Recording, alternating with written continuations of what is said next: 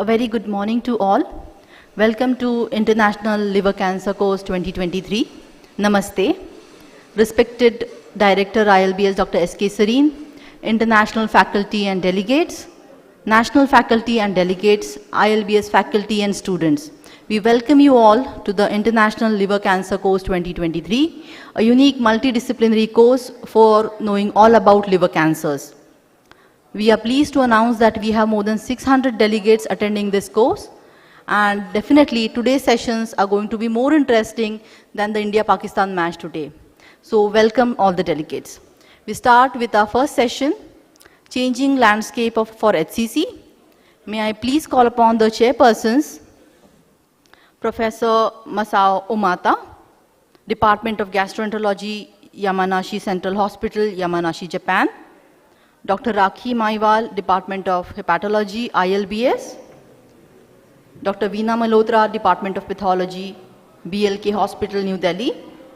Dr. Naushif Medapil, Transplant Surgeon, Aster Medicity, Kochi.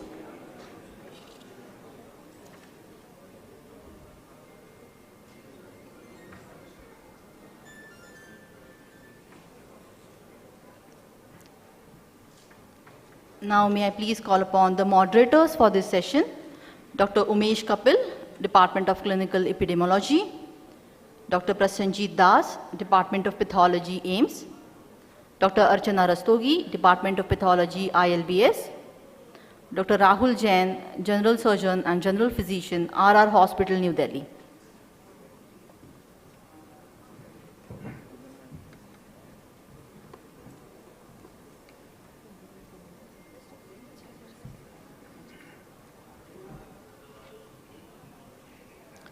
Now, may I please request the chairpersons to introduce our speaker for the first session.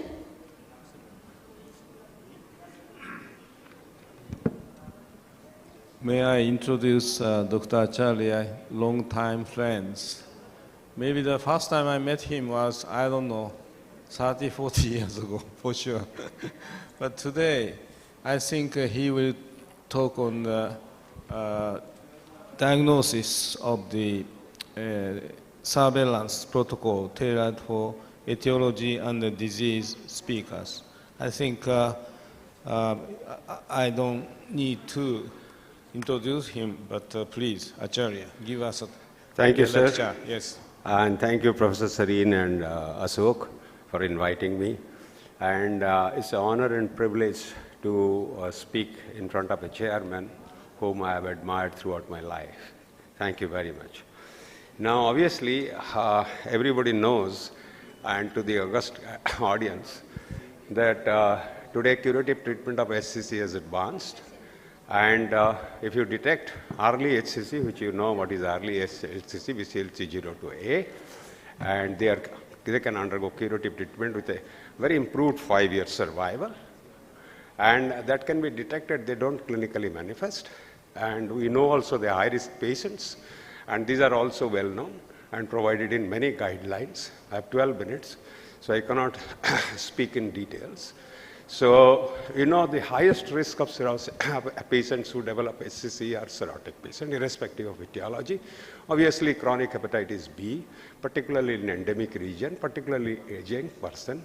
However, in African, it occurs early. So, recent ASLD 2003 has suggested that African at early age should be also detected. And hepatitis C virus, irrespective of SBR, with fibrosis, advanced fibrosis or cirrhosis, continue to have risk up to 10 years. However, fatty liver disease, 1/3 of whom develop liver cancer without cirrhosis, has a lower incidence, and we are not clear about whether they constitute high risk or not.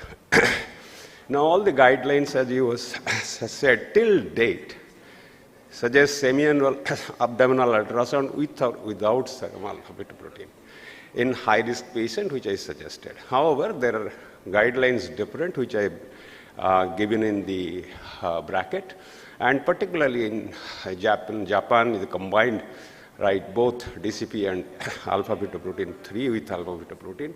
And Korean recently has suggested that you should improve better imaging technique, that ultrasound, to detect small HCCs.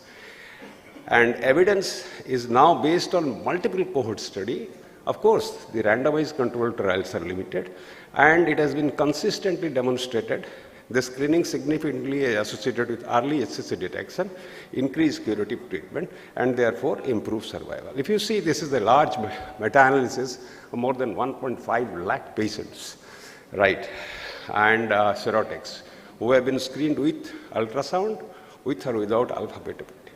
And you see the improvement detection is markedly increased, and they are offered curative treatment, and the survival has improved, and mortality has reduced by 40%, which is quite significant. However, there are problems in this imaging technique, and if you see over the years, early detection of HCC has increased markedly. But the problems are that the sensitivity of ultrasound is poor.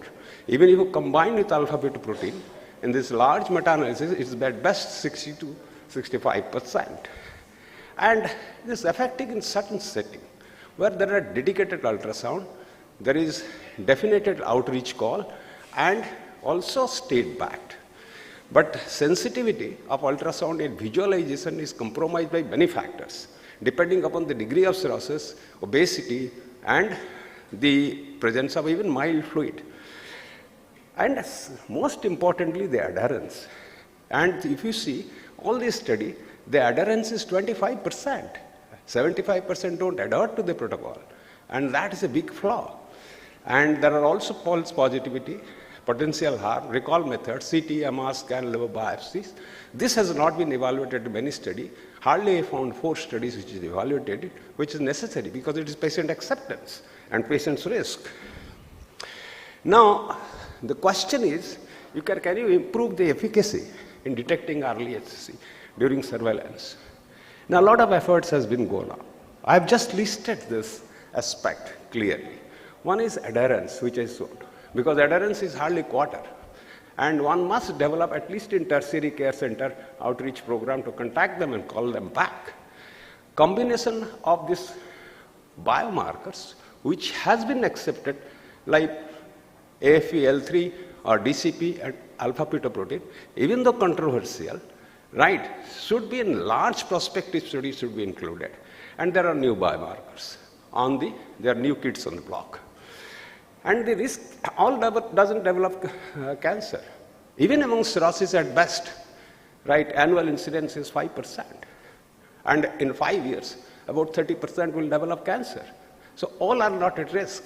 Can you risk stratify, provide high-risk patients into shorter interval screening to detect more early HCCs? So shorter interval screening method.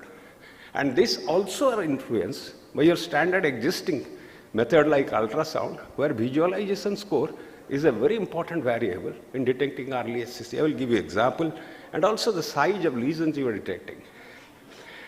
Can you induct better imaging technique like abbreviated MR, which can be done in 5 minutes? Mahajan is sitting here, right? And you will agree that you can detect it even non-contrast MR in T1, T2, and DWI restricted image. And lastly, can you stratify the risk of the high-risk disease like cirrhotic on an etiological risk and select patients for more weak transformation? So these are the important aspects which has not been addressed very clearly. I'm giving you an example. First thing, the adherence. I'm giving you an example. You have 100 people who are high-risk patients with HCC. You have a high sensitivity, but adherence is poor. Say out of 100, you will give it is modeling, 21 people. We have lower sensitivity, higher adherence. You will detect more people. You have still lower sensitivity, but higher adherence. You will detect more people. It's extremely important. Therefore, outreach program is extremely important, even with existing system. Now, second thing is biomarkers. The 3 biomarkers on the left panel has been cleared by the FDA, not for screening, for risk stratification. DCP is not for screening, but risk stratification should be included. And there are a host of new biological markers, including nucleic acid, extracellular vesicles. Now, I raised the combination of biomarkers, whether combining the existing and cleared biomarker improves sensitivity. I quoted one of the recent studies. This is one study which is compared. We need multiple studies. They show similar result. HCC biology is heterogeneous, multi-step genetic processes, various biomarkers. The new biomarkers on the anvil. There should be combination to detect early HCC, and that we are waiting for such studies. And biomarkers can be done at home. Your compliance can be increased. That's one of the big gaps. Now, if you see the comparison of biomarker, till that none of the biomarker has beat alpha-beta-protein sensitivity. It still remains to be the highest. That's the limitation of biomarker. Hence, combination may be extremely important. Third thing is the risk stratification of highest risk, that is race. There are various algorithmic scores. One of the best scores I saw was Galad score, which contains gender. We know male are 2 to 3 times more prone than females to develop HCC with similar etiologies. Advanced age, median age is around 55, except Africans. And combination of biomarker, alpha-beta L3, AP, and DCP. You can combine ultrasound also, which is being evaluated. The cutoff is a discriminant equation, and cutoff is -63. If you see, this has been validated in multiple centers outside the United States. This is a Mayo score validation. See the area under receiver operated curve is 0.9, 90%. And when it was validated in, this is early diagnosis of research network in USA, where 7 centers found irrespective of etiology, the area under curve is more than 85%. So Galad score has been recently included in recent guideline by ASLD for risk stratification. This has been published in May 23 by ASLD. There are various other scores which are being evaluated. I will not go into the detail for time speak, but see there area under curve, risk stratification. You can identify high risk group of patients where early detection can be tremendously improved. Now, we are using ultrasound. Can you use shorter screening interval? Because the visualization in ultrasound by radiologists, they will understand, is a very important variable in identifying small lesions when we were undergoing screening. Now, you can have a good visualization, moderate visualization, or a poor visualization. And suppose you have a poor visualization and you do not detect any lesion. US1 is no lesion. US2 is subcentimetric lesion. US3 is more than 1 centimeter. So you have a poor visualization, no lesion. You have a problem. Therefore, and also suppose you have US1 lesion, poor visualization, but alpha-beta protein is raised or doubling. Then what do? And this is what the Lirard Society has suggested, the visualization score A, B, C, and detection of lesion, right? This has been incorporated into the recent guideline, and latest it is ASLD. So if you have this, if you have visualization score poor, and there is no lesion, you increase surveillance. And if there is growth, you call the recall method. If there are subcentric lesion, right, then also you increase surveillance, not 6 months. And if irrespective of lesion, AFP raised more than 20, or it is rising, you should use diagnostic tests like CT and MR. This is the recent recommendation, and visualization score becomes extremely important, and all of us do it, and therefore we should keep in mind now. Now, can you improve the sensitivity of imaging? Now, this is abbreviation MRI protocol. I have given a non-contrast MRI studies, but if you see, there are multiple meta-analysis now. And if you see, sensitivity has tremendously increased if you use the abbreviated MRI. And specificity also very high. Ultrasound specificity also around 90%. It is also very high. Now, question is, abbreviated MRI to use practically is a difficult thing. And if you see contrast and non-contrast MRI, in one of the meta-analysis has similar sensitivity and specificity. You need not use contrast like any standard contrast or hepatobiliary contrast. It's similar. But question is, it has not been compared with ultrasound. The cost has not been compared. The excess has not been known, right? And adherence is not known. But this is a new kid on the block which has very high sensitivity. With resource, it can be done. And every etiology which I mentioned, all etiology do not develop cancer. Based on etiological parameters, can we risk stratify them? Second thing we have recently realized, the demographic shift in the disease of high-risk patient who has comorbidity like diabetes, smoking, alcohol, right, and other metabolic risk factors. I've listed their risk associated with particular etiology, how much risk they can. So this can be subjected to shorter interval screening or abbreviated MRI, particularly in tertiary care centers.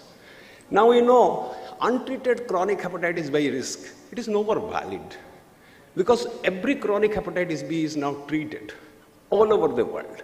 So I don't give much importance to this, but on treatment is very important. Now if you see on treatment patient develop HCC, despite 5-year reduction of cumulative incidence markedly. And they are, in various studies I have listed them. If there is intermittent rise DNA or a breakthrough, and if there are compensated advanced cirrhosis, and you have marker, elderly age, low albumin, low platelet, which are known, and other associated factor, particularly alpha-fetoprotein baseline more than 7, that should be, your antenna should move. And type of therapy, I think that doesn't make difference, despite some Asian study has shown that tenofovir is better than entecavir. Now there are various scores, right? What happened?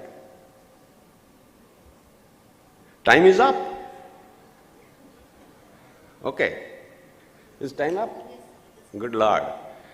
Right. In 12 minutes I have tried to cover very fast. Give me 1 minute time, 2 minutes time.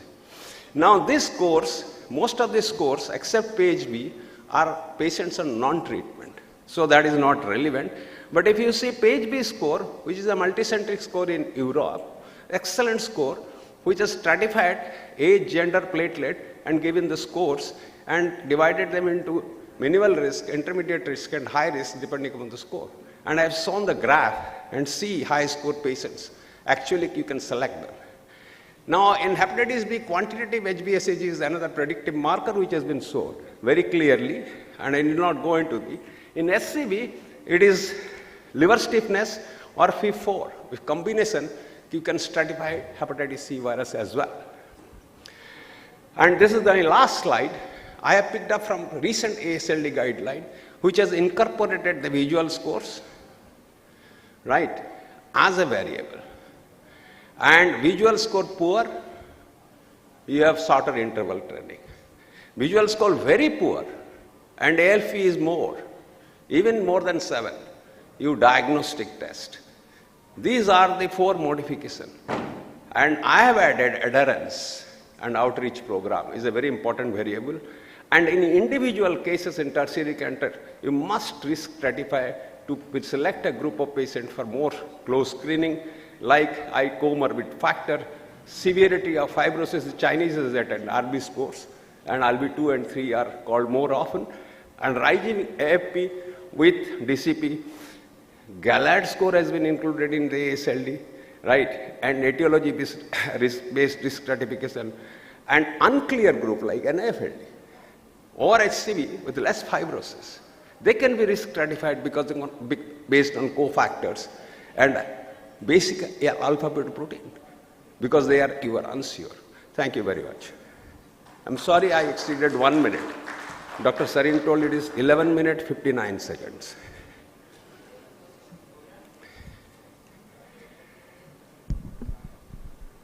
Thank you, sir, for this excellent talk. Now it is open for questions or comments.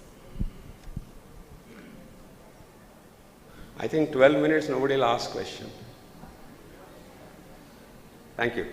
Yeah, SP wants to ask question. Sir, for ultrasound, what we see is despite the screening, many people develop HCC and advanced HCC in between. What's the reason for that? This is visualization score. You see, the visualization score has been also categorized. You see, we know from... So I got your answer, sir. So the next question is... Because you see, diaphragm is very important. Visual on the whole liver is very important. They have been scored according to the objective criteria. So that's my question. If 25% or 30% false positive, how do you diagnose the rest 70%?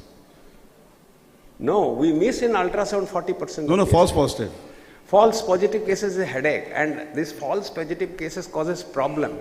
Now, therefore, the American Society of Radiology and Lirad Society recommends two imaging. And if necessary, now ASLD has included a biopsy.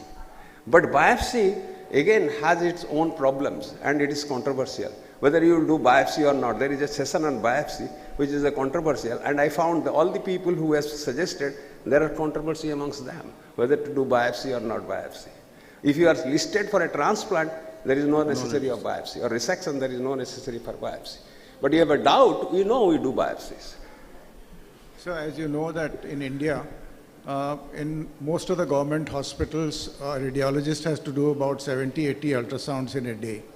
How can he be an effective screening radiologist? General Anand, I told you 12 minutes, I cannot cover that, right? Dedicated ultrasonologist in tertiary care center in your country, non-existing.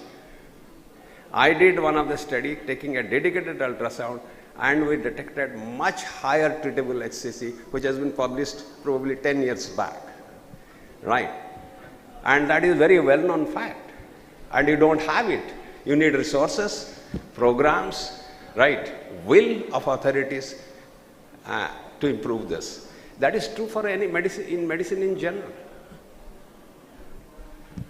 Sir, can I ask one question? Yes, sir. You said biopsy, we agree it is invasive and done very less now. But in borderline cases, you showed you have to combine multiple modalities in addition to radiology, and you also showed DNA methylation analysis. But the genetics of HCC is so complex and heterogeneous. I understand that. Now, therefore, Lirad Society has come up with Lirad guideline. Now, you see, if you see three criteria, peripheral enhancement, venous washout of the center, and number of tumors or growth. These are three. Depending upon the combination of this factor, you classify them Lirad 1 to Lirad 5 or Lirad metastasis or tumor invasion. Now, ASLD today, now I saw the recommending biopsies from Lirad 4, 5, Lirad metastasis. In Lirad 3, which were not clear, borderline, there is a 20% chance of having HCC. And cholangiocarcinoma in cirrhosis also occur, which do not give you a classical picture. So when such doubtful cases, early Lirad cases, so we have to be sure before we decide this is HCC. For example, result of cholangiocarcinoma and transplant is not so good in comparison to HCC. So therefore, when such borderline cases, we do biopsy, right? And well, biopsy is also very important to decide the biological aggressiveness of the tumor, right? Well differentiated, moderately differentiated, poorly differentiated, besides biomarkers. Thank you, sir. Thank you so much, Professor Acharya.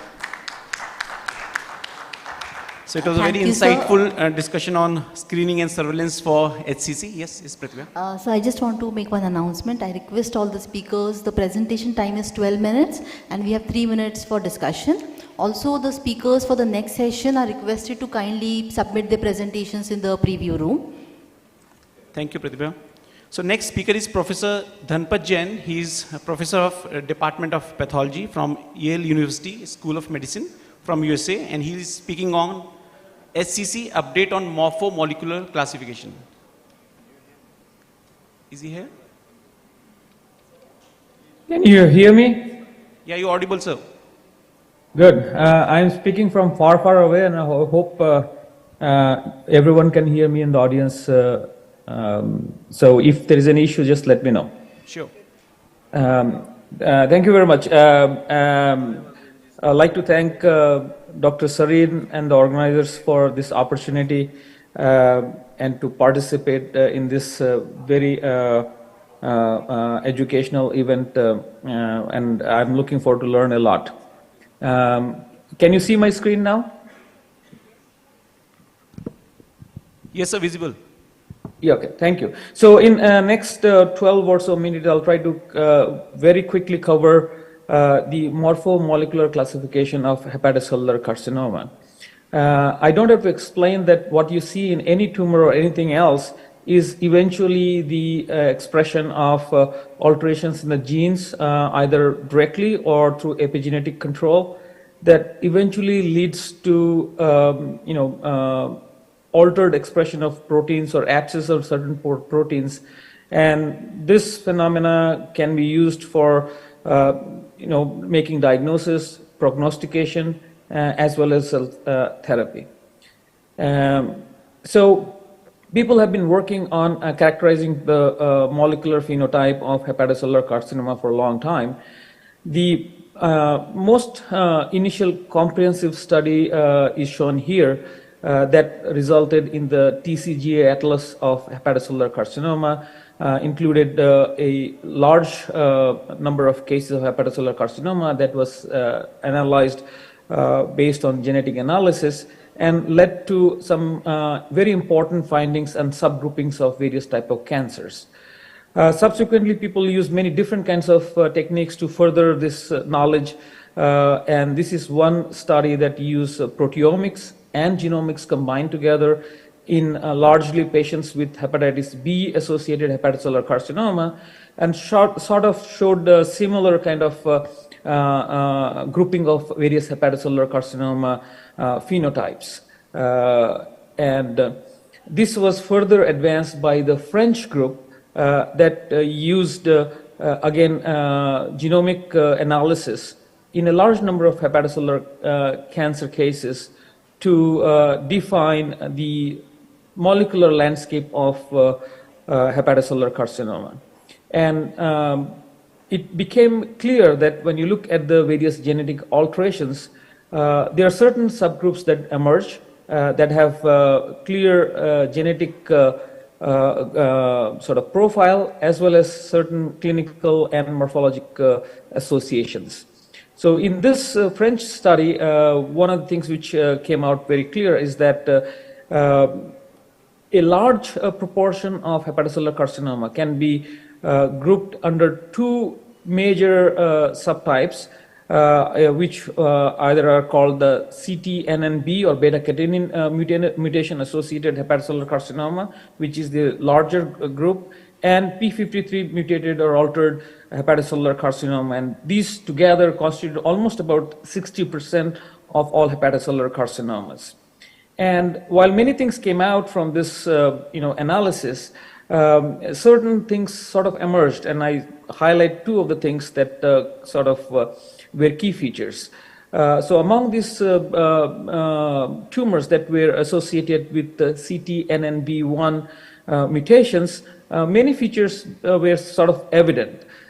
These tumors had a very trabecular or acinar architecture. These were larger tumors, occurred often more in cirrhotic livers, had associated cholestasis, often were well differentiated, and had less frequently inflammatory cells in the tumor.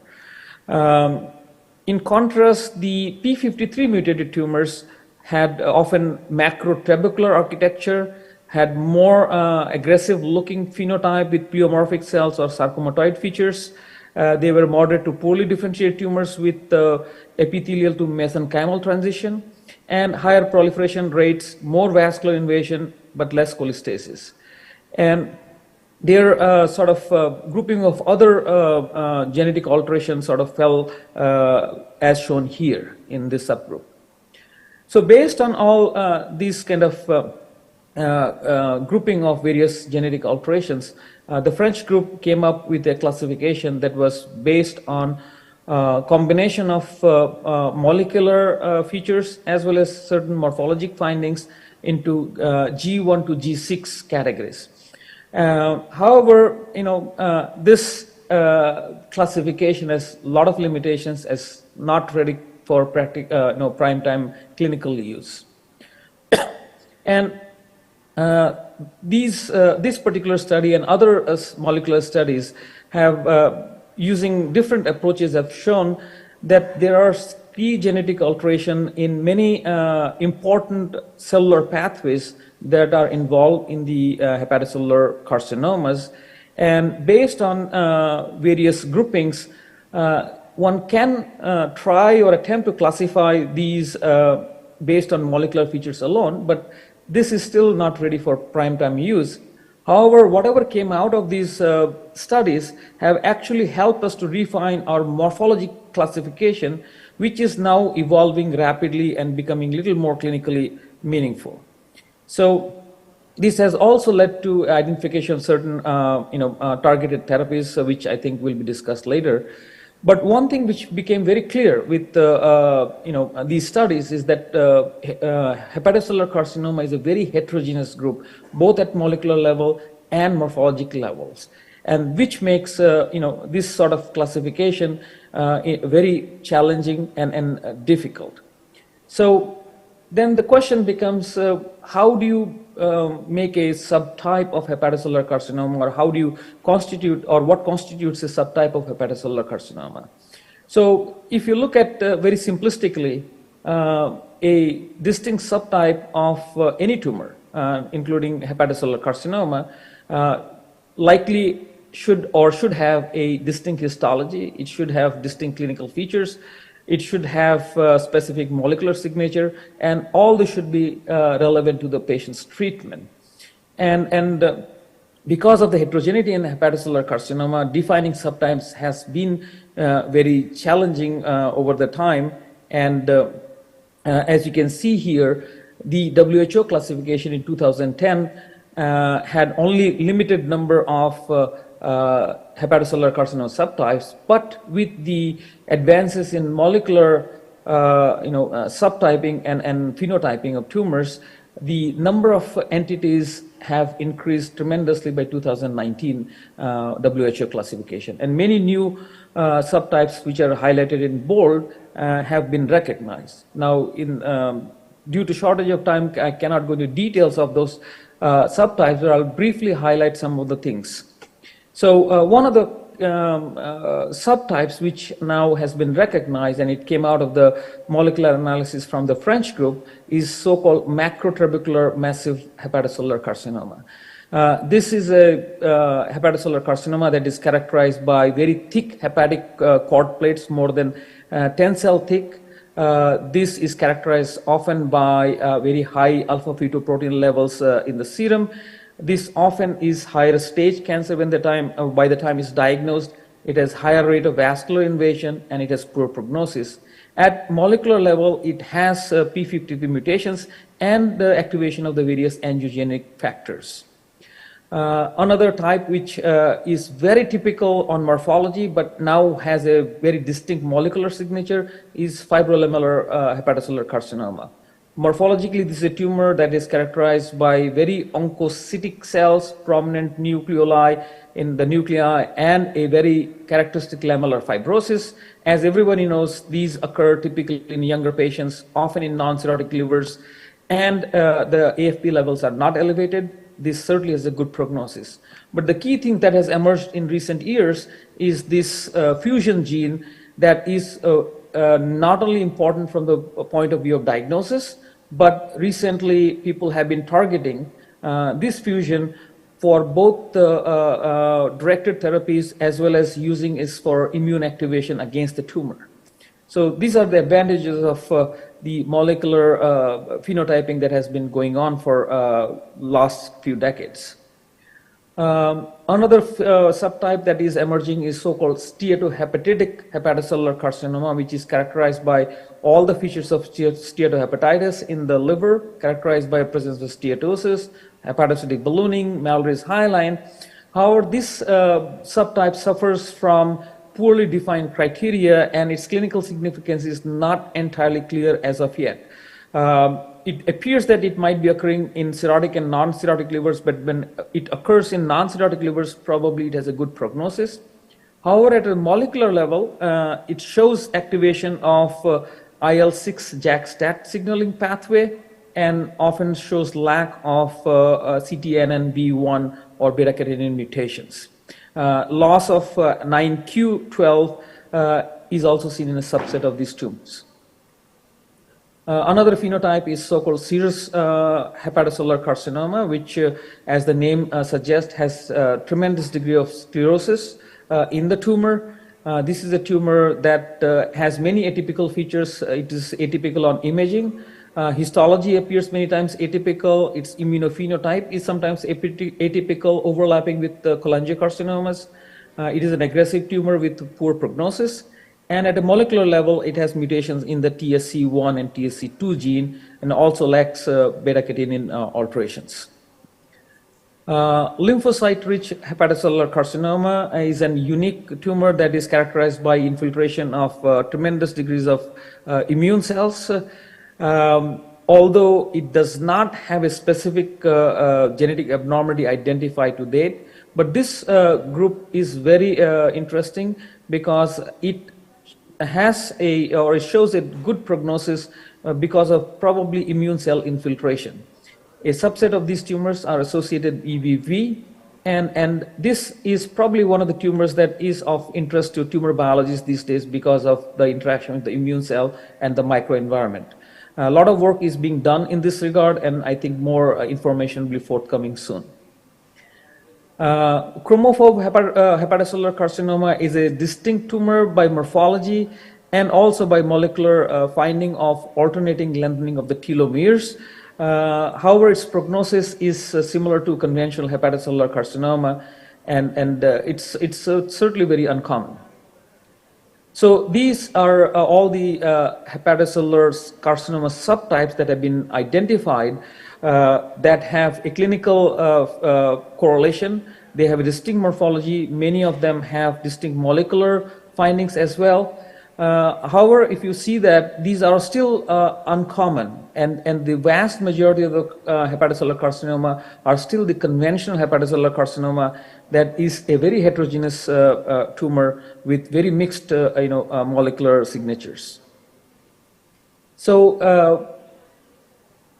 I think while the advances in the molecular classification of tumors and understanding of the various pathways involved have been very significant and important, I think we have to continue to make these morphomolecular correlations while refining the existing morphologic and molecular subtyping of hepatocellular carcinoma.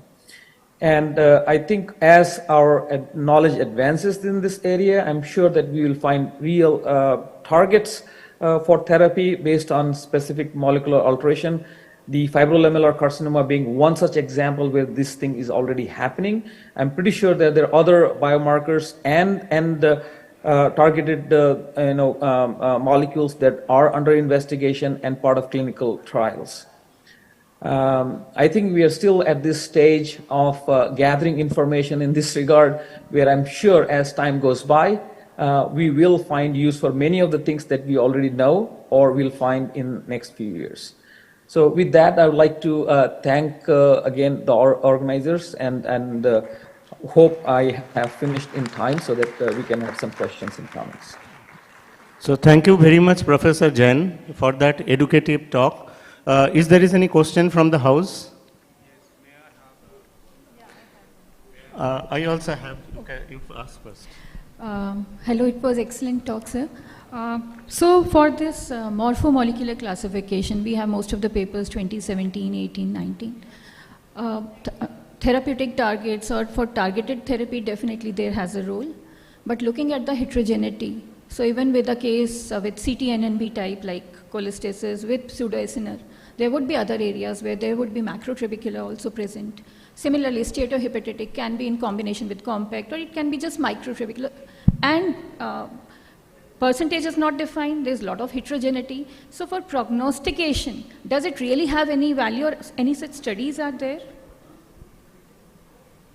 So yes and no.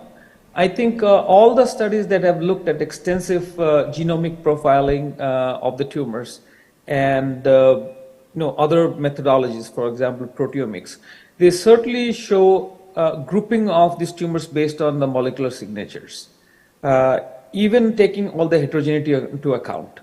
So if you look at all the papers that I showed, and there are many others, based on the molecular signatures, including the heterogeneity, still there is some prognostic value to that kind of an analysis. However, the other side of the coin is that this is not easy. Second part is the heterogeneity is so much that it still is a problem, and the data is not, I would say, validated enough to be applied for prime time use. So I think it is possible. I think there's a lot of data that is already existing that suggests that despite the challenges, at some time with more studies, probably molecular signatures can be used to prognosticate certain tumors, and as I mentioned, hopefully for targeted therapies as well. Professor Jain, may I have a couple of questions to you? My name is Absolutely, Omata, please. OMATA from Japan. Absolutely. Thank you. And I was there in your place, Yale New Haven Hospital, 40 years ago. I did an internship there. So I'm very glad to hear your wonderful talk. And in fact, fibrolamellar carcinoma, after the year, I went to USC, and with Hugh Edmondson, the very original paper included electron micrograph of the fibrolamellar carcinoma, which I took when I was at Yale. So I'm very glad to hear that. One question is rather simple. You know, the hepatocellular carcinoma does not have many targetable genes, mutations such as CTNNB1. So it's quite unfortunate we don't have that kind of targetable mutations. But I think I understand CTNNB1, now the drugs is under the development. So maybe for the future, by classifications and then finding the mutations, maybe we can easily find drug mutations. How do you think about that? And also about the fibrolamellar carcinoma, I think that's a science paper, 17 cases, all 100 cases, they found the fusion proteins. So that can be also the targetable. May I have your opinions? No, I think very nice comments, and it's nice virtually meeting you, and I think I hope you had a very nice experience at Yale. Thank you. And I missed meeting you because I have been here only for 30 years. And 40 you years, mentioned 40 you years. for 40 years. No, 50 years, sorry, 50 years, 1973. So I'm relatively young. So coming back to your question about targeted therapies, I think among all the potential targets, at least the one for the fibrolamellar carcinoma is the most promising one.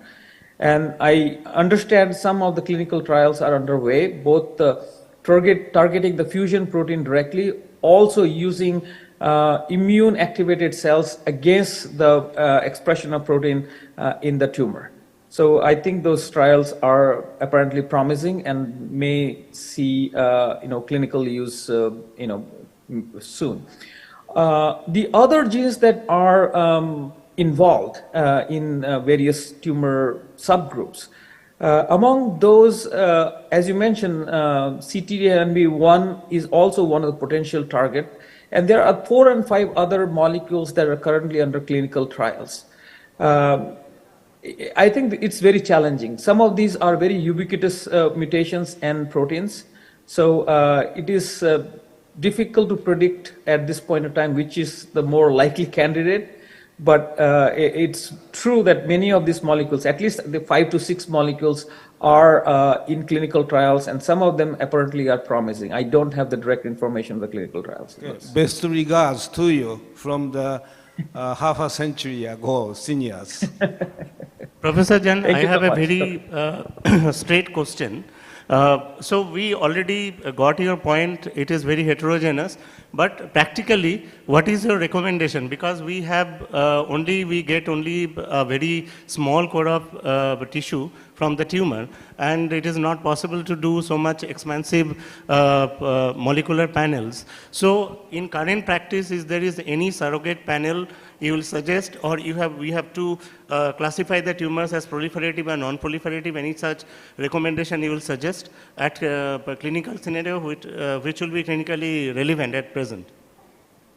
So I think that's a very good question, Prasenjit, and I think the answer is not very satisfying because, as you know, right now in terms of molecular test, besides I think microsatellite instability or DNA mismatch repair proteins, and there are not many targets that in clinical use or that are of practical benefit. So I don't think that most of the centers are doing molecular phenotyping for clinical treatment purposes, besides looking at some of the standard biomarkers for cancer therapies. We have been testing PD-L1s routinely and DNA mismatch repair when asked for. Besides that, outside of clinical trials, we are not doing anything. As I said, for practical prime-time use, none of those things are yet ready. And the only thing that we can do is, one, classify to subtypes, some of which have clinical significance and can make a difference in the specific settings, for example, transplant setting. And, grade the tumors mild, moderate, severe. Again, that has some significance both for treatment and in the setting of transplant. True. Thank you so much. Thanks, Dr. Dhanpat, for a very good talk, correlating the morphology with the molecular features, which is very important in this country because everybody is not doing molecular markers. So it was a very illuminating talk. Thanks a lot for that. Next.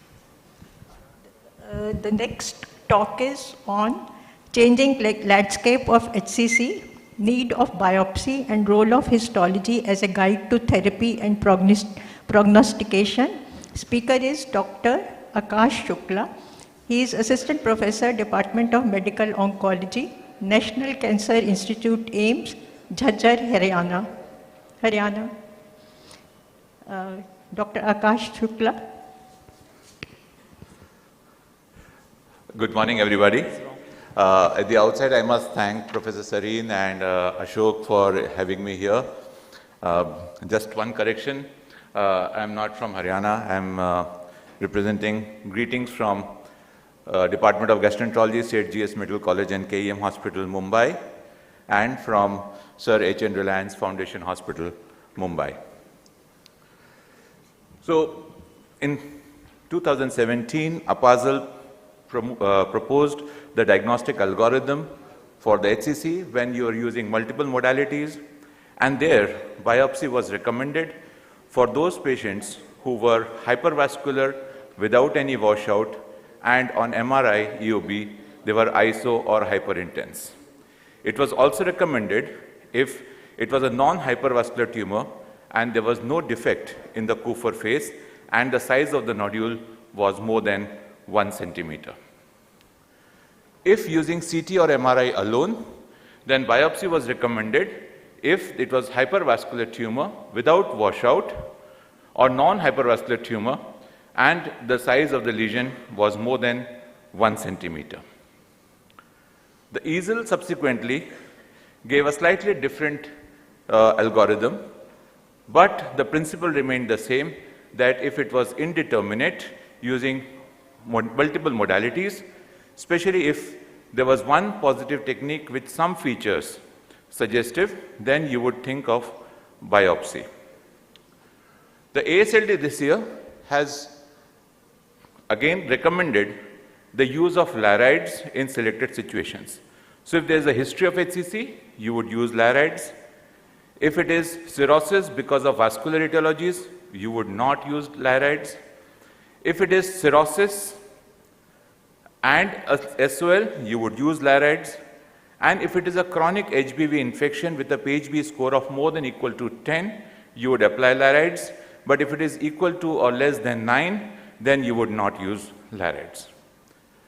And then based on LARIDES for LR4, LR5, LRM and LRTIV, they have recommended that the evaluation may include biopsy. So for all the four, it has said may include, except LRM, where it says often includes. But there is no strong recommendation for any of the four. So why do we need more than what has been recommended in the guidelines already? One situation which very often faces a Leydig's 3 lesion with elevated tumor markers. They carry anywhere between 20 to 40% risk of malignancy. So should we be biopsying these lesions? So while these guidelines algorithms, they are effective in providing a diagnosis of HCC or ruling out a diagnosis of HCC, they lack the mechanism to provide any additional actionable information. This was the Italian retrospective study cohort of 186 HCC nodules, which were from resected specimens, which were classified as Leydig's 3, 4, and 5. As expected, Leydig's 5 had a significantly higher rate of microvascular invasion, cytolytosis, or capsular invasion, but the tumor grade did not differ significantly, nor did the major outcomes, including survival, disease-free survival, or cancer-related death. So we really don't know whether Leydig's 3, 4, 5, they behave the same way if resected. And the differentiation, which is not been evaluated in this study, determines the prognosis in these patients. We know that the grade of differentiation is predictive of natural history and the response of therapy, but does not impact the choice of therapy as per the current guidelines or literature. The 3 conventional types, microtrabecular, dense or pseudoglandular, and the macrotrabecular exist, and they have been beautifully discussed in the previous talk. We know that today the macrotrabecular variant is the one which leads to the MTM variant, which is associated with viral hepatitis B and is known to be much more aggressive, and it is correlated with the overexpression of angiopoietin-2 and the VEGF-A. It is also associated with frequent TP53 mutations or FGF19 amplifications, and the CTNNB1 mutated HCC subtype is well differentiated, microtrabecular, and lacks the peri and intratumoral immune infiltration, and therefore bodes better prognosis. As discussed in the previous talk, the steatohepatic subtype of HCC is associated with good prognosis, and the lymphoepithelioma-like HCC, despite being poorly differentiated, because it has a dense peritumoral lymphocytic infiltrate and a high rate of PD1, PD-L1 expression, it suggests that it would respond better to the PD1 inhibitors. There are certain subtypes which harbor the cholangiocarcinoma traits, like squamous and combined HCA-CCA, which have been discussed at length, so I'm not going to the details of these because it has been discussed in the previous talk. And you have the true progenitor HCC, the sarcomatoid, and the chromophobe with abrupt anaplasia, all of which have been discussed in the previous talk. So if you look at grossly, you have the proliferative type and the non-proliferative type. The proliferative type including the G1, G2, D3 of the Boyold subgroups, which are associated with the driver mutations of mTOR, RAS, and MET, and the markers being CK19 positive and AFP being high, EPCAM being positive, and are associated with worse prognosis.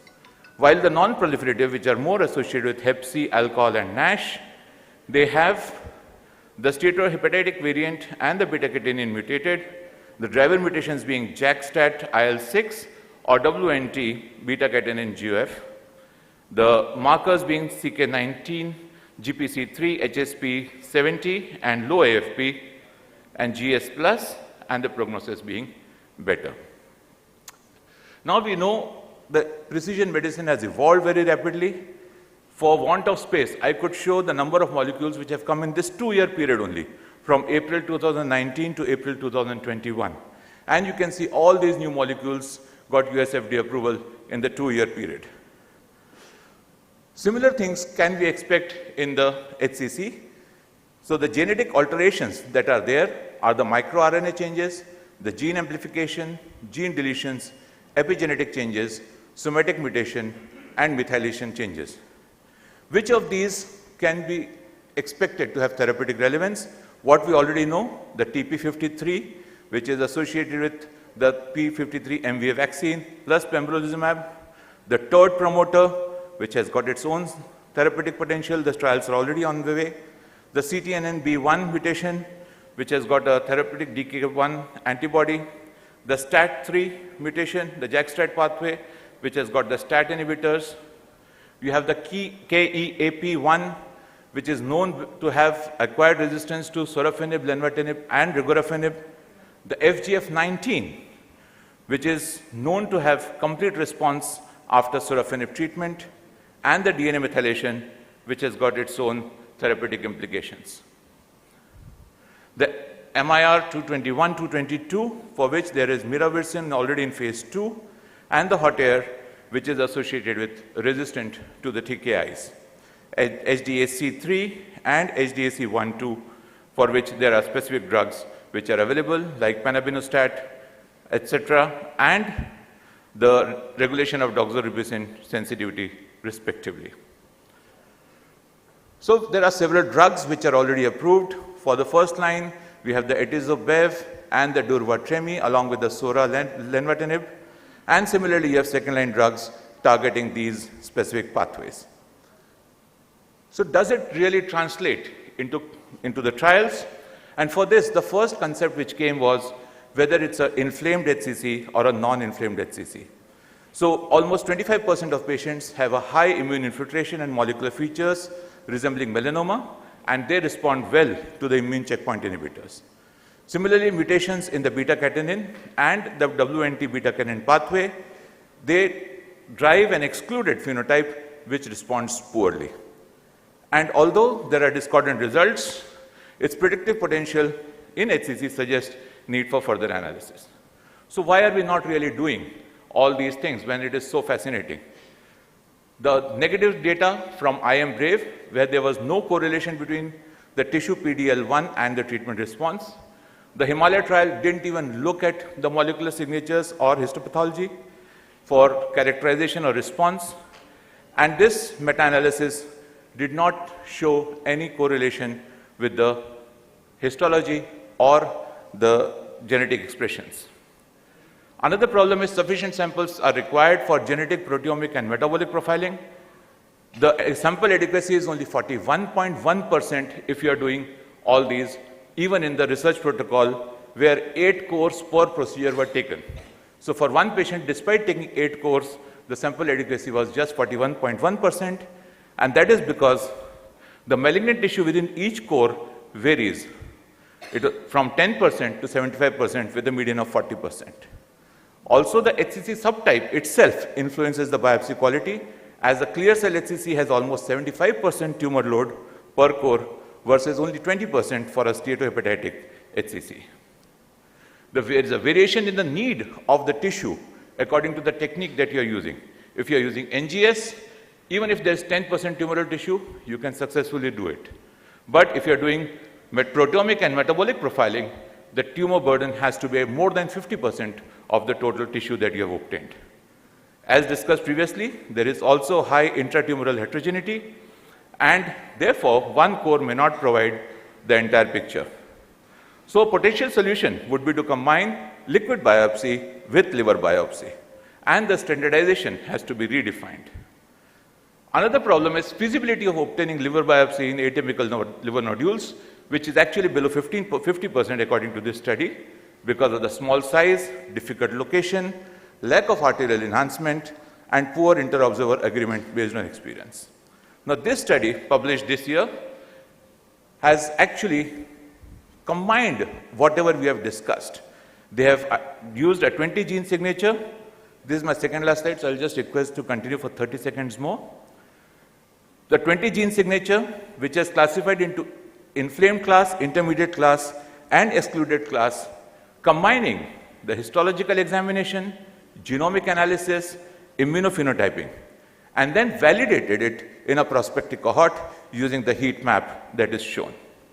And based upon this, they have been able to characterize which tumor is going to respond to immune checkpoint inhibitors, which mutations are not going to respond to immune checkpoint inhibitors, and the dual response of the CTNNB, whether they are inclusive or exclusive, that will determine whether there is going to be response to the therapy or not. To summarize, my dear friends, Liver biopsy is mandatory in the non-cirrhotic liver and where the diagnosis is unclear on radiology and is currently being recommended for diagnostic purposes only. Prognostication is definitely possible based on histology. There are exciting emerging data about the prediction of response to therapy. In the near future, it is likely that liver biopsy and liquid biopsy combined would be used for determining personalized therapy, and precision medicine is the future in HCC. However, current evidence and tools are not robust enough for us to recommend liver biopsy beyond the current indications. Thank you very much. Thank you, Dr. Akash, for taking us from traditional to the recent. With relation to your last reference, this was in resection specimens or biopsies? So this was in resection specimens. So most of the studies on profiling has been on resection specimens. Yeah. And that has been a big challenge for all because that is a skewed data. So your prognostication actually varies if it is a resected specimen or if it is a biopsy.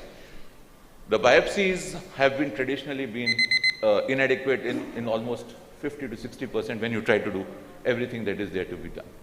Thank you. Any other question? Okay, sir. Hi, Akash. Very nice. Thank you, sir. Most of the people are studying the tumor. What about the peritumoral tissue and the stroma over there? And that is equally important, I think. Number one. Number two, what are the fallouts of a liver biopsy as a clinician? Okay, so I'll answer the first question first. So what about the surrounding tissue? And I think that is where we have the variants like the steatohepatic variant where we find a lot of inflammation. If we find a lot of immune cells in the adjacent tissue, that is what actually predicts better outcomes in terms of response to the newer therapies that are there. No, obviously, I'm talking about the metabolics and proteomics as well as sequencing of peritumoral tissue. I am not aware of any such. Any of the pathologists? I will raise the point. Actually, biopsy is done less for the diagnosis nowadays, but most important is the prognosis. It has the future because peritumoral reaction, what you just mentioned, nowadays there is immune-based classification. It is immune rich, immune poor, and immune depleted. And apart from all those molecular classification, this tumor microenvironment-based classification, it has excellent prognostic implications. No, that is so not nowadays, I think I already showed. He wants to know other than that. Other than that, because that we only know, that immune-based classification till now. I think that's also important. No, I don't think we have data on that either, sir. Dr. Akash, if we don't have any doubt about diagnosis based on radiology and transplant is not an option, resection is not an option, basically we are considering some palliative therapy or TACE, etc. So and how much it is, means considering the benefit, not the benefit, basically loss to the patient, how much it is justifiable to do biopsy? Can we do it safely, basically, considering the complications related to that? As I want to know, because to know all this molecular signature, we need tissue. I completely agree with you. That is why, if you look at my conclusion slide, I said that all these are fascinating emerging data. No, I'm not. I'm not telling that we should do. What I want to know, if I want to do, then is it? Can we do it? How much is the risk involved with the biopsy to the patient?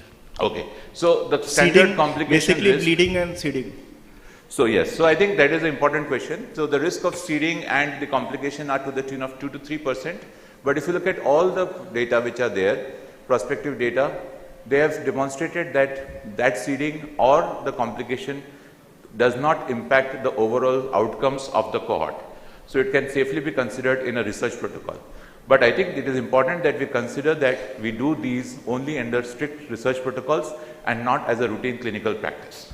That is why exactly I told that it's an unresectable disease and transplant is not on the card. Yeah. So, thank you. Dr. Akash, wonderful, excellent update us. I wonder whether in India, CGP, comprehensive genomic analysis or the profiling is underway or it's still too late? I think it's still not easily available to us. It is, but it is possible now to do it. So we have the tools available in the country. I will touch upon that later on my talk, but we just started 5 different, 2 liquids and 3 CGP profiling. So it's under the government health insurance coverages. So that's what we see. Thank you very much. Thank you. Thank you very much. Thank you, Dr. Akash. Now, next speaker is Dr. Charles Penicle.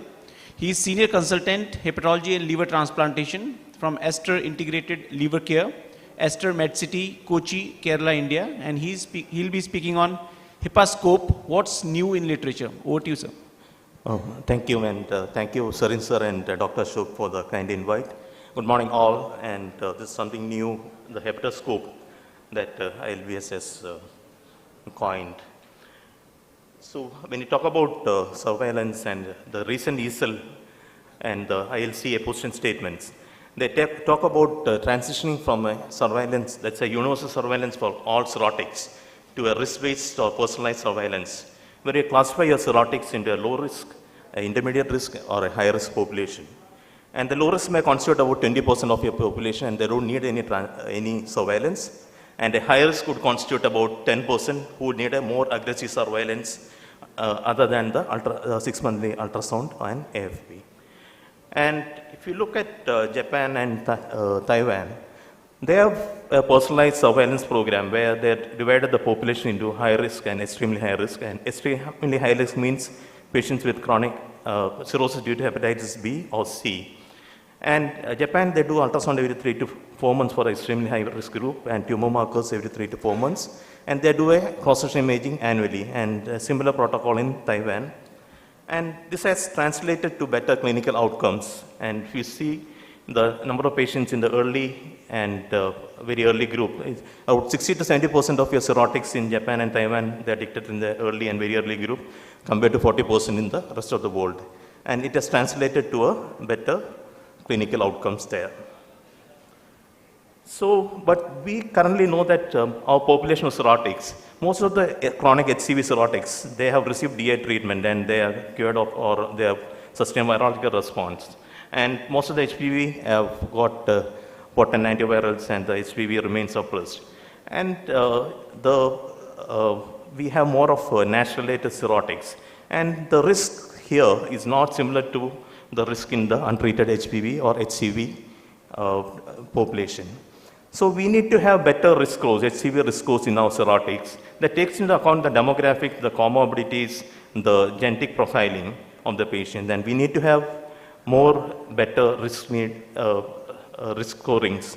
And that need to take into account better predictive markers and genomic markers, as well as AI-based algorithms to risk stratify our cirrhotics to low risk, intermediate risk, or higher risk, and to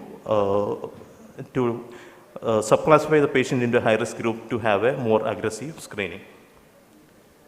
And when it comes to screening, abbreviated MRIs have scored better than ultrasounds in screening these high risk groups. And abbreviated MRI protocols using non-contrast MRIs, they have got a better sensitivity and specificity than ultrasound, and they can be used in your high-risk patients for screening. And these come at a less cost and less time than your conventional MRIs. And what is new in biomarkers and the liquid biopsy, you have new biomarkers that have come up, and you have got biomarker panels like the GALAD score that takes into account the gender, age, AFP, FPL3, and DCP.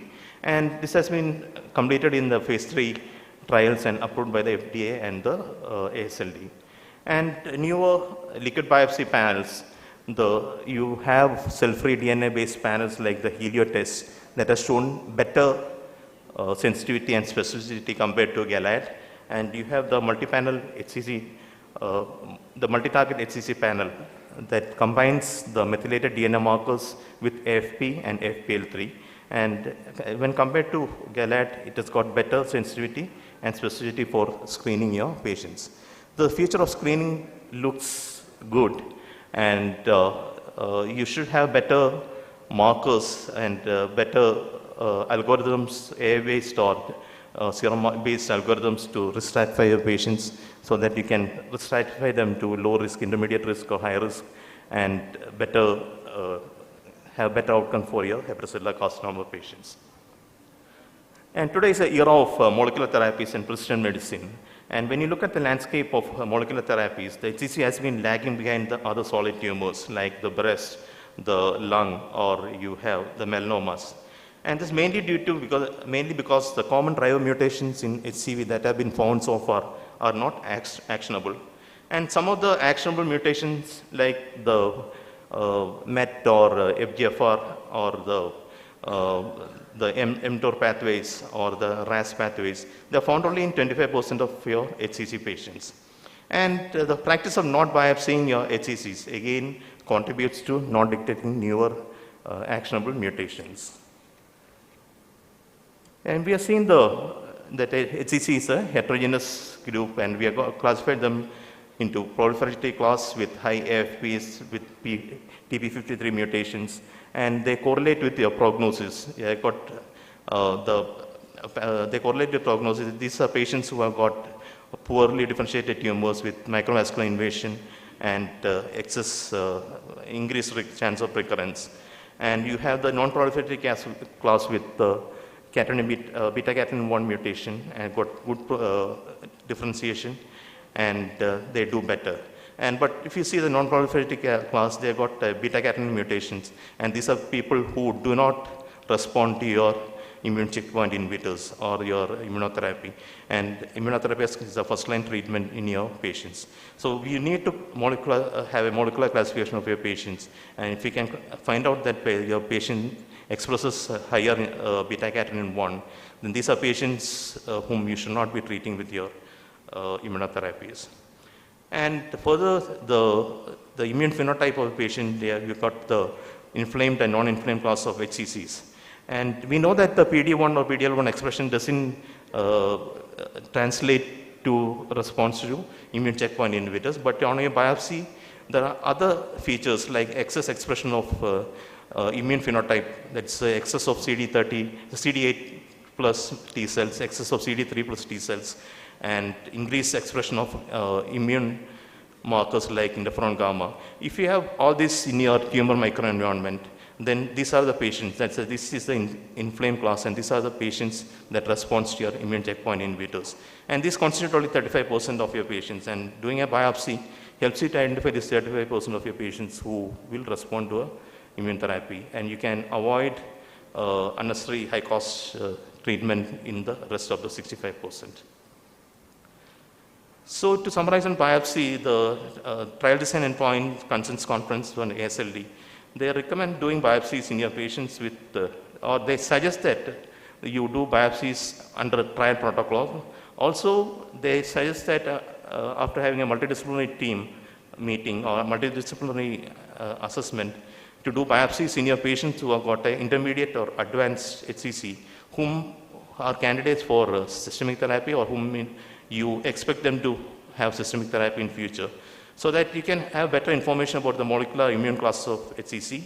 You have better understanding of the tumor biology and prognosis. And as Sir said before, have an understanding of the tumor microenvironment, because tumor microenvironment plays a major role in the prognosis and treatment response in your hepatocellular carcinoma. You need to find out newer oncogenic mutations that are druggable, because if you look at the landscape of precision therapy in solid organ tumors, you have got HER2, you have got progesterone receptor, you have got estrogen receptors in breast, you have got ALK1 and EGFR receptor antagonists in lung, and BARF in melanoma. All this have improved the prognosis in metastatic or advanced tumors by 40 to 50%, whereas we are lacking behind in HCC because we don't have actionable mutation, we don't have targeted molecules that have improved the survival of your patient with hepatocellular carcinoma. And you should also look at the immune phenotype, whether there's a non-inflamed or inflamed class. So doing a biopsy helps you to understand whether your tumor is inflamed or non-inflamed tumors, and patients with inflamed tumors should be treated with immune checkpoint inhibitors, and non-inflamed tumors, then these constitute about 65%, and they don't respond to your immune checkpoint inhibitors, and these patients may be treated with the targeted other tyrosine kinase inhibitors. So biopsy helps you to understand the molecular and immune classes, helps you to have to understand the tumor biology and prognosis of your patients, the tumor microenvironment, and in future biopsy helps you to find out more actionable mutations or more actionable immune classes, and we can find out more drugs that will improve the survival of your patients. So that's about the future of changing landscapes of hepatocellular carcinoma, and thank you. Thank you, Dr. Charles, for that insight, and it is open for any question or comment from the House.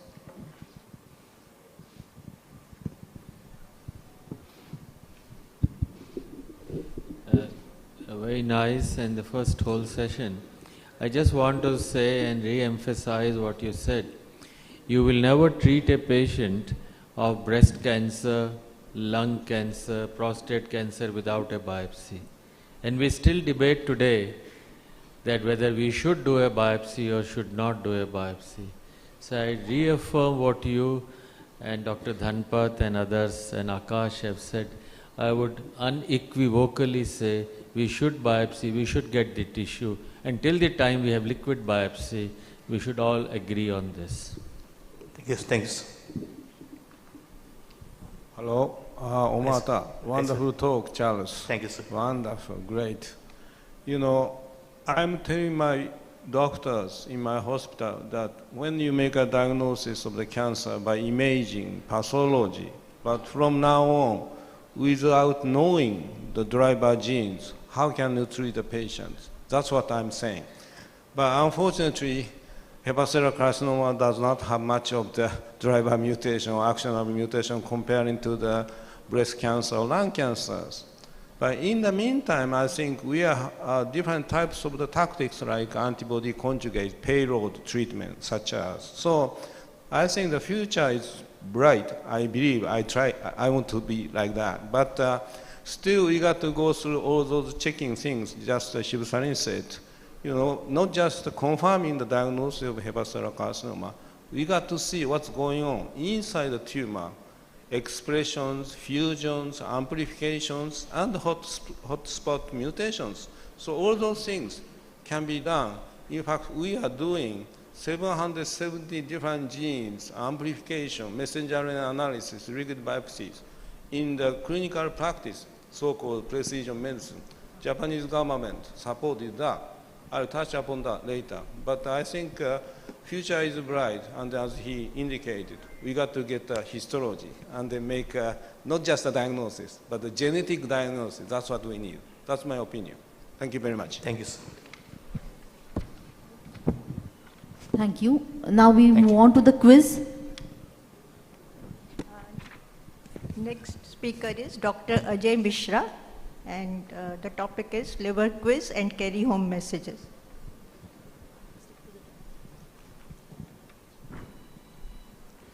Thank you, chairpersons, and thank you the organizing team for the opportunity.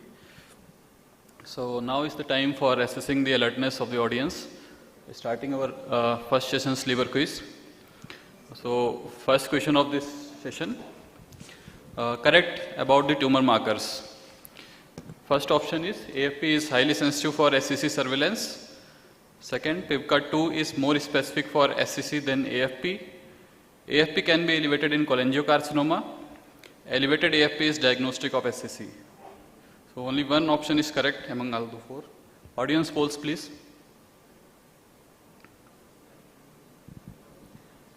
You just need to scan this QR code and immediately click on the answers quickly.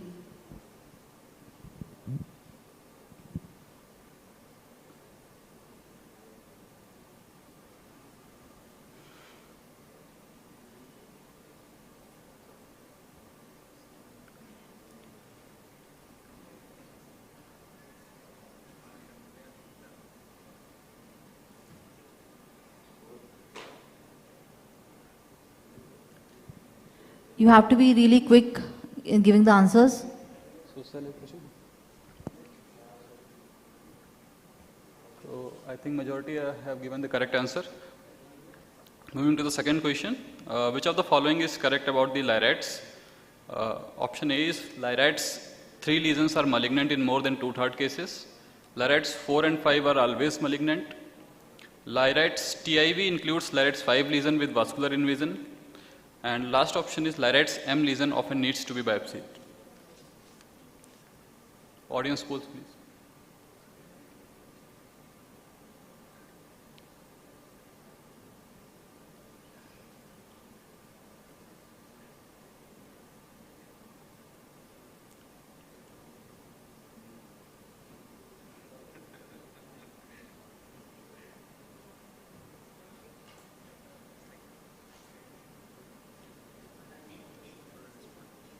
I think the option here is not matching. This is option D is LIRADS M lesion often needs to be biopsied. It is incorrectly displayed on the.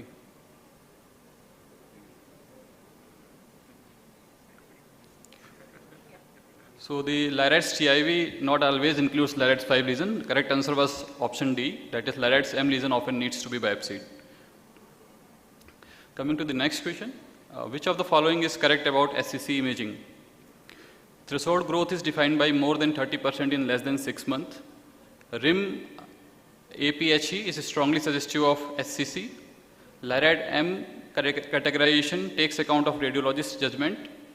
LIRADs can be used in diagnosing SCC in Budd-Chiari syndrome.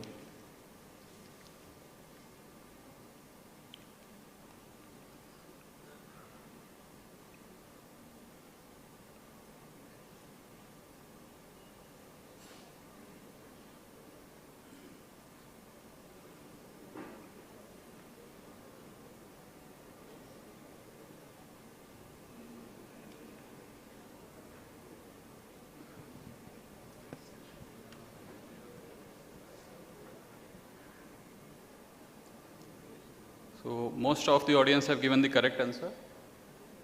So every hepatologist should have a radiologist friend because the LIRADS classification takes into the account of the radiologist's judgment, and the threshold growth of the SCC is defined by more than 50% in the 6 months. RIM APHE is against the diagnosis of SCC.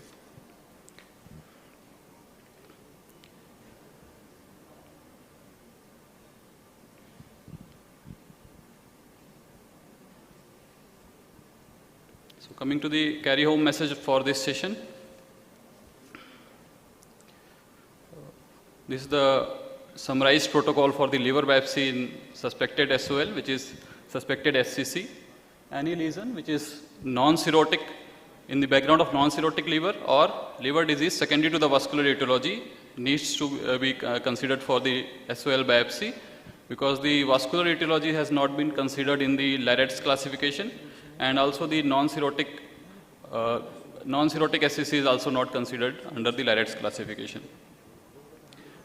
Any LIRADS 3 lesion with elevated SCC serum biomarkers, if it is feasible for the biopsy, it should be considered for the liver biopsy.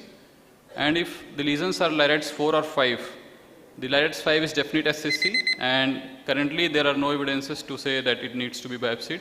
And LIRADS 4, since it is high malignant potential, more than 75% of the LIRADS 4 lesions are malignant, so we should consider liver biopsy in such cases.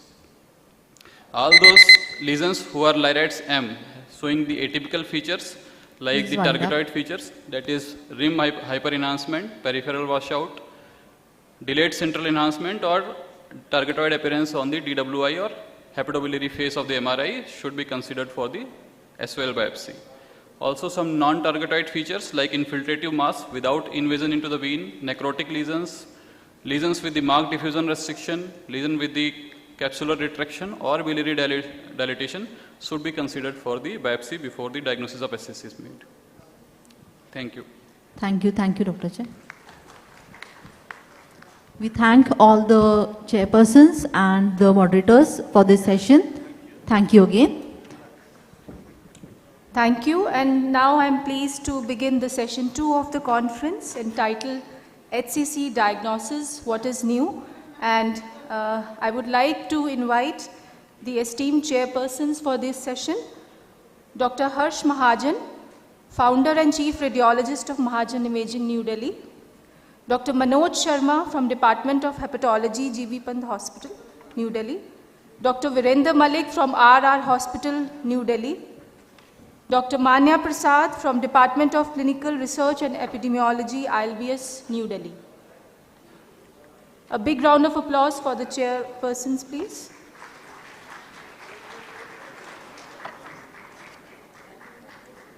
I would also like to invite the moderators for the current session, Dr. Hanuman Yadav, ILBS, New Delhi, Dr. Sanjeev Sachdeva, Professor of Gastroenterology, G.B. Pant Hospital, New Delhi, Dr. Sushrut Singh, Department of Gastroenterology, Hepatology, Fortis Hospitals, New Delhi, Dr. S. Bhardwaj, Consultant Nuclear Medicine, ILBS, New Delhi. A big round of applause for our moderators, please. I request the chairpersons to please introduce the first speaker, and once again a request to the speakers to please be with the time and the chairpersons to ensure that. Thank you. Thank you very much. We move on to the next session now, and we are already 30 minutes late. But in this session, we have only seasoned speakers, and I'm sure they'll stick to the allotted time. Hepatocellular carcinoma diagnosis, what is new? I think the stage has been set by the session number 1. And for the first talk, we have Dr. Diksha Bhalla, who will talk on liver-specific contrast, implication in increasing the diagnostic accuracy of liver cancer. Over to you, Diksha. A very good morning to all, and a big thank you to the organizers, Dr. Sareen and Dr. Ashok, for having me here. So first of all, a disclaimer to the seasoned speaker. So please allow me.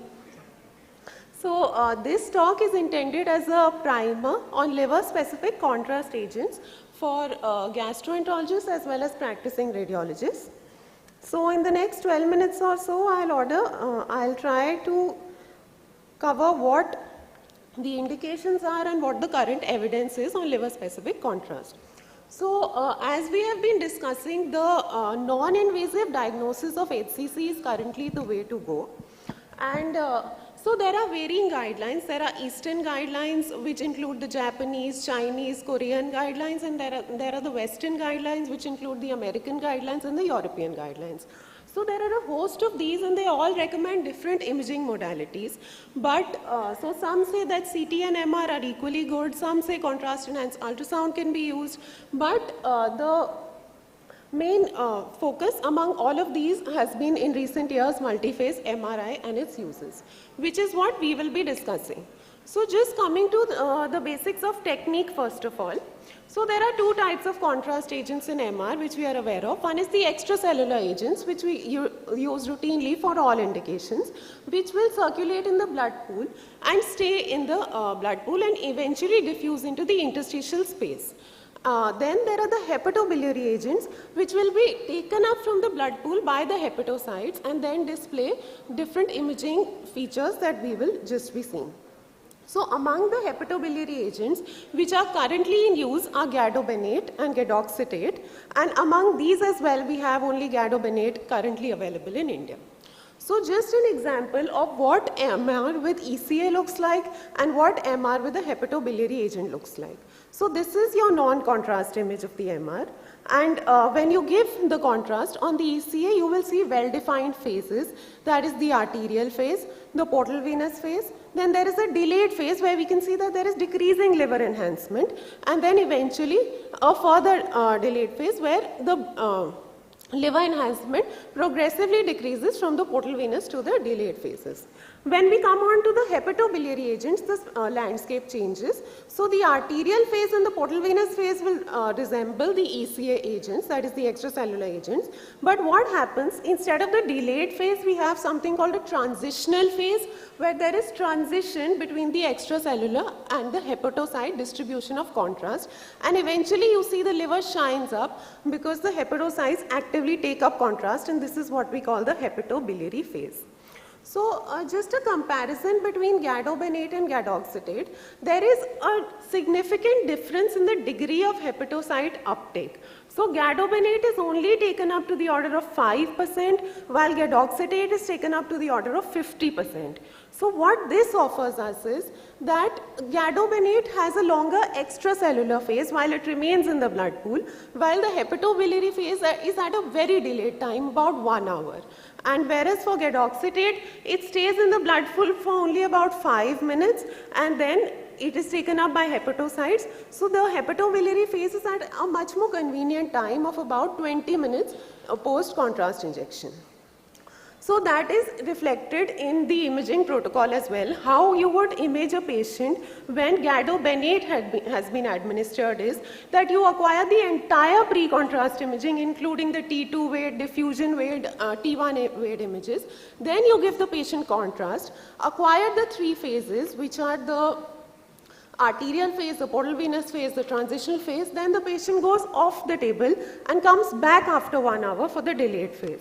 Whereas for gadoxetate, because it's only 20 minutes, so you acquire a part of the pre-contrast scan, the part that is going to be susceptible to the contrast if you acquire it after that.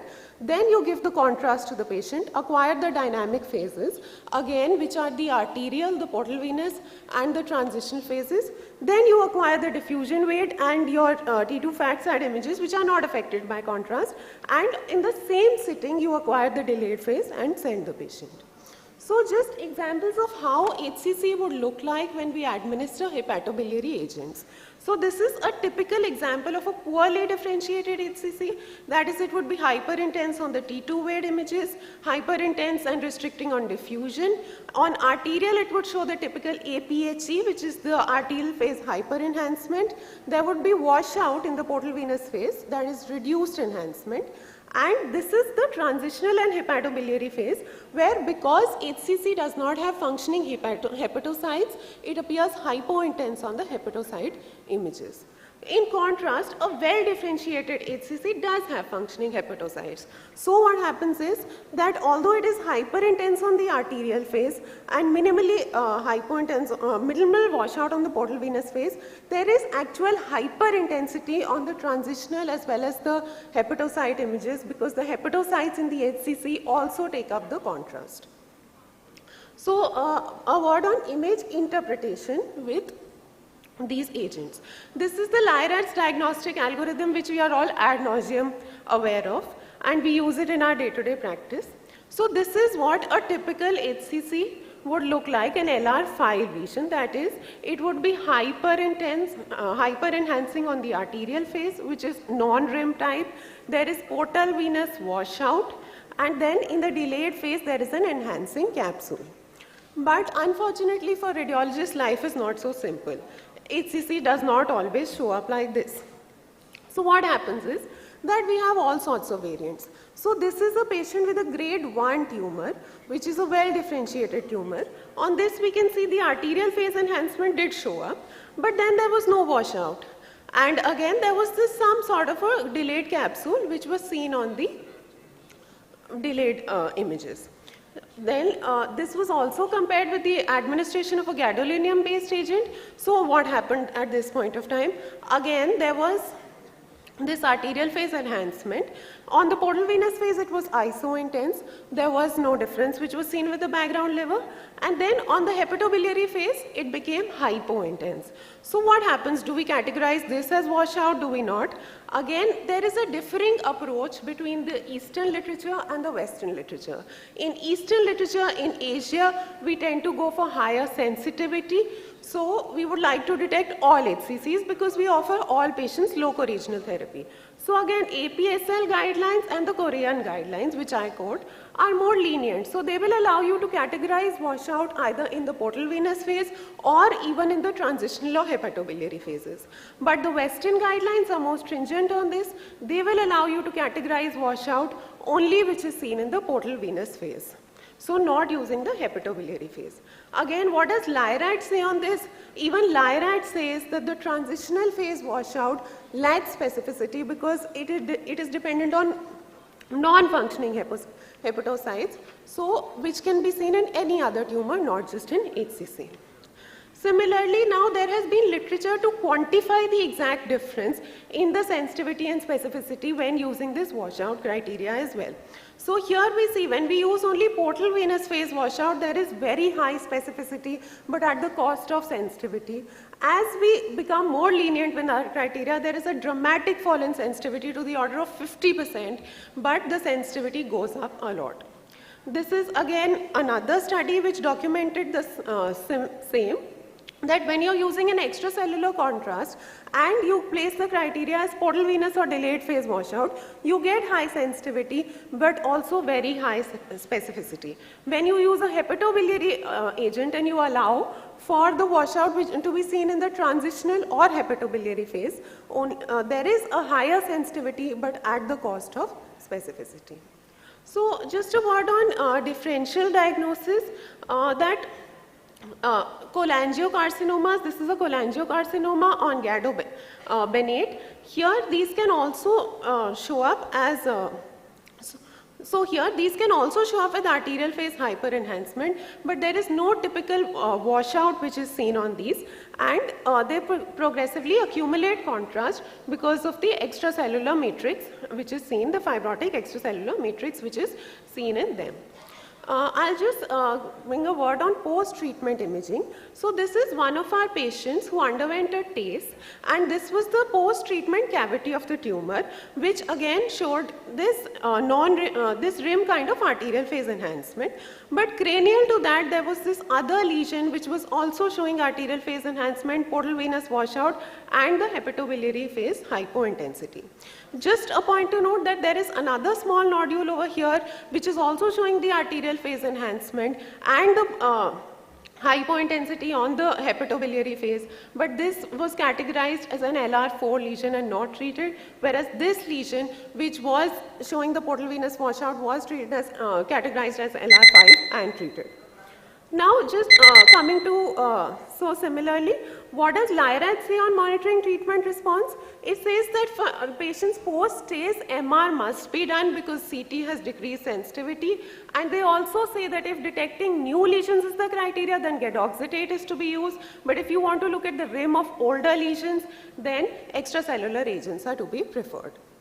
Now, what is the current evidence on extracellular versus hepatobiliary agents? So, the LIRADS version 2017 and 2018 say similar things, that you can use either an ECA or an HBA, but the transplant network guidelines are more stringent. They say an ECA has to be used. Why? Because we saw that the increased specificity is important for transplant candidates. Similarly, this was a study, a meta-analysis which compared the performance of ECA and HBA. So this is the sensitivity 0.72 with ECA and the specificity is 0.92. Whereas with hepatobiliary agents, the sensitivity rises to 0.76 and the specificity remains the same. However, there was no significant difference which was found. The p-value was found to be non-significant in this analysis. Just a word on future directions. There is a lot of excitement about SPIO, which are the superparamagnetic iron oxide agents. How do they work? Is that they work on Kupffer cell uptake. So a normal liver will take up the agent because of Kupffer cells and appear hypo-intense, whereas the tumor will appear hyper-intense on the T2 weight images. So again, this is the pitfall of this is that while for hypervascular tumors it works well, poorly differentiated, but again for well differentiated tumors which do have Kupffer cells, they will also take up the agent and it will not show up well. Similarly, I'll just finish in a minute. Similarly, in cirrhotic livers where the background liver will not take up the agent well, the Kupffer cell SPIOs will not work well. So my take-home messages are that hepatobiliary phase is most important for increasing sensitivity. There is transient dyspnea during the arterial phase, which is why LIRAD says that in TR groups it should be used with care. If hepatobiliary phase washout is used with the criteria, you get higher sensitivity but lower specificity. And in recent literature, there has been no significant difference which has been found in the diagnostic accuracy performance. So we must tailor our imaging protocols according to our institutional preference, whether we are going in for more loco-regional therapy, percutaneous injections, or for transplant where you need a higher specificity. Thank you. Thank you, Dr. Diksha, for an excellent talk. Because of shortage of time, we invite only 2 questions from the House.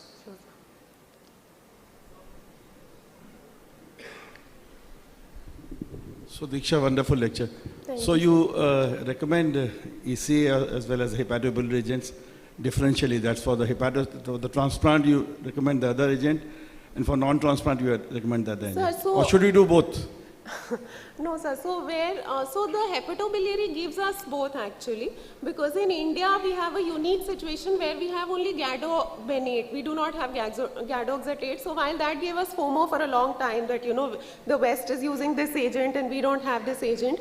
But what happens is that with gadobenate you get an equally good extracellular phase as well, because the hepatocyte take-up is very low. So what happens is that you get a good arterial phase, a good portal venous phase, and then you get a good delayed phase as But the transplant surgeon wants to know the other side of the liver, yes, except the tumor, the entire liver. So that's what I'm then saying. the hepatobiliary agents are better. So no, sir. So that's what, if you use gadoxetate, the background liver enhancement and the blood pool enhancement is not going to be as good. So, because again, it is recommended in a much lower dose. It is recommended at 0.025 millimoles per kg, whereas gadobenate is recommended at 0.5 or 1 millimole per kg. So what happens is that because of the very low dose, the background liver and the blood pool enhancement is not so good. I'm not about technical, sir. Do you answer? What do you use for a liver transplant?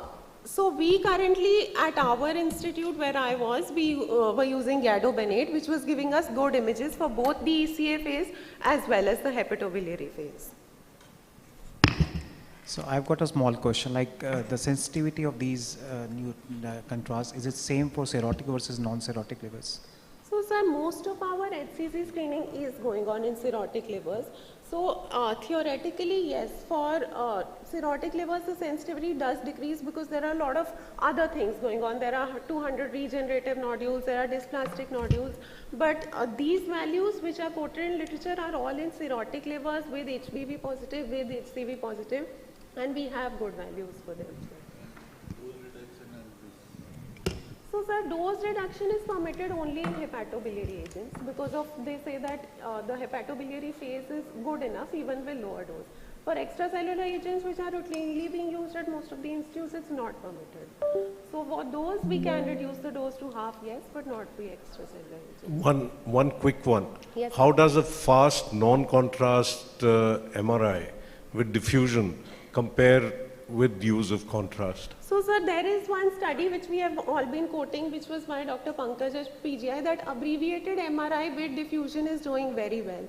And in fact, we are also using diffusion as it is an ancillary criteria in LIRAS, but we are using diffusion to categorize several of our LR4 lesions using ancillary features to upgrade or downgrade. So I think especially considering the cost of the contrast, that is one area where at least in our country, we should be working on. Definitely, sir. Thank you very much. Now we move on to the next lecture, which is on emerging imaging tools for HCC surveillance, and our speaker is Dr. Karthik Ganeshan, who is a clinical director of CT and MR HN Reliance Foundation Hospital and Research Center, Mumbai. Dr. Ganeshan. Yeah. Good morning, everybody, and thank you for the warm welcome and invitation. Thank you to Professor Sareen and his team for extending this invitation. And I think without further ado, I'll just take on this lecture. I'm going to speak about the current surveillance guidelines, keeping in mind the status of LIRADS, especially the cross-sectional imaging techniques and how it kind of works in day-to-day practice. So if you look at most imaging guidelines, ASLD, EASL, APASL, they recommend that ultrasound is the standard or the basic modality to start off when you want to have any surveillance for an at-risk liver. If you look at the 2018 ASLD Unified LIRADS guidance, or the United Guidance, you can see that ultrasound forms the baseline of this entire algorithm which has been created for LIRADS and then merged with ASLD. Of course, it's been kind of divided into 3 subgroups of negative, subthreshold, and positive, and the cutoff of these observations are about 10 millimeters. But there are significant gray zones, and actually that's what really impacts clinical practice, and this is where cross-sectional imaging really comes into play when you're looking at an at-risk liver. And what are the gray zones? The gray zones are exactly what we're looking at as subthreshold or below 10 millimeter observations, and this is where we really get hampered with ultrasound in day-to-day clinical practice. So for now I'm kind of moving in, this is the current US LIRADS algorithm, and it basically subcategorizes observations based on the results of the ultrasound, which in terms of negative. Negative could be a negative in terms of no observation on the ultrasound, or the presence or the absence of, or the presence of a benign entity. A subthreshold ultrasound is basically detection of an observation which is less than 10 millimeters. However, because they are less than 10 millimeters, ultrasound cannot characterize these observations, and you need to scale it up. Even if it's about 10, you need to move to the next level of diagnostic evaluation, and that is exactly CT and MR. So if you look at this, this is an ex vivo liver sample of a cirrhotic liver post-transplant. And what it kind of does with, when you're looking at the LIRADS algorithm, it defines where you can really use LIRADS. You can't use LIRADS in every patient. And which are the exceptions where you really don't want to use them? The typical exceptions are the pediatric age group, so you don't use LIRADS below the age of 18, and you don't use it in hepatic veno-occlusive disorders, but Chiari's. You just don't use them because we don't know how it kind of works in these patients. Secondly, what happens is, as radiologists, we no longer call them as nodules, but we call them as observations. So you will get to see them in your reports, and there is a so-and-so size observation looking like an LR5 observation.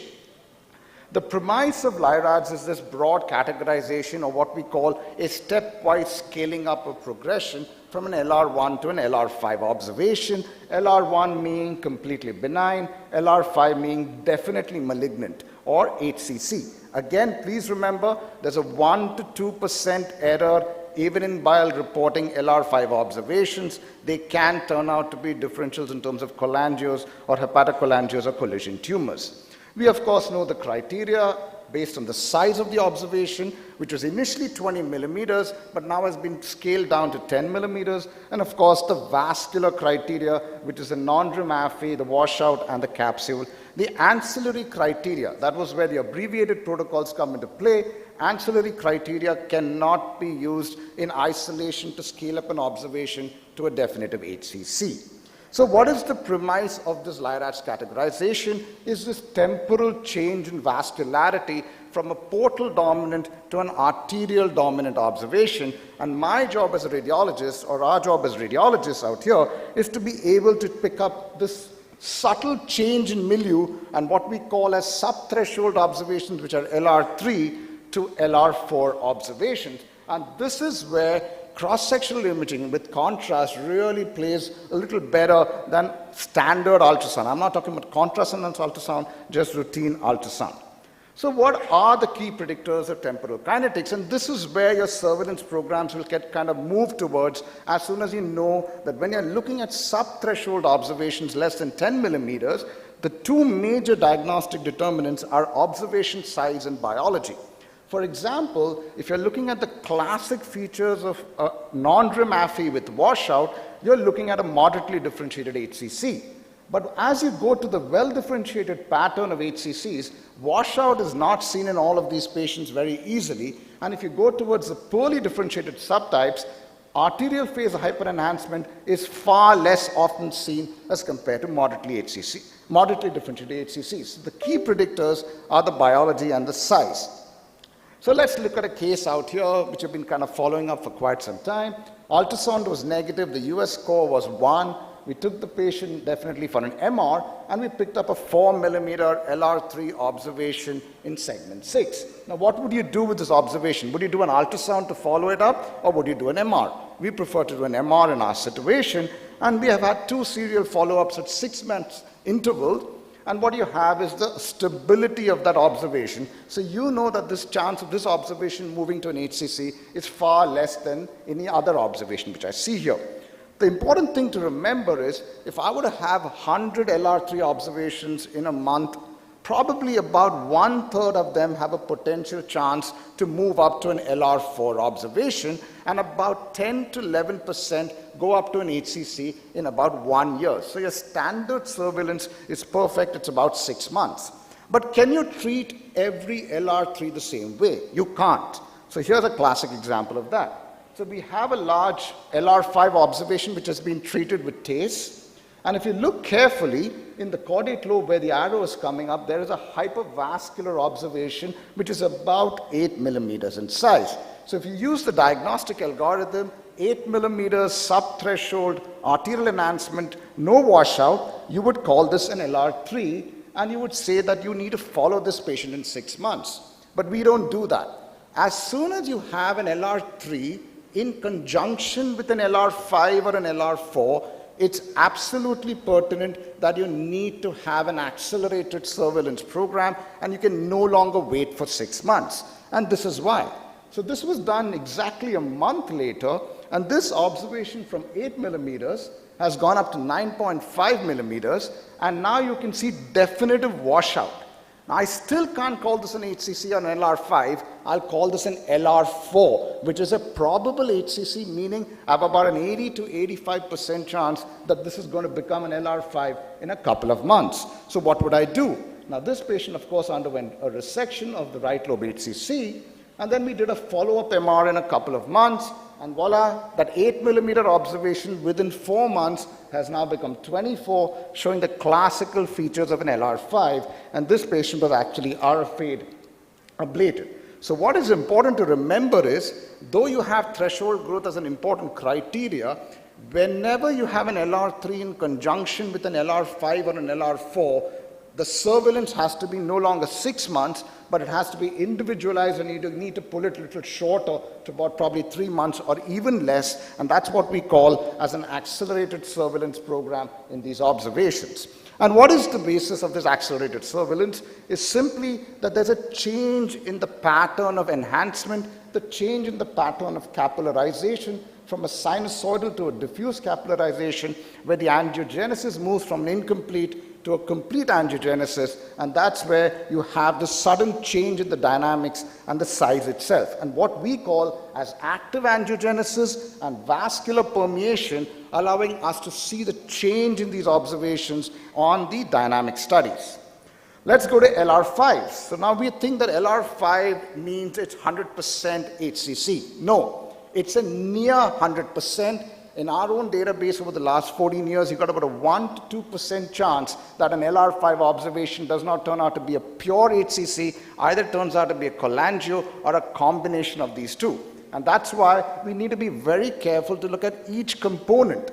Not each component will show non-rim like AFI, and that's why you've got to be very careful, as each HCC has its unique genetic, biological, morphometric, and molecular signature patterns. So what is that take home for you in terms of surveillance for LIRADs? If you have an LR5 observation, you call it a definite HCC.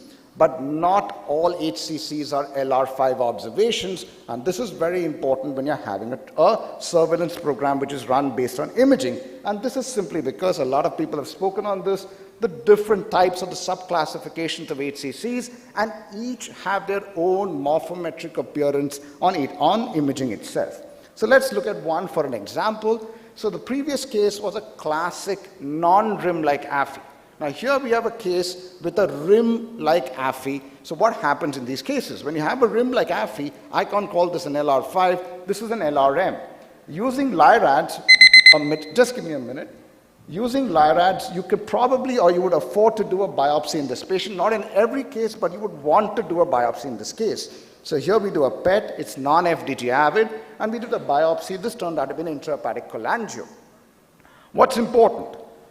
Patients who have got atrous livers can have all these subtypes, LR4, which is a probable HCC, LR5, which is a definite HCC, and LRMs.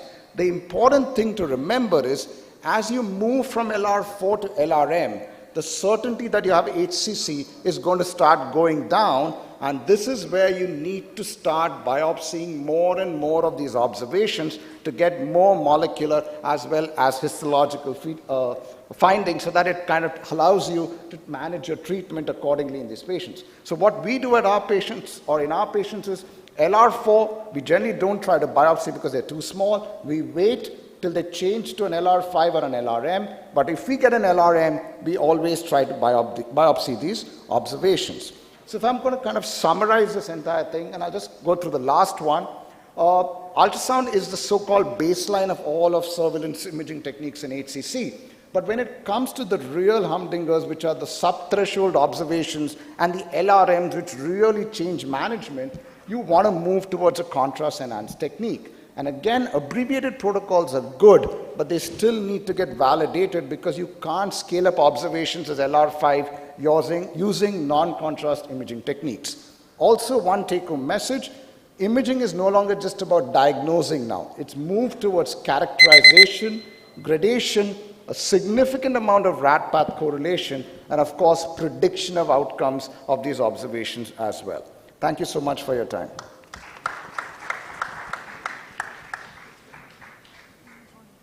So Thank we you, have Dr. time only Ganeshan. for one only question. One question, please. Yes.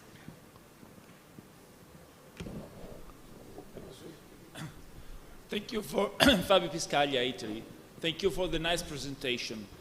I'm only questioning the management of single LR3 lesions, which in my view, waiting for the follow-up is not the most valid option, as we demonstrated that when they are cancer, the prognosis is similar to LR5. Correct. So we do surveillance to detect the lesion early. We are in front of the lesion, 30% are cancer. What we do? We wait. I think this is not the way to go. I would recommend biopsy. We said we need biopsy for all cancers. Yeah. So my recommendation was, for multiple, I understand it's difficult, but for single LR3, I would recommend biopsy. What is your opinion? So I think we have a different take on this. I have been part of the LIDATS panel for the last 14 years. And when we have isolated LR3 observations in our setup, especially in India, we generally tend to wait rather than going to try to biopsy because they're too small to be picked up on a cross-sectional CT most of the time. MR does a significant job in picking up these observations, but on CT, these are generally CT negative. And the reason being is that CT is not so sensitive to iodine as compared to what MR is sensitive to gadolinium. So we prefer to wait on these LR3s. But again, if you have an LR3 in conjunction with an LR4 or an LR5, yes, I would say that you may want to consider some kind of a more active surveillance or even a biopsy in these patients. But usually these lesions are detected on ultrasound, or you can perform ultrasound-guided biopsy. Yes, but again, sub 10 millimeters becomes a challenge, I feel, in our clinical setup. Thank you. May we have the next speaker, please? The topic for the next presentation is PET, and implication is in phenotyping, staging, and prognosis. May I request Dr. Chandrasekhar Bal, Professor and Head, Department of Nuclear Medicine, AIIMS, New Delhi, to please come on the stage to deliver the talk. Good morning. I'm extremely thankful to Dr. Sareen and Dr. Ashok for inviting me to give a talk. Once upon a time, I used to be very, very active in hepatocellular carcinoma in early century, change of the century, and Dr. Acharya was part of the team with IA project. We tried to do all hepatocellular carcinoma, but within 5 years' time, the enthusiasm decreases because it improved the survival by another few weeks. Beyond that, nothing happened. So as you, if anything is not changing much, we moved on, and I will be just, it's moving, no more. Okay, so this is, it is one of the interesting cancer. Very few cancers where you don't need a biopsy, and they were still debating whether we should do a biopsy or not. But most of the international society guidelines says for diagnosis of HCG at risk patients without requirement of histological diagnosis. Very surprising. Then you need for the detection of metastasis, recurrence, locoregional after following locoregional therapy, and if patient is planned for transplantation. Then PET, to date, the role of molecular imaging, that is FDG PET scan, evaluation of HCC is limited.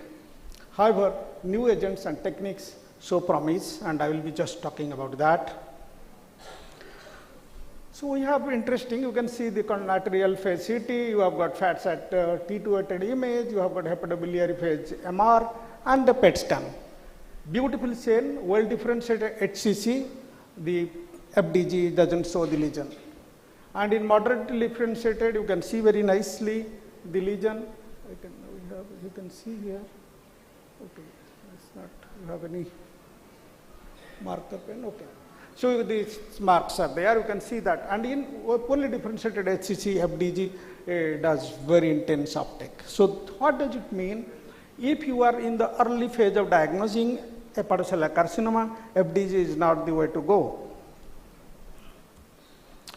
So primary tumor, low to moderate sensitivity of FDG, varies with the grade of the tumor, well differentiated has low uptake. Because these tumors, the well differentiated tumors have got very low expression of GLUT1-2 receptors, and they have got G6P phosphatase enzyme which checks out the FDG. Then extrahepatic, we have got very good sensitivity of 80%, specificity is about 98%. Effective to rule out any metastasis if you are planning for a transplant, must be ruled out. Then about recurrence of HCC, sensitivity is around 82%, specificity is 89%, offers earlier detection of recurrence. So here is a patient which is FDG MIP, the left image is FDG MIP image which is showing PET CT. Okay. You can see the FDG.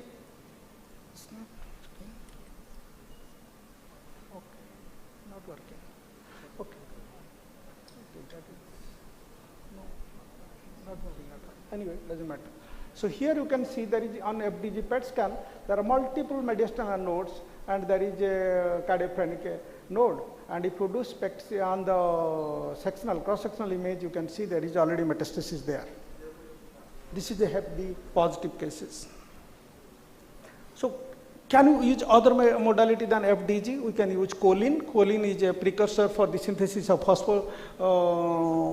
phospholipids, and choline kinase and choline transports are enhanced in HCC. So the choline can be used for the diagnosis potential, and if you can use the dual tracer like FDG and choline combined, because choline interestingly, so the early tumor is not seen in the delayed and in the latter stage or poorly differentiated, whereas FDG reverse. So if you can combine together, some of these studies suggested potential prognostic value of combining the tracers due to different avidity according to the grade of HCC. This is a study from the French group demonstrated in a prospective study of 33 patients, 28 HCC, 4 cholangio and 1 adenoma. In the HCC patient, the sensitivity of the detection of HCC, choline was 75%, FDG was 36%, but when you combine together it raised to 93%. And another interesting observation was made, if alpha fetoprotein level more than 200 nanogram per ml and they are the FDG positivity lesion than those with FDG negative, and early recurrence and early death occurred more frequently in patients with FDG positive lesion than those with FDG negative lesion. Here is an interesting case. You can see in a 42-year-old female with well-differentiated non-encapsulated HCC with microvascular invasion. This is the CT, in the middle is contrast, and on CT scan you can see the low density mass in the right lobe with patchy medium uptake. FDG PET scan shows high uptake in the scan. You can see the, I don't know what is happening. You can see this is the FDG uptake, but this is well differentiated and choline was negative. This patient died 5 months after diagnosis. Whereas another one, whereas choline is positive and FDG was negative, and an 85-year-old man with well-differentiated encapsulated HCC without microvascular invasion, and this patient was alive 18 months after diagnosis. So if you take all the tracers that is currently used, FDG, choline, acetate, and the new kid on the block is PSMA. PSMA is a membrane-bound target receptor which is enhanced in all neovascular architecture, tumor vessels. So you can use all these tracers, and I am not going to, because of course of time, I will not go in detail of this. They are available tracers. Coming to the phenotyping, you can use, as I told you, you can use the Ki-67 index. This is the paper published in Abdominal Radiology showing the cutoff value of Ki-67 is 17.5%. If you take more than 17.5%, the FDG will be obviously positive. Or you will look at this. So you can have another interesting image. Using FDG, could one predict PD-1 expression in tumors? This is all the stainings, they do immunostainings, and if you have got PD-L1, then cytotoxic T cells, Treg cells, and M2 macrophages. And this 102 patient study demonstrated very interestingly, if there is SUV max more than 4.5 by the ROC curve, and there is a portal vein thrombosis, the PD-L1 expression was 87.5%. If it is medium, it is 48.7%. Interestingly, low SUV max and portal vein thrombosis negative, PDL expression was only 12%. And there are two cases. You can see the first one is a 62-year-old male with a large tumor, and there is no FDG uptake and the PDL1 negative. And the lower one is a macrovascular tumor, invasive tumor, FDG, and this PDL1 positive. So you can use this marker to predict whether PDL1 will be positive or negative. So we have now the modern era, we are all doing this texture analysis, and texture analysis is nothing but to demonstrate the heterogeneity, and we all know that tumor have got heterogeneity, and you can now generate numbers, you can calculate the AUC, and all this a new paradigm shift in the radiology and imaging science. Coming to the staging, this work was done in ILBS. It is 130 patients done by two of my students, now they are my colleagues. So they did 131 patients. And interestingly, they found extrahepatic metastasis in 40%, which is very unusual. Maybe this is the institutional bias.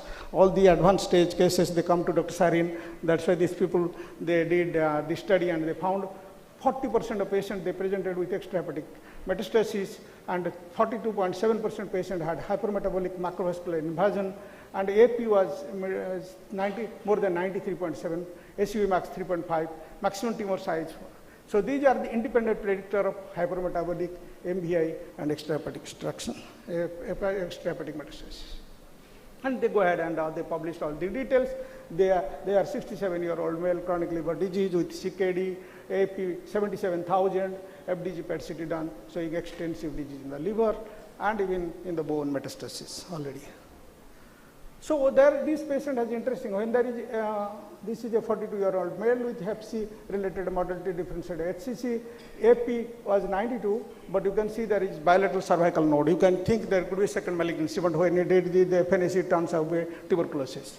So we must also keep in mind that when you FDG. So there is gallium imaging. Gallium imaging is now done for PSMA, which is prostate-specific membrane antigen, which is nothing but specific about prostate. It is expressed as a neovasculature. Wherever there is a neovasculature, there will be increase of prostate-specific membrane antigen. And this is a small study done from, again, German group, only 7 patients, and they found interesting observation that PSMA was positive in very high percentage of cases. And in 7 patients, they demonstrated 37 lesions. And when you have less number of patient, people have got a tendency to put the number of lesions and to increase the numbers. But each patient will contribute 11% or 12%. So a pilot study using gallium-677 patient, 37 HCC, 4 regenerative nodules, and they found 97% positivity of HCC, and this needs to be confirmed by other studies. This is a recent study from Germany, and they have done a retrospective analysis, and they also confirmed there is a 97% positivity. And the PSMA scan is now widely available all over India. This is the imaging to prove that these are the expression in the neovasculature in the sinusoidal vessels. Then coming to the another new kid which is going to be evaluated is FAPI, fibroblast activation protein inhibitors, and these can be used also for expression of HCC diagnosis and staging. Coming to the prognosis, we have a few studies that is on prognostic aspect. If the tumor to liver, normal liver ratio more than 2, this is a 20 patient study, and this is tumor to liver, normal liver ratio more than 2. You can see the early progressive disease is very high percentage, and if it is less than 2, it is less. So this is clearly demonstrated. They achieved partial remission and mostly stable disease, and progressive disease in 27% of patients. So you can use a simple way of using FDG and taking the ratio, and you can, here is a patient who has got, this is, if you are trying to do PD-L1 inhibitors, so you can use this as a, before initiation of atezolizumab and bevacizumab, after 3 week cycle, there is a progression of disease, and there is a thrombosis increase in the portal vein thrombosis. After giving 10 weeks of lenvatinib, the progression is reduced, all using FDG. So what are the take-home message? The nuclear medicine has potential play a crucial role both in the diagnosis and prognosis. FDG is good for in staging of poorly differentiated thyroid cancer, poorly differentiated hepatocellular carcinoma and KI index and FDG, and there are few other potentials for immunotherapy. What are the future? One minute I will take. Nuclear medicine potentials. Okay, it's not. Can you give just 2 seconds? What I will show you the current scenario. What we are, where we are now. Can you just give me one slide to show what we are? Could you doing? move the slide forward, please? No, it's not moving. Yeah. Here, the future treatment of HCC receptor-based molecular therapy, radiotherapy. This is my area of interest, and with the help of University of M.I.C.E, Professor Ross group, we have developing a receptor-based theranostic agent, and here you can see the FDG, nothing positive, and in the receptor-based imaging, you can see the tumor very well, which is seen here. You can see very well. So, what is the current best indication for FDG PET-CT? You can answer for detection of metastasis. Which is the best combination of PET tracer for grading HCC? Of course, combination of FDG and choline. Which is the receptor-based radionuclide therapy? Glypican-3 lutetium-targeted therapy, which can be the future of therapeutic nuclear medicine in HCC. Thank you. Thank you very much, sir, for the excellent presentation. I can invite audience for a few questions, 1 or 2. So we can have only one question.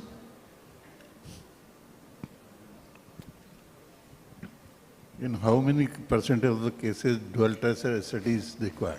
Which one? Dual tracer studies required in SCC. If you have got access to F18 choline, which is now available in Delhi, and you can do weekly basis once, and if you do FDG and a negative, and choline, if it is a very high risk patient, you can do a choline diagnosed early, and that will be advantage to the patient. So it's not a number. You see it, if there is a suspicion, highly suspicion lesion, which is FDG negative, you can ask for a choline, pick up the lesion, so that is the early stage, and it will be well differentiated HCC. Can we predict any immunotherapy after? That's I showed you. If you do FDG PET scan and you take the ratio tumor to normal liver ratio more than 2, it will have a very high predictive value, even using FDG. Thank you. Thank you for that excellent session, sir. Moving on to the next session, we are extremely fortunate to have with us Dr. A.C. Anand, who is Professor Emeritus at Department of Gastroenterology and Hepatology, Kalinka Institute of Medical Sciences, Bhubaneswar, and he will be presenting the case scenario.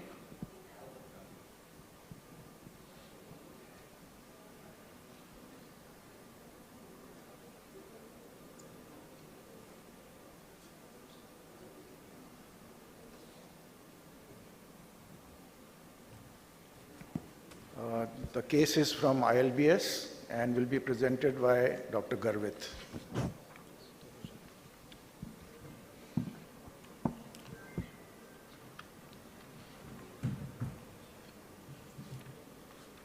Case.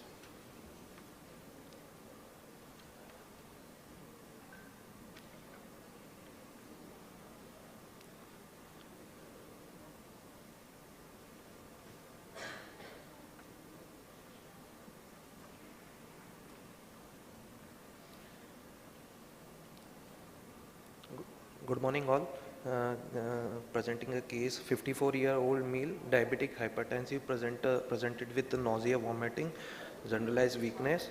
On examination, inspection was fullness seen in right hypochondrial region, no visible vein or pulsation, palpation, liver palpable 7 centimeter below costal margin with hard consistency, percussion, tympanic knot is there, sir. No free fluid was there, no bruit was there, sir.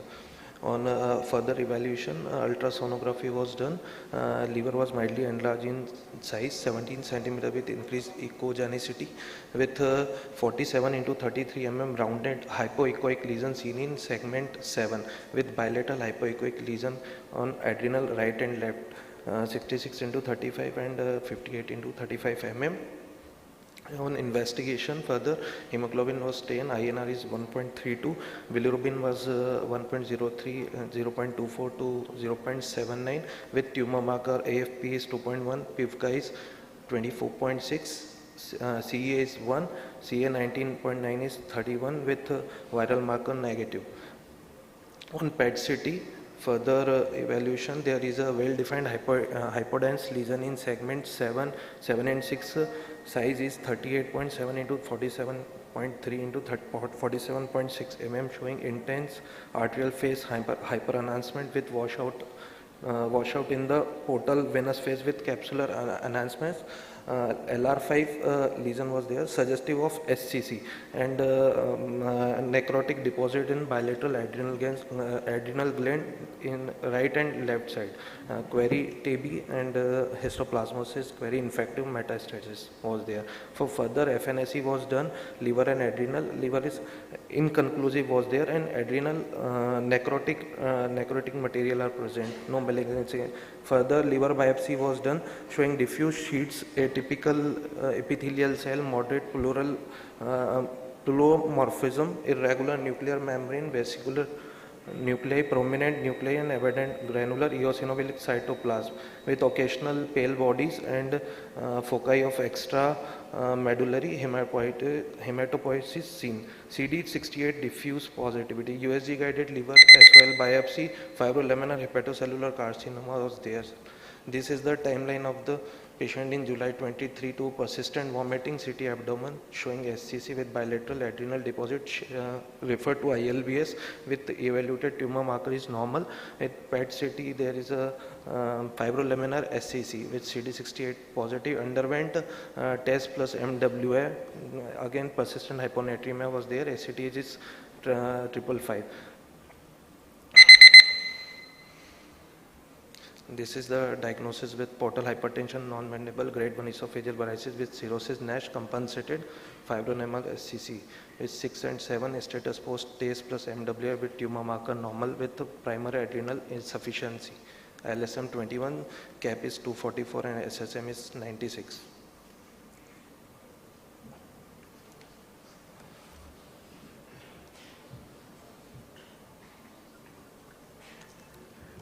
Can I have my slides now? Thank you very much. It's a great pleasure to be here, and I'm grateful to Dr. Sareen for this opportunity and for putting me on the spot.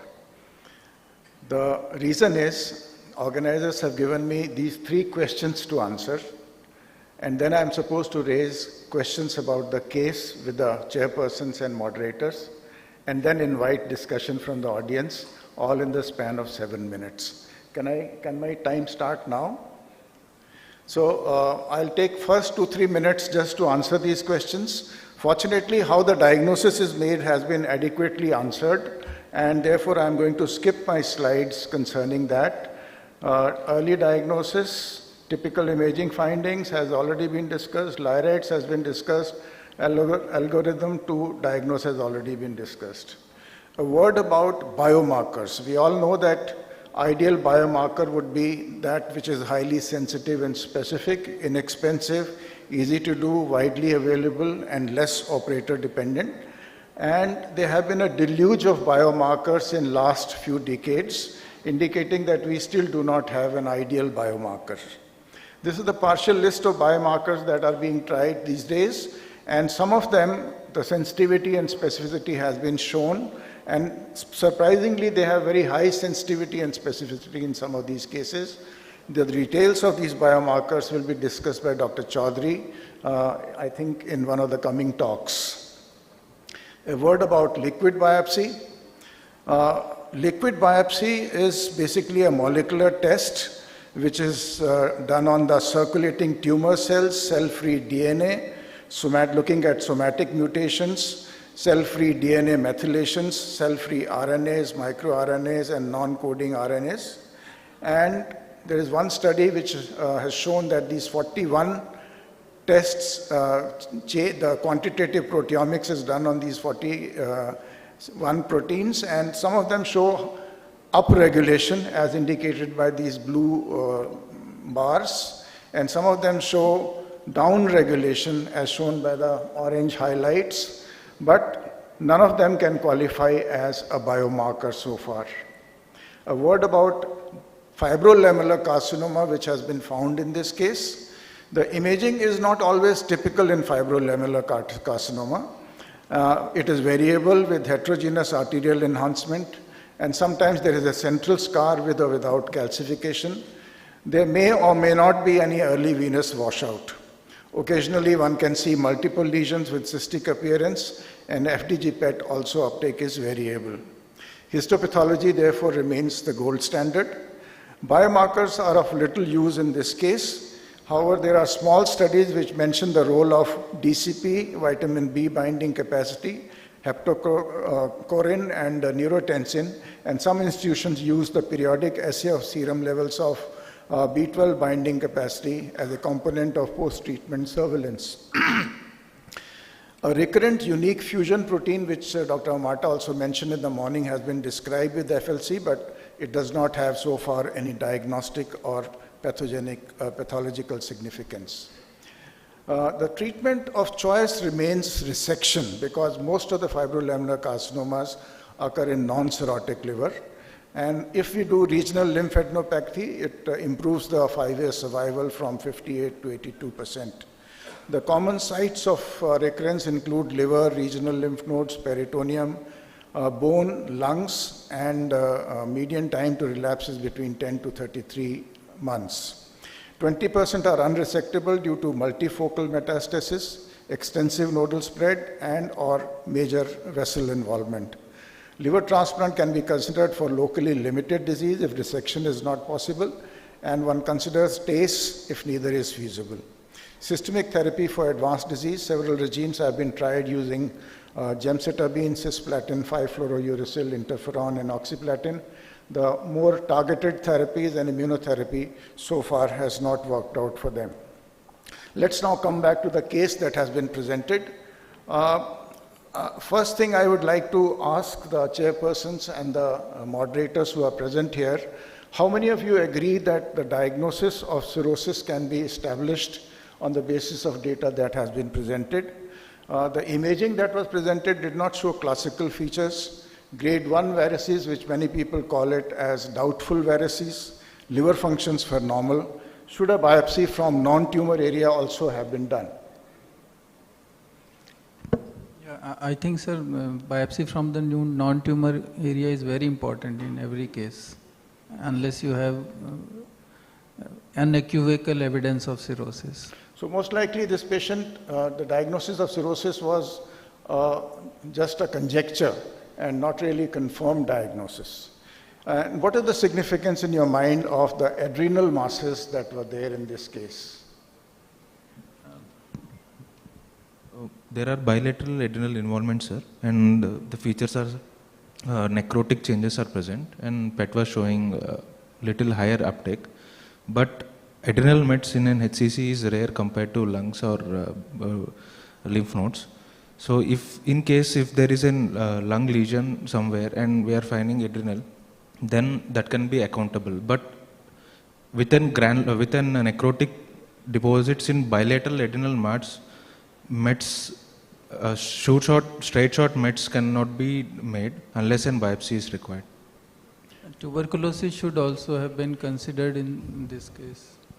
As a possibility. MON2 is positive, MON2 more than 20. Actually, Dr. Mahajan probably will agree with me that almost 5% cases will show incidental enlargement of tumors in the adrenal glands. That's true, but here, since we are getting necrosis, we are also getting FDG uptake. Yes. So these cannot be incidentalomas.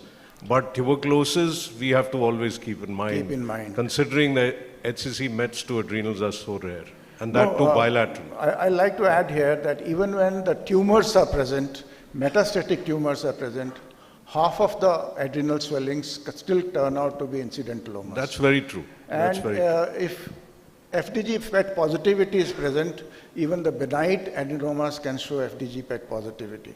So these things have been very well reported. Absolutely. And possibly we should have looked at the biopsy from this incidentaloma or whatever adrenal tumor is before going ahead with planning the treatment.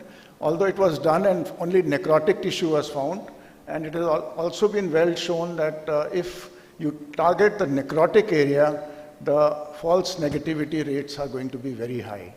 And therefore that probably is something which probably more could have been done in this case. Now, why was resection not offered to this patient as compared to the type of treatment that was given? Only because we were suspecting that adrenal tumors are metastasis from the tumor? I think they must have thought that the adrenal mass is actually the metastasis, and also patient was not fit probably because he was having adrenal insufficiency, hyponatremia and other features also. Dr. Anand. Maybe that was. No, but resection would have been also a possible treatment for this case if that tumor, the adrenal was not a tumor tissue, isn't it? So can I now invite questions from, yes sir. I'm Dr. Omata. Actually, first paper with Hugh Edmondson and Peters, and then I need a microscope in this room to see the liver biopsy. But the picture you show doesn't look like a fibrolamellar carcinoma, okay, to my knowledge. But it's just I'm not a histopathologist. one photo micrograph. Okay. So that's what I want to comment. And secondly, that's a paper in Science. 17 out of 17 cases, they said, there is a fusion gene. Proteins, yes. So maybe can be diagnosed. But unfortunately, since I came back to Japan 40 years, there are so many case reports by saying this is fibrolamellar, but I never encountered real one, only in the United States. But I don't know anything about India, but that's my comment. So, Thank you very much, sir. Normally, for fibrolamellar carcinoma, I consider histology to be the gold standard. Although the picture that has been presented may not be very typical, but I'm sure it has been seen by a very experienced histopathologist. The frame that has been presented here was chosen possibly by the resident, and he may not have picked up the correct frame. Yes, Dr. SP? Sir, everything was picked up on imaging. What about clinical sense? So adrenal insufficiency, hyperpigmentation, buccal, pigmentation in the molars, especially in the scars, lethargy, weight loss, were they considered and were they clinically found That is what was raised by Dr. Manoj. He said that tuberculosis should have been considered No, as a I'm not talking about possibility. tuberculosis. That's the etiology. I'm talking about adrenal insufficiency. Yes, that has been considered. The clinical picture. So That was he he diagnosed mentioned. a priori to have adrenal insufficiency? Yes, he mentioned that. Okay, that's fine. Yes, sir. Yes. Sir, why not is only tuberculosis? What are other areas? Is there involvement of tuberculosis, excluding liver and adrenal? What about other areas? Is there involvement of tuberculosis? We can also consider other granulomas at this site. Other areas not, other area imaging has not been Garvit, was shown. there any other evidence of? No evidence of tuberculosis other than empty test is more than 20 Montauk's. Other than no, sir. No weight loss was there. Then my second question is, why not a two disease? If you are telling imaging wise and other factors suggesting of fibrolamellar SCC and the adrenal tuberculosis, you have two disease in one patient in single incidence and accidentally detected. Thank you, Sanathan. This is exactly what we brought out, that tuberculosis remains a possibility in this case, and possibly we should have made more second attempt at making the diagnosis and not targeting the necrotic area. Yes, sir. Just one quick one. I think we should have chased the adrenals. We just let it be one necrotic biopsy. And we have a PET, so we could have done a metabolic biopsy, gone to the area where we were having good uptake and taken a biopsy from there. Just, I don't know what we presumed this was. Yeah, for educating the residents, I want to say, in CA lungs, we say every day metastasis to the adrenal, but we never see metastasis producing hypoadrenalism. Very, very rare. Even metastasis to the pituitary, even you will not see hypopit. Because these endocrine tumors, even there are few cells left, they will compensate. So any metastasis producing hypoadrenalism is very, very extremely rare. That should be taken with a pinch of salt. Thank you. Thank you very much. I think we'll close the session here. So we can move on to the next. We come to the last talk of this session, which is, then we are going to have that quiz, which is by Dr. S. Rajesh from Ernakulam Medical College, Medical Center, Kochi, Kerala. And he's going to talk on Hepascope, what's new in the literature. Dr. Rajesh, please.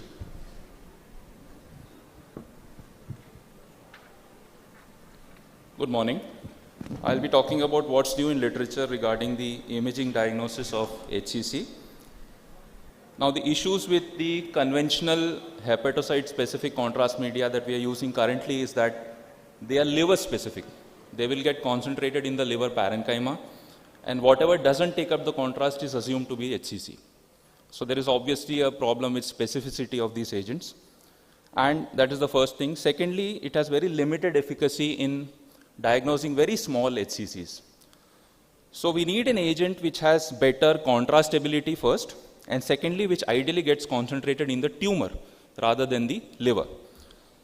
This is where the era of molecular imaging has come up in the last 3 to 5 years. What it basically does is it takes advantage of the uniqueness of tumor microenvironment. We have been hearing this term since morning. Basically, the tumor is different from the normal liver, it's obvious. So the differences are in the extracellular matrix, in the physiological microenvironment, and the tumor vasculature. So these three can be taken as biomarkers, and people have developed contrast agents based on these biomarkers, which can be used with the routine imaging modalities that we are currently using. So let's look at these biomarkers one by one. First is the extracellular matrix proteins. So we have a number of proteins which are relatively specific for HCC. We have AFP, glypican-3, VEGF, selectin, integrin, a number of them. So if we identify one of these receptors, and if we can find a ligand which can bind to these receptors and a carrier which can take these ligands to the receptor and which can be injected intravenously, then we have a contrast agent. So this is where nanotechnology has come up in the past few years.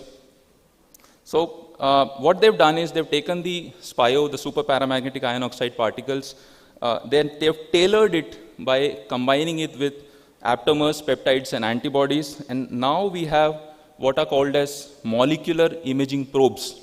Basically, contrast agents that are specific for glypican-3, for VEGF, and even have bispecific MRI agents which will bind to both AFP and glypican-3. So we have improved specificity. Now these are all good, they are specific, but the problem still remains that these are all T2 based contrast agents. So the problem with the contrast ability in smaller HCC still remain. This is where the second biomarker has been utilized, the physiological microenvironment. Basically the tumor is hypoxic and it has an acidic pH. So researchers have developed something called as stimulus responsive contrast agents. Basically these are nanocluster assemblies which will change their character once they come in contact with the acidic pH of the tumor. So from a T2 based contrast agent, it will become a T1 based contrast agent. The tumor will be bright, the liver will be dark. So we have now specificity and we have a better contrast ability. Coming to the third biomarker, the tumor vasculature, it's different from the normal liver in the sense that it has increased vascular permeability. So people have come up with something called as a switchable MRI contrast media. So these are agents which will extravasate from the tumor vasculature into the tumor interstitium. get deposited nicely so that you have a better concentration in the entire tumor. And if you image them at 1 hour, it will be bright. It will be a T1 contrast agent. If you image them at 24 hours, it will behave like a T2 contrast agent. So we have now improved specificity. They complement each other, and we have a bimodal contrast agent. So people have gone ahead and actually tried to do therapy with these contrast agents also.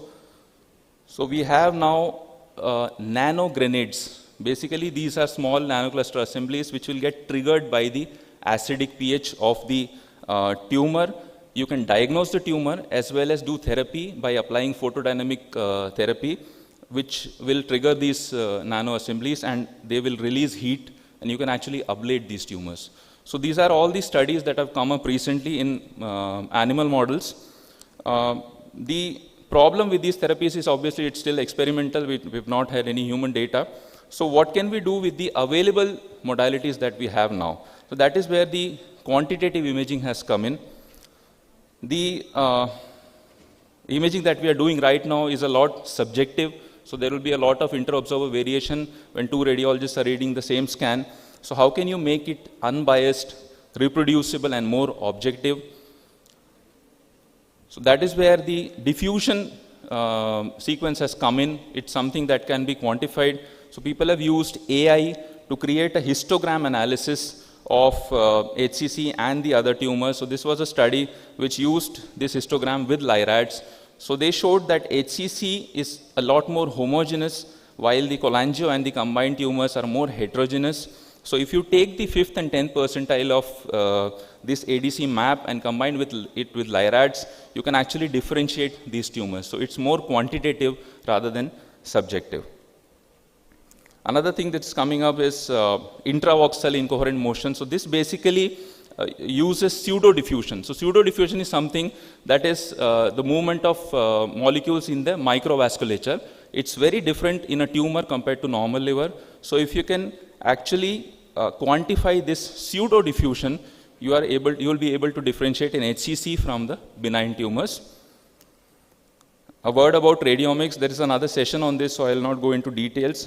Just want to share that it can be used to differentiate high-grade from low-grade tumors. You can actually identify tumors which will have microvascular invasion using the radiomics model and the clinical data. Another study which didn't even use diffusion and contrast, they just used plain MR and showed that if you use texture analysis and tumor heterogeneity and combine it with clinical data, you can actually differentiate the high grade from the low grade tumors. Thank you. Excellent lecture, Dr. Rajesh. Thank you. Regarding the future perspectives. Any questions? 1 to 2 questions only.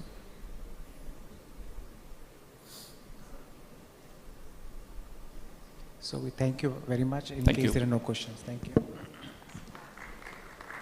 Now I call upon Dr. Shalini Thapar from the Department of Diagnostic Radiology, ILBS Hospital, who is going to take us through the liver quiz and give a carry-home message. Over to you, Shalini. Thank you, sir. So I think this quiz has already reached the audience and people have scanned the codes. So okay, we move on to the first question. So these are the slides. This is an MR scan. I'll give you about 10 seconds to look at the images, and then I'll bring out the next slide for the answers. So these are plain and contrast MR sections. They're not projected? Okay. Okay, so everybody's had a look? Yeah? We move on to the answers. So this is a focal lesion in a cirrhotic liver.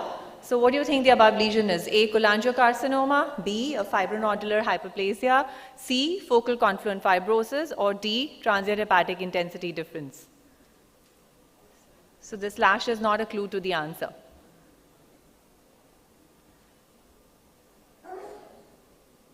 All right, so this is great. So we had a tie. Okay.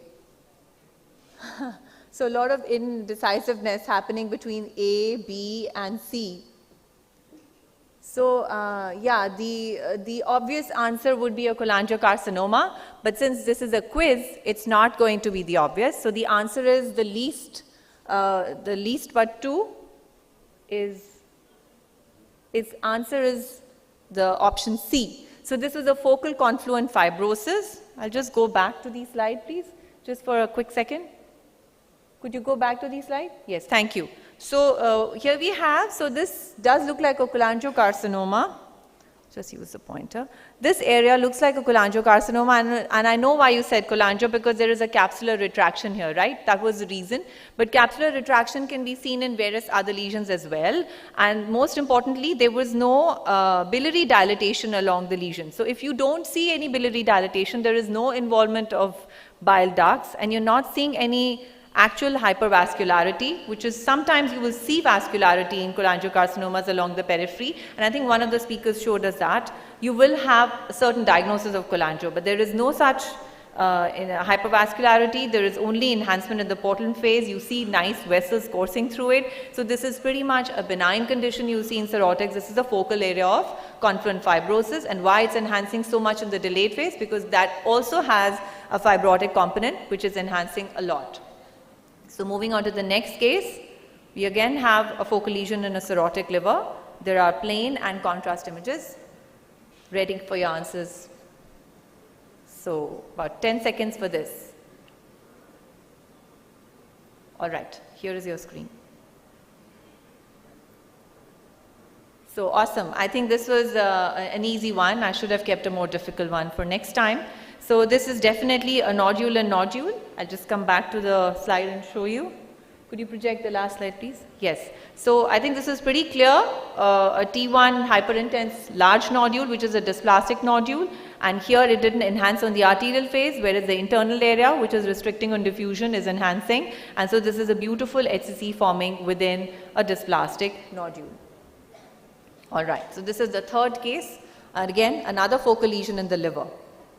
So this is a CT, which has plain and contrast images. We'll take 10 seconds to look at it.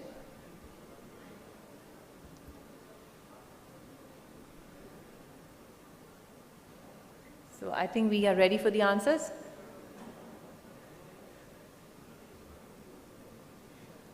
All right. So I'm glad this one was tough. All right. So. Okay, so lot of movement between the A and C. Like I said, this is a quiz, so the obvious is not the answer. It's neither A nor C. But I do think the visceral larva migrants would have a bigger chance than the HCCs, because that's what I thought too. So this is not a visceral larva migrans. This lesion is a non-cirrhotic liver. We'll just go back. So the answer for this is a hepatic adenoma, but we needed the help of a pathologist to tell us that. So this was a very difficult lesion.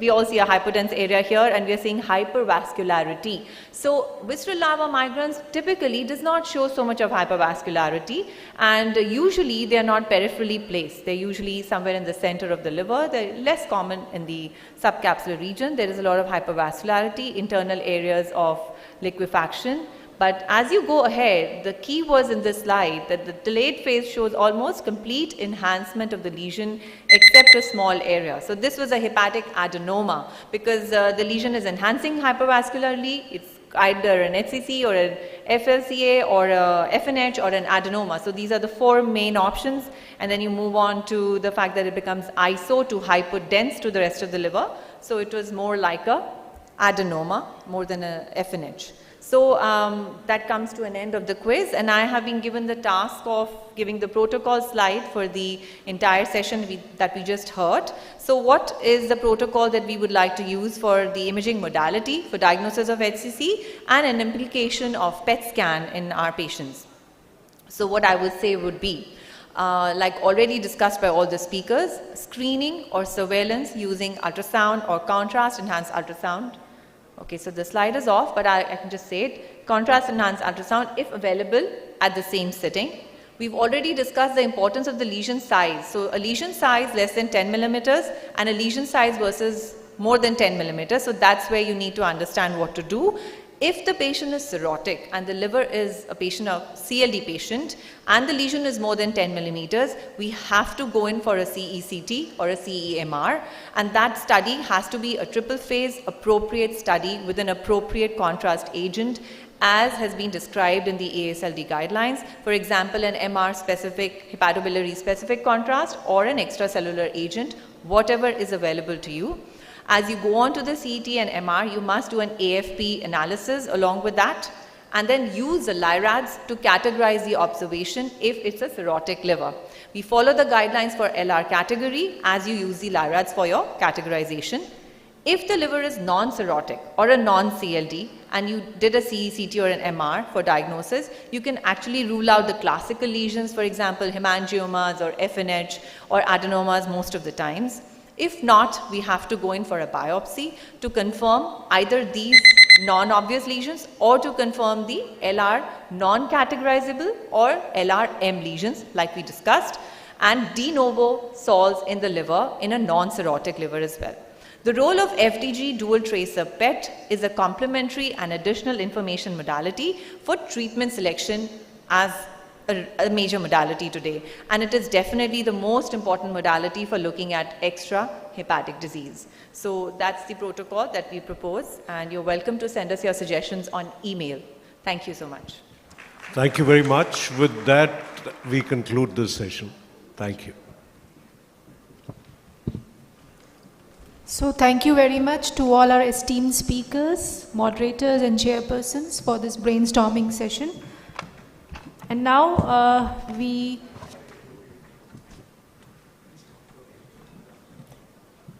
can have a group photograph.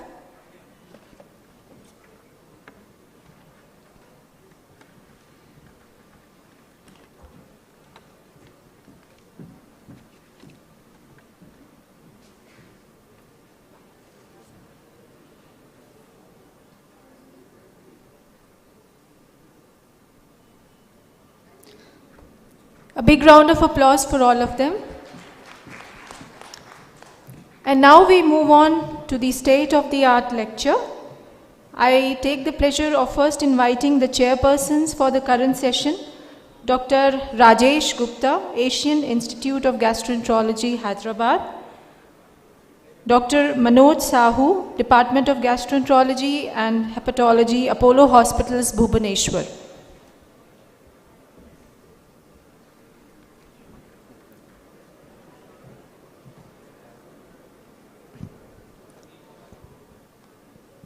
And now I take this opportunity to introduce the keynote speaker of today's lecture, Professor Omata, who is an honorary professor from Yamanashi Central and Kita Hospitals, University of Tokyo, Japan. Professor Omata needs no introduction. He's an influential person who has played a key role in revitalizing the FASL along with Professor Serene, and he is also a co-editor-in-chief of Hepatology International who has taken the journal to new heights. It's a privilege to have you here, sir, today, and I invite you for your talk. Good morning, everybody. As Professor Omata is one of the dawn of this field, and he needs no introduction to this crowd. Stage yours, Professor Omata. We are all ready to listen to your talk. Thank you very much. I'm very glad to be here after those COVID infections, and then I actually, try to quickly to introduce myself, because I've seen the patients for almost 53 years. So today, my talk is based upon those patients. And in fact, during these 53 years, I graduated Chiba University, and then my mentor was Okuda. Then I went to Yale. This morning, I was surprised to see that Dr. Jain, he's at Yale, and then I spent there 40 years ago. And I met Dr. Klatskin. Klatskin is famous for the biliary tumors. Then I moved to the USC, and Peters was there. But at the same time, today there is a topics on the fibrolamellar carcinoma, but I was happy enough to publish the original paper on the fibrolamellar carcinoma. Then went back to Tokyo, then spent 17 years. Currently, I'm now at the Yamanashi Central Hospital, which is 144 years old, which is located in my hometown. And then the governor came and take care of the hospitals, 1,700 employees, and working like 7-Eleven, not a shop, but 7 a.m. to 11 p.m. Then actually we are putting a lot of emphasis on the genomic analysis of the tumors. So this is in fact real world data, but the thing I try to find to talk today is how I do in my clinical practice, because Japan 80% SCV virus infections, but 2013 we did a pivotal study. Now we can cure 100%. In fact, my outpatient clinic is mainly severe SVR patients. And then apostle guidelines, 2 key factors. If there is a history of the SCC and then treat the patients and the virus disappears, there is a high frequency of recurrences. But in addition, of course, everybody knows the fibrosis is another factor. So by these, we classify the way into different follow-ups. And how to set up the fibrosis? FibroScan is probably everybody using, but for 11 years, we did the 3,920 individuals, and I classified the baseline FibroScan data by stiffness and fatigue changes. And then if you localize, these are the patient distributions. 58% in zone 1, no fat, no fibrosis, and 11% is in the zone 2, and then zone 3 is the patient with fibrosis, but no fat, and then zone 4 is the fat and the fibrosis. And then I followed average 5 years, and what's happened with these patients who develop hepatocellular carcinoma is this is the data. In fact, zone 1, 4.3%, and then more fat, 2.9%, and then zone 3, no fat, fibrosis, 21%, and then zone 4, 7.5%. So this indicates maybe the fat is suppressing the cancers. Well, you can say that, but looks like. And the character of those patients in zone 3 is, as was expected, senior people, albumin low, ALT high, bilirubin high, and then platelet low. And then zone 1 is somehow RGPT is low. Maybe they are not totally not drinking at all. Then after set up in high-risk group, how I follow the patients? Well, there are a lot of discussion this morning, AFP, AFPL3, and lectin binding, and then DCP. But the guideline says in apostle, AFP is not recommended as a confirmatory test in small hepatocellular carcinoma, and the ASLD says surveillance using USC with without. That's what I mean. You may not need a AFP. And then how about the AFPLC? What they are saying is that guidelines, apostle said, no, not measurable when AFP is less than 10 nanograms. And the ASLD said less sensitive than AFP. And then is terrible. Don't use the L3 for early detections. So what's my clinic? Well, actually, I was in Beijing 3 days ago, and I talked to the people there, and then I said 2006, that's 17 years ago, this is a pattern to remember. GPT simply fluctuates, platelets, but slowly going down. Then AFP may be a little bit elevated, but there is a sharp rise of AFP L3, and then you can find 1.8 centimeter tumors. So that time, 17 years ago, I told sharp rise of L3 precedes USCT. So I checked again, and then this L3 measurement is commercially available, and then reversible in Japan. So does this sharp rise of L3 precede that of AFP in my clinic? And we prospectively follow CBAR eradicate 600 SVRs according to apostle guidelines. Then longitudinal comparison of AFP and L3.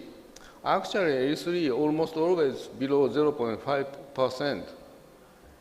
Then I show the three different patterns. L3 rise dominant type.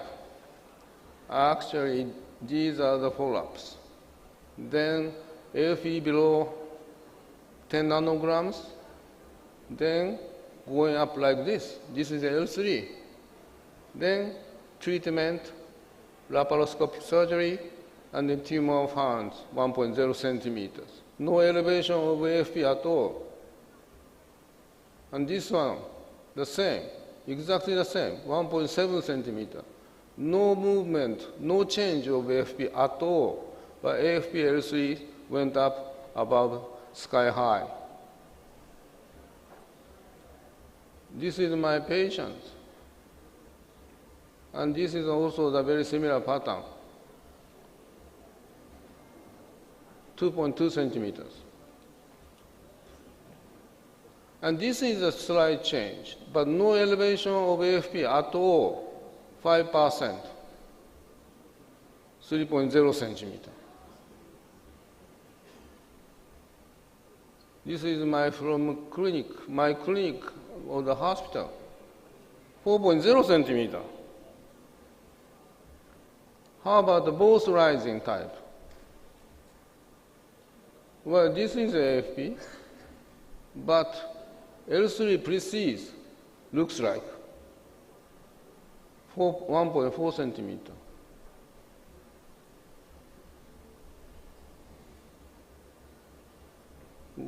Yeah, look at this one. So, one visit earlier, and if you calculate the doubling time, it's very scary. How about AFP dominant type? Certainly it went high, but also at the same time there is an elevation of L3, 2.2 centimeter. But this is again, it looks like AFP dominant, but elevation of L3 is significant. So this is the way I do follow the patients, 5.5 centimeter. So if you summarize, L3 rising type, 69%, both rising type, 15%. AFP alone is only 15%. So let me look at the guidelines. Despite AFP less 10 nanograms, still AFP L3 sharp rise can be seen. So back to the guideline again, L3. Not measurable when AFP less than 10 nanograms. No, that's not true. ASLD, generally less than, no, come on. What's about? EASL, prevent the usage of the L3 for early detection. If I don't do that, I might be sued. So way forward, L3. I think the question is standardization because there are many different kits. Not many about L3. Then a few days ago, I noticed that now AFP-L3 available countries, India is not. And then I heard also it's coming. And then I was in Beijing 2 days ago, and they made a homemade in-house own assay system to measure L3. But question remains whether the specificity and sensitivity of the two different assays or agents have to be tested. So if it's standardized, maybe we can discuss the same thing. But more way forward, well, in Japan has a cancer prevention treatment project in 51 cancer centers and major hospital study in 2006. And what we do is real-world data collection, prospective observation of all the cancer cases, not just the hepatocellular carcinoma. In my hospital, 30,000 malignancies we collected, and this is the liver. Then not just that, by prospectively collecting the data, we can check the outcome because the government check almost more than 98% cases where they are dead or alive.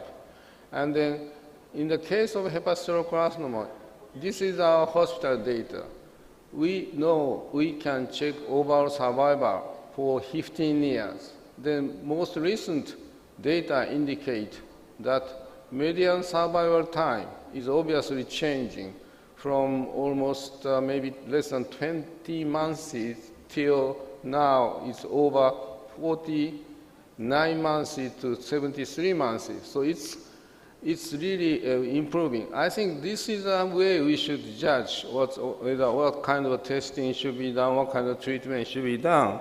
So this is a safety net to guarantee us. And in fact, even with the staging, we can tell the period between 2006 to 2014 to after 2015 looks like it's improving. But still comparing to other organs, liver is not necessarily the better ones. In addition, we started a Japan governmental project, Cancer Genomic Medicine Project, Precision Medicine project in 13 cancer centers, 32 major hospitals. Started this April 2023. What we do is in these institutions, we are able to conduct CGP, Comprehensive Genomic Analysis, under the government health insurance. 4,000 USD, but coverage is 70 to 90%. And on any advanced solid tumor malignancy cases. Expert panel meeting. After we get the data, we have to have a meeting. This looks the same as the ordinary meeting, like showing the patient's age, sex, and histology, and CT imaging. But the difference is, we are able to see what kind of mutation was found, KRAS, ARID1A, CDK2A, TP53. Then we discuss about the drivers and passenger mutation and try to find actionable drug mutation. So this is just ordinary conference with the hospital, but we can have the data of the genes, precision medicine. And in fact, now there are 5 different CGP panels available. Foundation one is famous, and the foundation one liquid is also available, and the Japanese NCC Onco panel, and then Garland, this is for the blood only. And then recently, Japanese University of Tokyo started the new systems, M.I.C.E top, that's what called. It just started. In fact, about the DNA mutation, 737 genes, about amplification, 737 amplification we can check. And the unique part of this, we can check the RNAs, transcript overexpressions, because now there are so many antibody conjugates against the expressions of the transcript. So by knowing this, we can discuss about the patient status, and then not just sensitive assay for detection of the cancer, but finding these actionable mutation or druggable mutation, we can direct the patient to drug by knowing the drivers if possible. And that's what patients really needed. So next year, we're going to have another episode, completely different topic, sorry. And hope you are coming. And Shiv-Sarin, thank you very much. And you people, I'm very, very glad to see you. And organizing committee behind the scene, thank you very much. And I may use this picture again. All those people, Koshi, and everybody. And appreciate the friendship for 40 years. Thank you very much.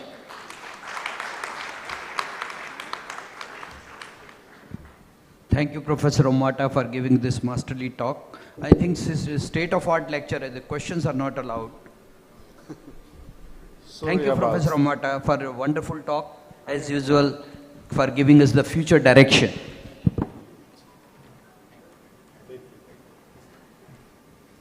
Thank you so much, sir. Thank you to the chairpersons. We can have a group photograph.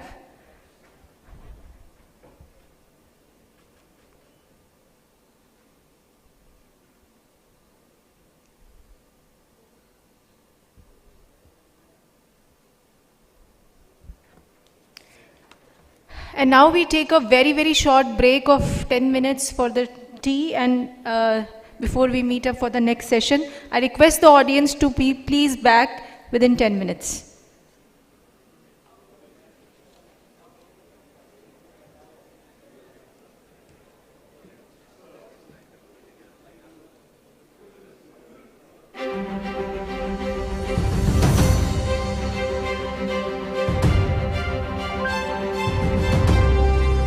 The 33rd annual meeting of the Asian Pacific Association for the Study of the Liver will be held in the cultural, historical, and scenic metropolis of Kyoto, Japan at the Kyoto International Conference Hall with the theme of the Center of Hepatology.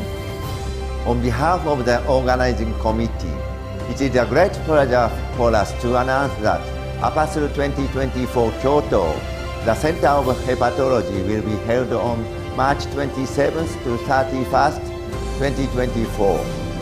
With cherry blossoms in full bloom, we are delighted to welcome you to the cultural asset of Kyoto, the old capital of Japan.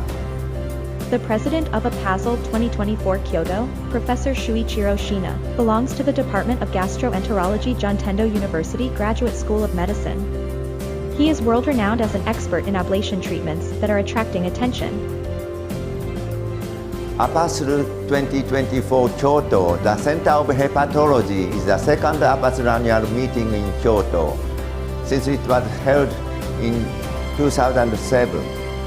At that time, there were 2,937 participants from 65 countries.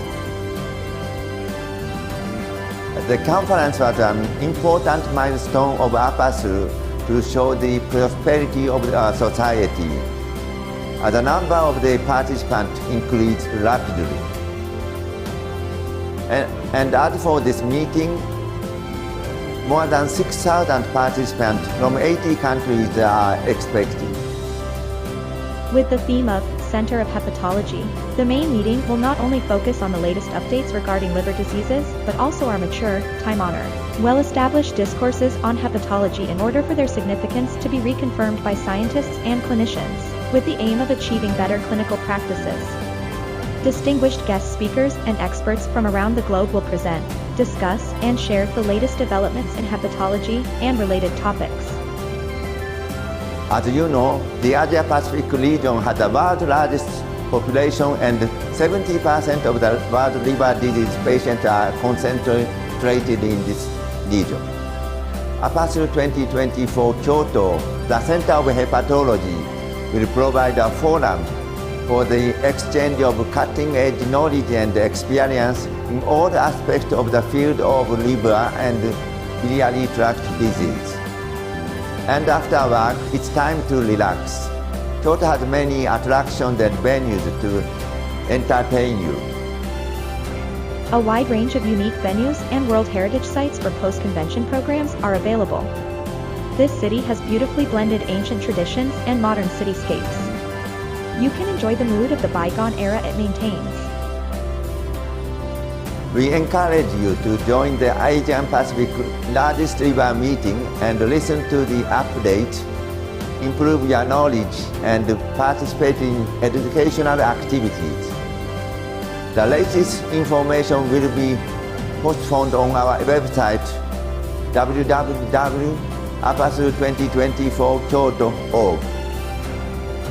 Please save the date March 27th to 31st, 2024. We are looking forward to seeing you in Kyoto with cherry blossoms in full bloom. We are certain it will be a great opportunity to share our knowledge and experience in our study. So please don't miss it.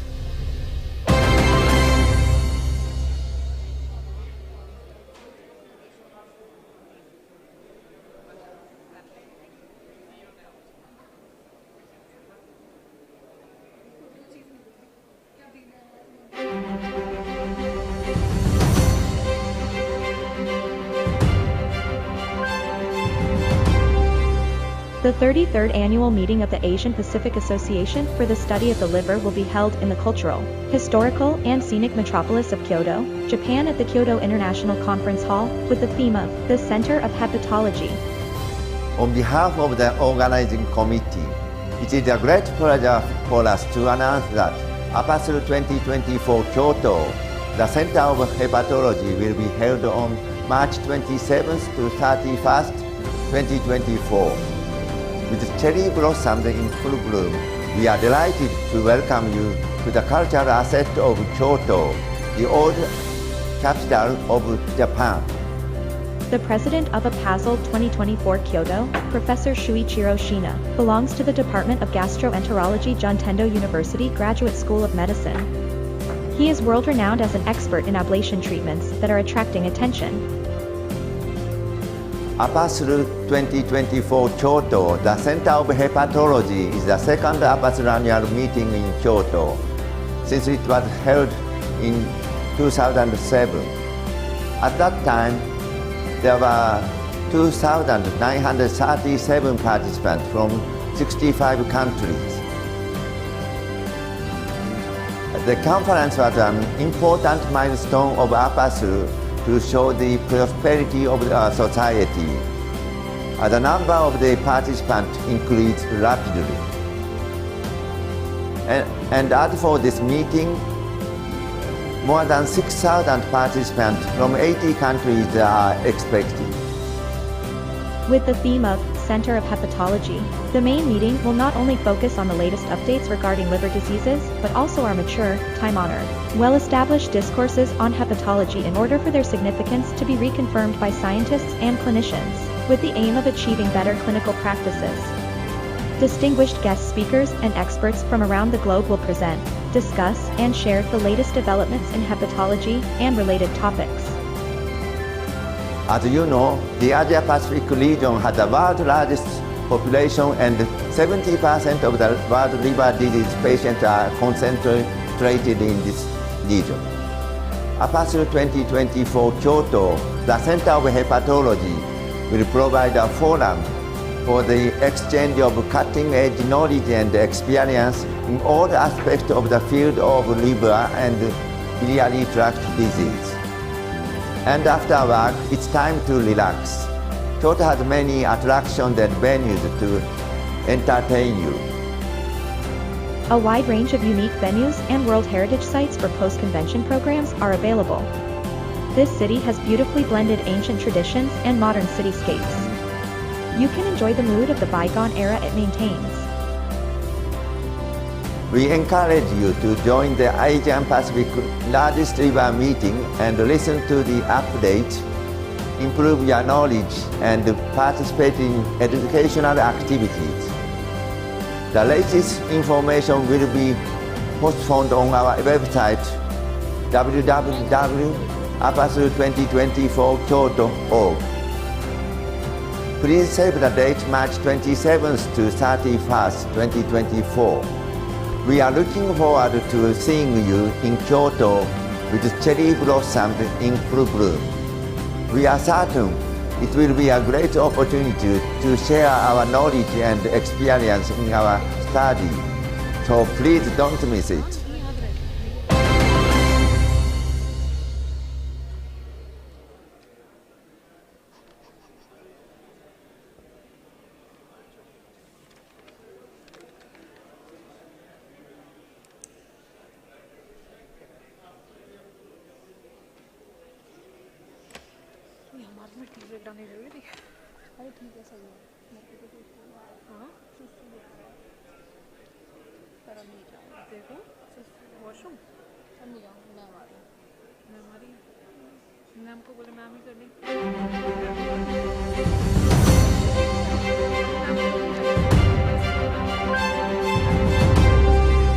The 33rd annual meeting of the Asian Pacific Association for the Study of the Liver will be held in the cultural, historical, and scenic metropolis of Kyoto, Japan at the Kyoto International Conference Hall, with the theme of the Center of Hepatology.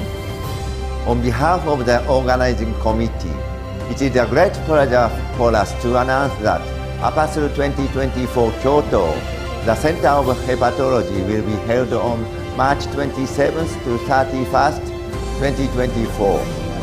With cherry blossoms in full bloom, we are delighted to welcome you to the cultural asset of Kyoto, the old capital of Japan. The president of APASL 2024 Kyoto, Professor Shuichiro Shina, belongs to the Department of Gastroenterology Juntendo University Graduate School of Medicine. He is world-renowned as an expert in ablation treatments that are attracting attention. APASL 2024 Kyoto, the Center of Hepatology, is the second APASL annual meeting in Kyoto, since it was held in 2007. At that time, there were 2,937 participants from 65 countries. The conference was an important milestone of APASL to show the prosperity of our society.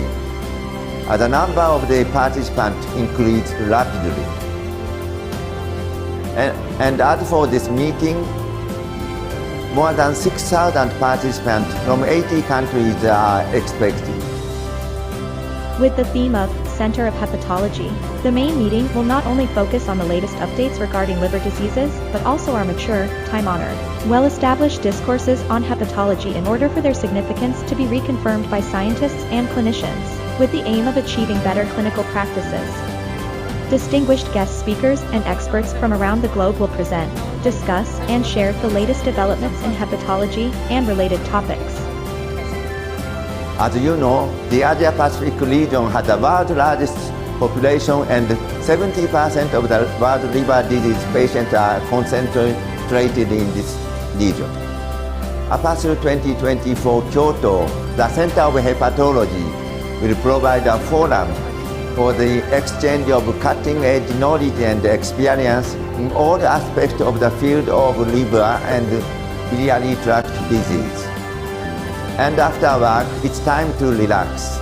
Kyoto has many attractions and venues to entertain you. A wide range of unique venues and World Heritage sites for post-convention programs are available. This city has beautifully blended ancient traditions and modern cityscapes. You can enjoy the mood of the bygone era it maintains. We encourage you to join the Asian Pacific largest river meeting and listen to the updates, improve your knowledge, and participate in educational activities.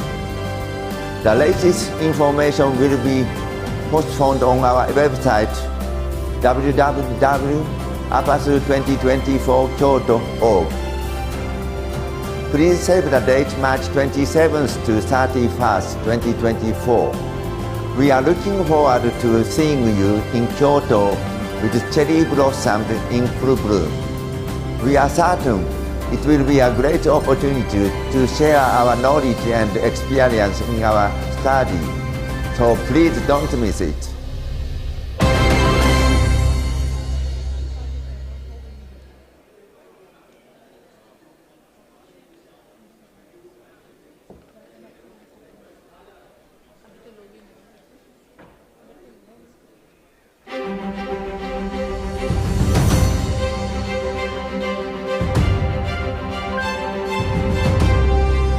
The 33rd Annual Meeting of the Asian Pacific Association.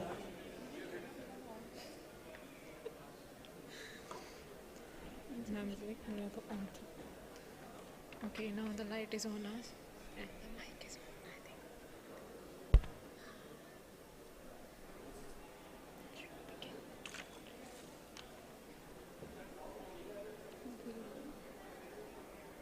What do you do?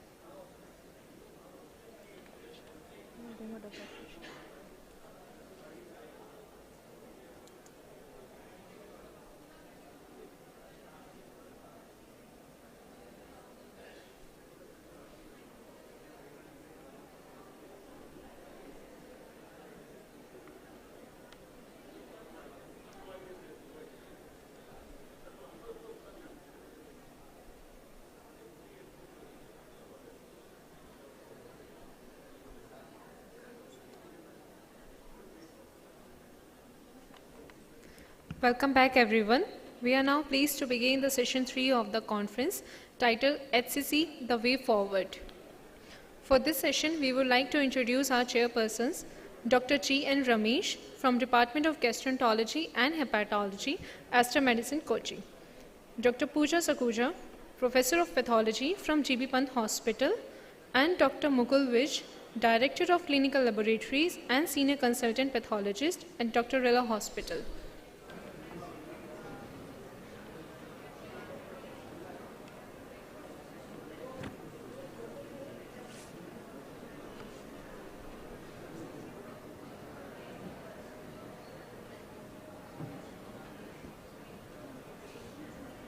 The moderators for the current session are Dr. Meenu Bajpai, Professor in Transfusion Medicines at ILBS, Dr. Sachin Palnitkar from Department of Gastroenterology and Hepatology at Deenanath Mangeshkar Hospital, Pune,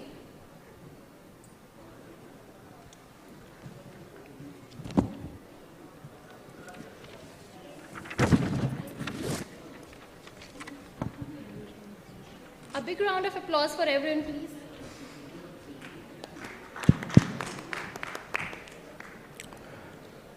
Now, I would like to request the chairpersons to introduce the first speaker and take over the session.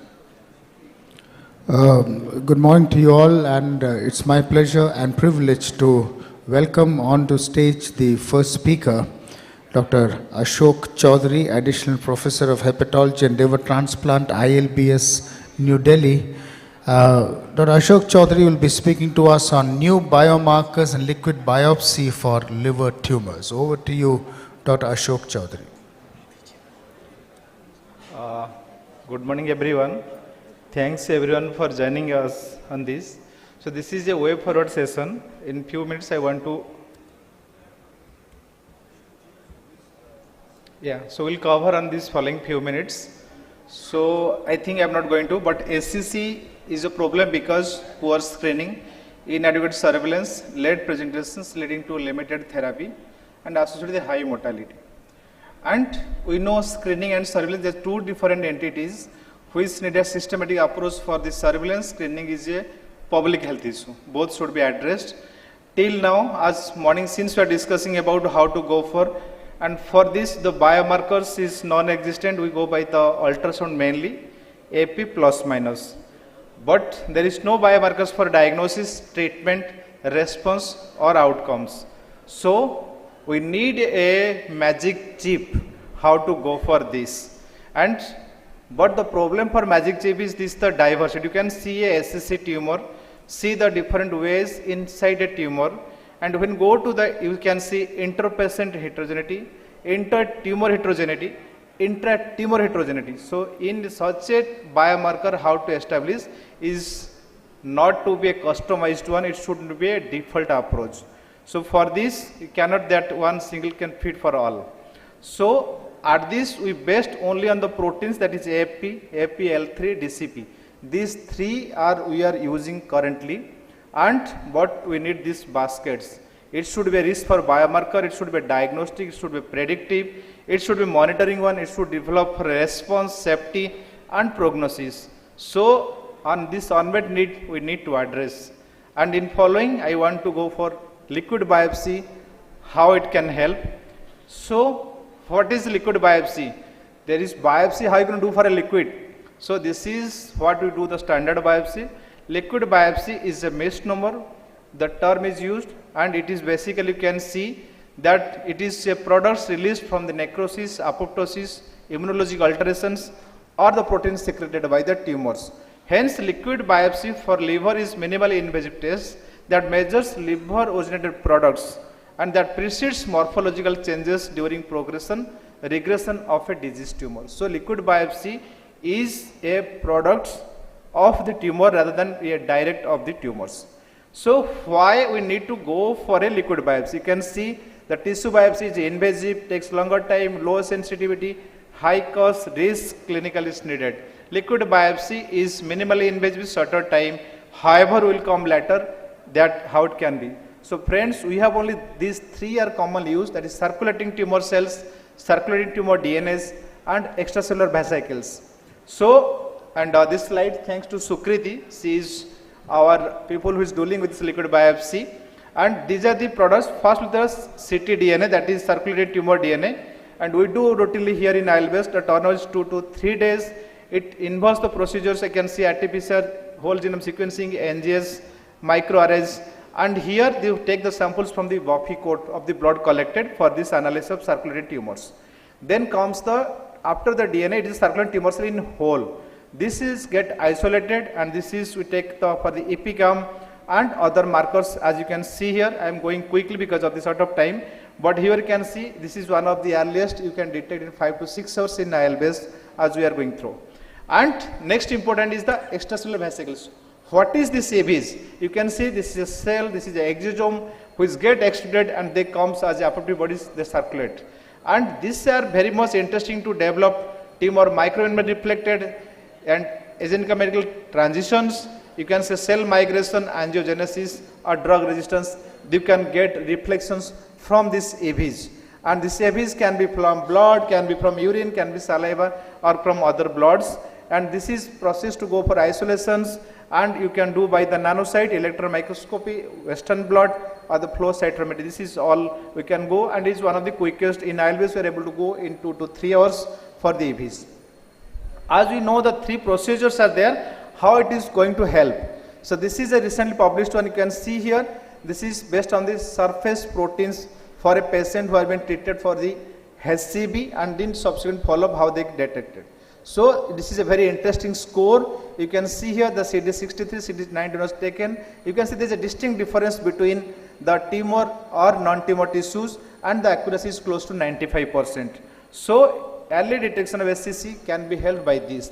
Then is very important is these are the products still needs validations. So these are the few which are on the USD-FDA radars which can come up for this extracellular vesicle related processes to consider as a part of liquid biopsy.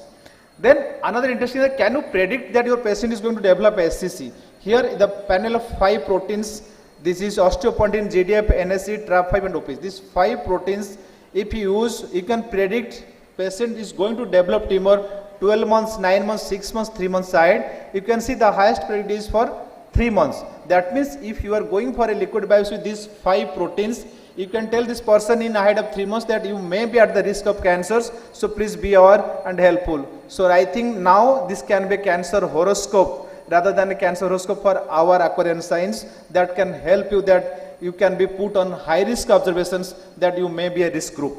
Then initially after this you can see for the treatments and how they respond. So it's a very interesting that this data. Here you can see these are the peoples who has been resected or transplanted.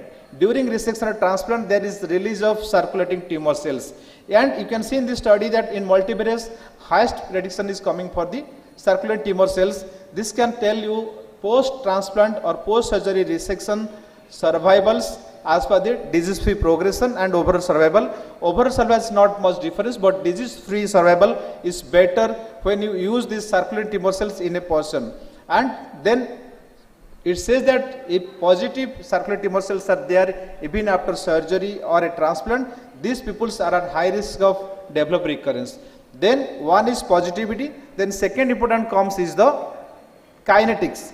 If circulating tumor cells are there on baseline day 5 or day 30, and if it is persisting or it is going down, you can see day 30 it is going down, it is still positive. So when a circulating tumor cell for a person who was transplanted is positive at 1 month, the survival is poor. And to support this, now around close to meta-analysis of 20 studies suggested that any CTC positivity or poor kinetics has implications and needs active cells. So there's CTC positivity or circulating tumor clearance are good biomarkers from the liquid biopsy point of view. Then we go to the curative therapy. Now comes to the advanced SCG for therapy and response. This is a very interesting one, which we can do everyone, not much of difference. You can see these are the people who have been undergone tests. And your sample collected -1 on the day, +1, +2, +3. Then after 1 month, you analyze these samples. You can say these people whether your test is going to respond in this patient or no by considering this score, that is cell-free DNA and circulating tumor DNA. So you have to highlight that circulating tumor DNA is fraction of the cell-free DNA. You combine, develop a score, you can tell that patients are going to happen or no. In similar way, this is another interesting where they shown that the tumor fraction. If a person as having a SCC has been undergone test, whether this disease will be defined as per the M.I.C.E criteria, how much? If there is a tumor decline, then there is more is a stable disease. If tumor decline is less, then it is likely a progressive disease. So you can say that the tumor progression, tumor stability or tumor response from this graph. Then comes to the important one, now the systemic therapies. We know this is the baskets, everyone aware of the therapies, TKI, immunotherapies are there. And this is one you can see if you are going for the TKI therapy. And these people has been taken their samples, DNA extraction, sequencing has been done, and you see to know the response. You can see that these people while on therapy, whether metastasis is going to happen or no, you can define this. And these are interesting that with AFP normal. So a person who is having AFP normal, you are giving treatment for advanced disease, still with cell-free DNA, you can able to say that how they are going to progress or regress, or and is obviously better than AFP. And similarly, this is the checkpoint trial, you know, they have shown that when you are giving immunotherapies, if PD-L1 is positive or circulating tumor cells of PD-1 absent, there is a gross difference in survival too. So whenever you are giving immunotherapy, if you are able to do their profiling of the circulating tumor cells, you can predict or you can prognosticate these patients how to go for. And these trials are still going on various drugs. You can say Ateli and Lenabib, pembrolizumab. So they are all considered this group of drugs which are in pipeline. This can help in patient selection, response, and to formulate cost-effective therapy. You can say whether TKI you want to give or you want to give immunotherapy is too costly. You can help the patients.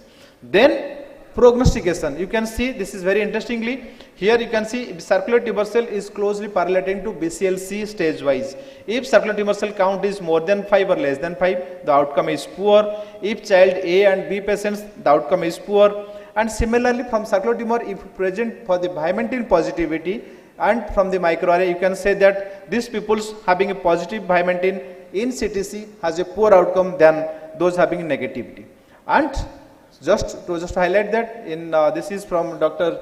Dipti, Dr. Nirupam and Gayatri, all are here. We have done a little bit on pre-SBRT and post-SBRT, but this is still needs to be published. It's unpublished data, thanks for them. And we have an active biobank repository where you can share samples, we can analyze, we can do collaborative works for this, as is the one of the first liver biobanks. And just to summarize, you see that liquid biopsy can be helpful for the surgeons who want to go for a curative therapy. If you want to go for a combination approach for the palliative test or RFA test also, it is helpful.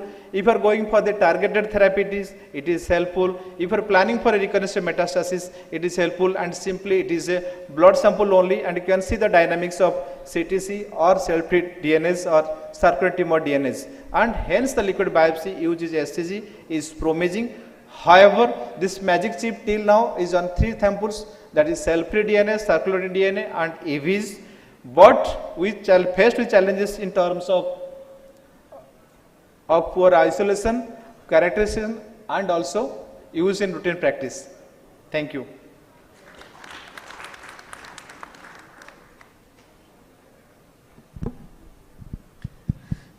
Thank you, Dr. Ashok, for the lovely presentation. And now we have a plethora of markers which you have gone through all this.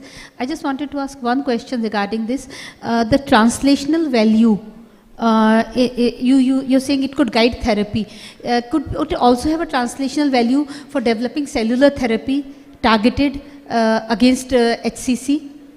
Yeah, ma'am, that is different. That is called as the customized cell-based therapy, where you can take the tumor cells in the organoids or xenografts, you give the drugs to them, see the sensitivity. So that is therapy for a personalized or customized therapy. But liquid biopsy is different, that you go for predicting, but it can be part of it. But basically, you can do this similar way. Suppose if a SCC tissue have isolated, you put in a xenograph or organoids, give drugs and see the sensitivity, if tumor cells are dying or no. And this can be in vitro. Then you can go to the in vivo future. So that can be definitely there. Jean-Charles No from France. A question about the ability of circulating tumor DNA for detection of small nodules, 1-2 centimeters, because do you think it will work? Because there is a small amount of DNA when you have 1 centimeter nodules. And second point, if you increase the depth of sequencing to have a very low VAF, variant allele frequency, the risk is false positivity. So what do you think for small nodules? I think in that case, I can, from my perspective, I can use AI algorithm. I can take some clinical data, then these values along with the liquid biopsy, and if possible or some imaging also. Because small tumors, secretor or non-secretors, you may combine multiple data to develop AI algorithm, so which can better than single modality. So that way I can help them. Thank you. We can move on to the next speaker. Thank you. Good afternoon. It's a pleasure for me to introduce the next speaker, Dr. Ashish Kumar, whom I think most of you do not need any introduction to him. I've known him since GB Pant and then ILBS, and now of course he's a professor and senior consultant of gastroenterology and hepatology at Sir Gangaram Hospital. So over you to Dr. Ashish. Dr. Ashish will be talking on pitfalls and the way forward in staging of HCC. Thank you, Dr. Pooja. It has been a long association with you since our GB Pant days. And I would like to thank Professor Sareen and Dr. Ashok for inviting me here. So I would be presenting on pitfalls and way forward in HCC staging.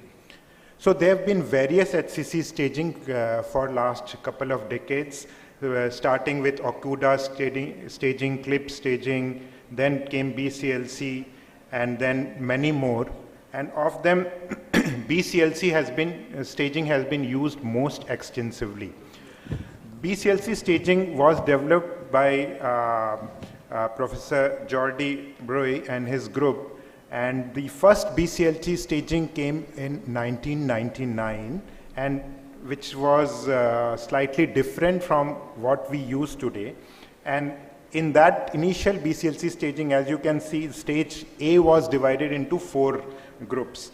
And then the main modality of treatment used to be surgical resection.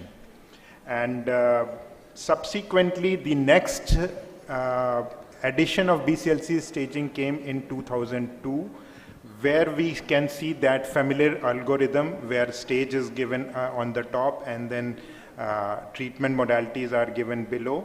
And they divided into stage A to C as those who would be given some certain form of treatment, and stage D where only palliative or symptomatic treatment would be given.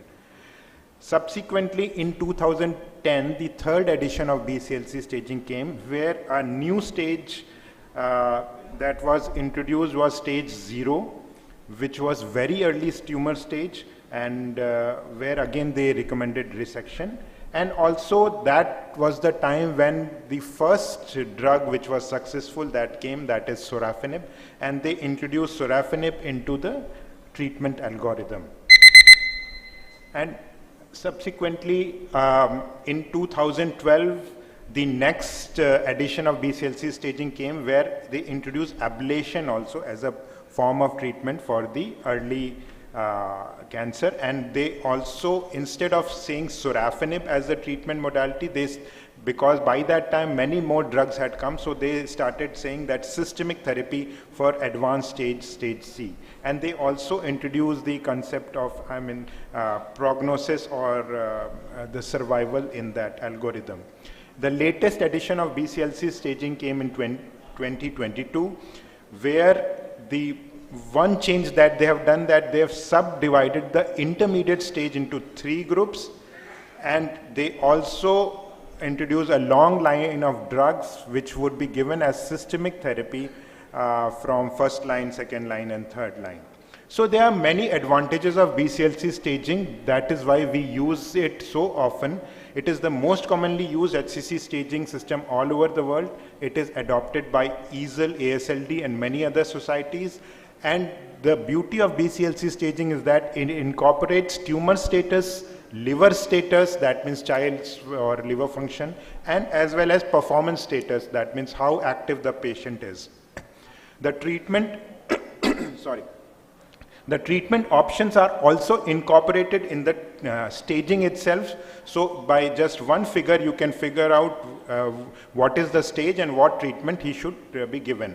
And most clinical trials on HCC now use BCLC staging. But there are certain shortcomings of the BCLC staging. There's one of the most important shortcomings which has come up recently is that we are now using combination treatment more and more. But as you can see the BCLC algorithm, there's no mention of combination treatment. Now we often use TACE plus systemic therapy, ablation plus systemic therapy, TACE plus SBRT, but all these combination treatment are not there. Second shortcoming is that TARE is missing from the algorithm. As you can see, they have mentioned TACE for the intermediate stage tumors, but TARE is missing. But we have seen that TARE is a very good modality and patients do benefit from TARE. Then downstaging is not incorporated in the algorithm. So we have, the BCLC does recommend transplant, but it does not say when to downstage before transplant or should the patient be taken up directly. And again, BCLC is not very much suited for the LDLT setting. The next shortcoming is that stage C patients, all patients are clubbed together. So if the patient has portal vein tumor thrombosis or he has extrahepatic metastasis, they all are clubbed together in a single group, that is advanced stage, and for which systemic treatment is advised. And the stage D or BCLC D patients who have small tumor but decompensated chronic liver disease, they have not given the liver transplant option. And we all know that patients who have a small tumor but decompensated cirrhosis, they would definitely benefit from liver transplantation. Again, SBRT, radiotherapy, has come up recently as a very good treatment modality, which is often used for portal vein tumor thrombosis and even small tumors as alternative to TACE. It is not mentioned in the BCLC algorithm.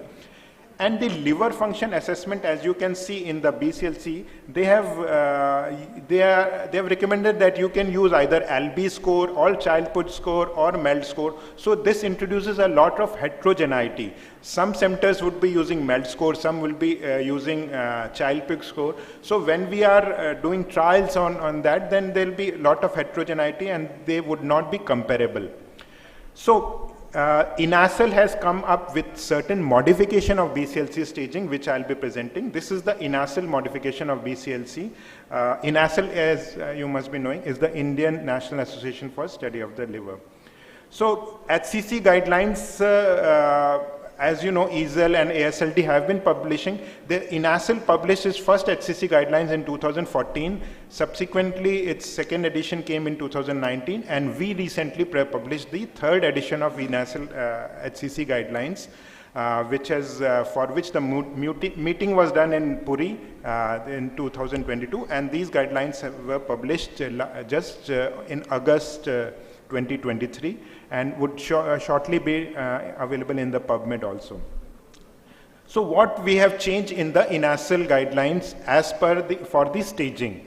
So as you can see that in the BCLC staging system, there is no mention of liver transplant criteria. They do mention that single tumor less than 3 centimeter or multiple tumor all less than 3 centimeter, which essentially means Milan criteria, but they do not mention it explicitly, and they also do not mention other expanded criteria. In INASL BCLC staging, we have clearly said that stage A, INASL BCLC stage A, are those patients who are fit, who are within the Milan criteria, and all those patients who fit into extended criteria, for example, UCSF criteria, Kyoto criteria, would be graded as in INASL BCLC stage B1.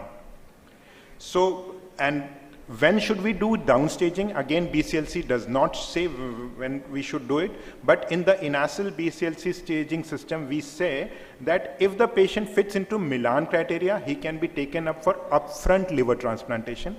If he fits into UCSF criteria, again, he can be taken up for upfront liver transplantation. But if the patient fits into any criteria, liver transplant criteria, which is beyond UCSF, then it should be preferable that we first downstage these patients before taking him for transplantation. And if liver transplantation is not available, we again say that these patients would then benefit from TACE and TARE. And there's been a definite role of downstaging. Many studies all over the world have shown that with downstaging, the survival and outcome becomes as good as the patient who fits into the Milan criteria or UCSF criteria. Even this study, which is from India, they have from the Prashant Bangui and Dr. Soin's group, they have shown that with downstaging, the patients can benefit and their survival is much better.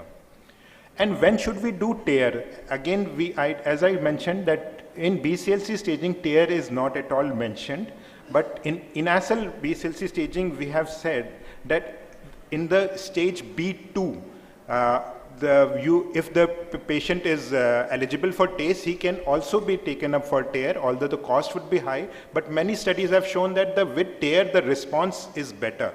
And also there's another stage, that is stage B3, where he cannot be TACE, because this is a stage where the tumor is diffuse and infiltrative.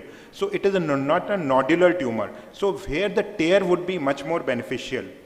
And also, many studies have shown that TACE versus TARE, the survival is better with TARE.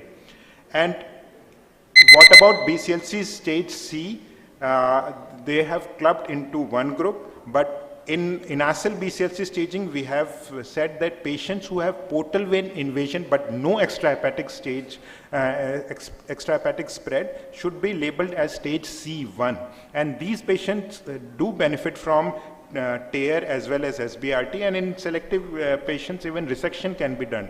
So this modality was missing from the BCLC staging. And stage C2 are those patients who have extrahepatic spread, and obviously for them systemic therapy is the best treatment. So we have subdivided stage C into two groups, stage C1 in whom loco-regional therapy in form of TARE can be given and followed by systemic therapy.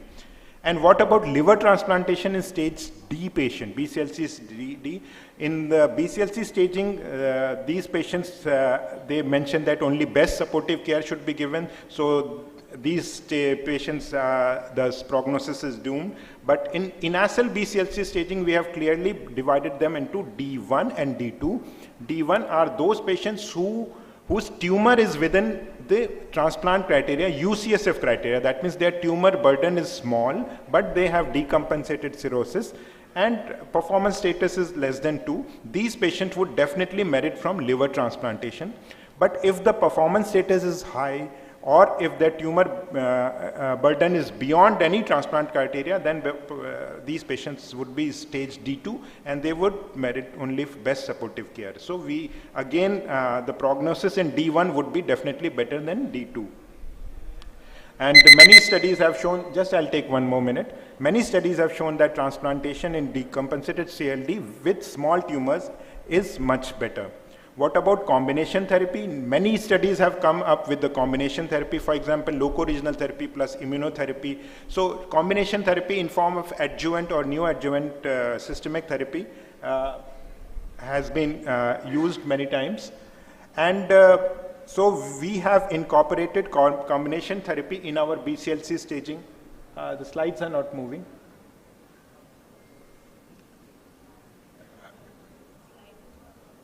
Yeah. So in the BCLC staging, we have said that in INASL BCLC staging in stage B or C, after giving loco-regional therapy, we can offer them systemic therapy and they would have better response and better overall survival.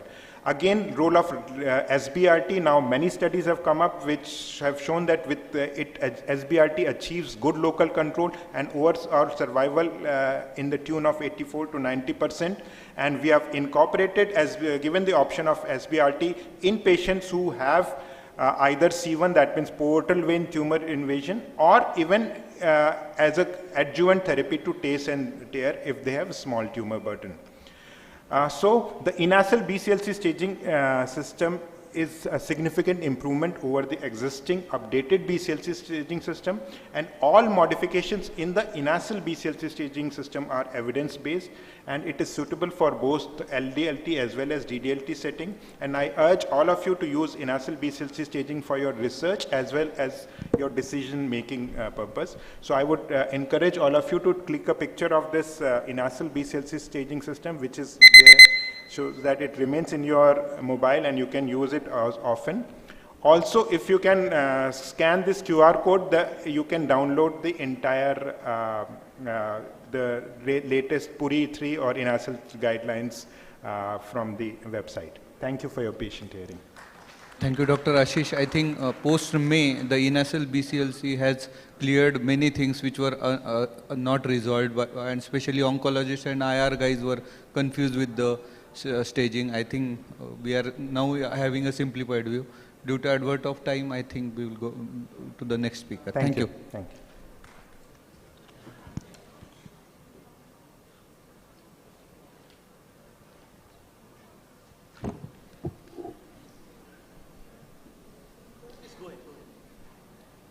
May I put a question? Sorry. Is there time for a question? Okay. Sorry.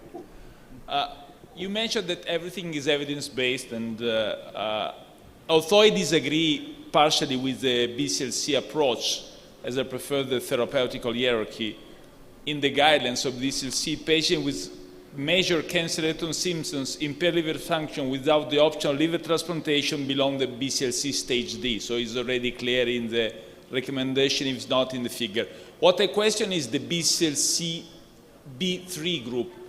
You say you recommend radioembolization rather than systemic therapy, but there is no evidence for an improvement of survival in infiltrative type 2 tumors with radioembolization.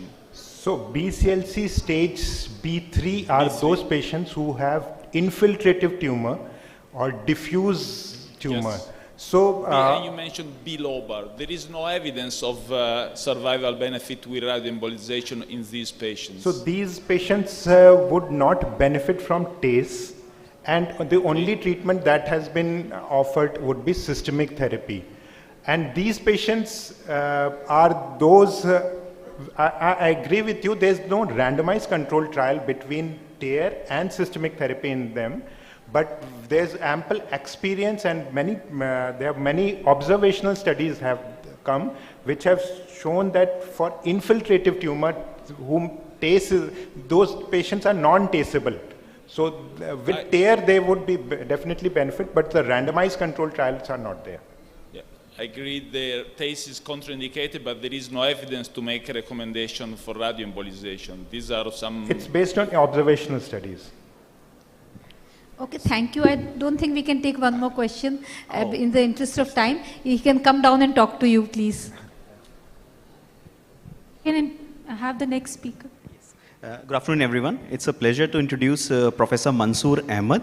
He's a professor, Division of Cancer Treatment and Diagnosis, Molecular Radiation Therapeutics, Radiation Research Program in NCI, Maryland, Bethesda, US. Welcome, sir.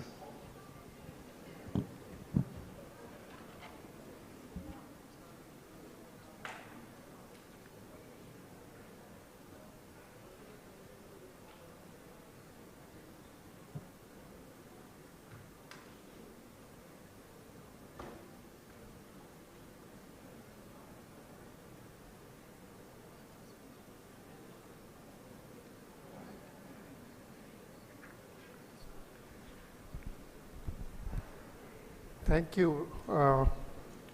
I just landed this morning, so I just came to the room, took the shower, and there was a flooding in my room. So I had to take that care, and then that's why I'm late here. So let me see here. Okay, so just to introduce you, I was working at National Cancer Institute till last month, and now I moved to Albert Einstein as the Director of Radiation Biology and Molecular Therapeutics. So I was before a program director, and I was running the, coordinating the NCI Hepatocellular Cancer Interest Group at NCI at Radiation Research Program. So the whole idea of the group, the reason why I wanted to introduce you to this interest group is that this is open to the members worldwide, where you can participate virtual meetings every month. Basically, I mean, HCC is also very common in United States. So the interest group was created to catalyze the progress on the use of radiotherapy in the management of HCC. So the goals of the group is to suggest how RT should be implemented in the management of HCC, as well as identify future directions for the study of RT in HCC.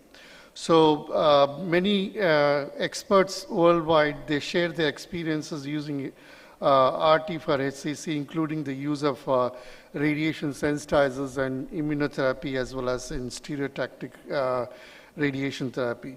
We also discussed the preclinical studies, importance of preclinical studies in designing clinical trial concepts for HCC, as well as to utilize the biomarkers of response. So Dr. Guha, he is also on the way. He is the chairperson for this group. Basically, the agenda is created in collaboration with the members of the group every month, and the whole idea is to create a lot of clinical trial concepts and also think tank working group internationally to identify the challenges in this area. So some of the summary of work what we have done before is one of the workshops we conducted in 2018. In fact, ILBS also participated in that workshop where we collaborated with AACR and AASLD to look into the future directions and indications in hepatocellular carcinoma. And this publication was published in Cancer Research in 2019. There are various clinical trial concepts that emanated from this interest group. Just to give you an example here, one of the concepts is the addition of SBRT to TRACE that could improve the outcomes of patients with unresectable hepatocellular carcinoma. So these data was published in 2020. And the other concept was use of sorafenib with SBRT that could improve the outcomes of patients with unresectable hepatocellular carcinoma. Again, this is an ongoing trial.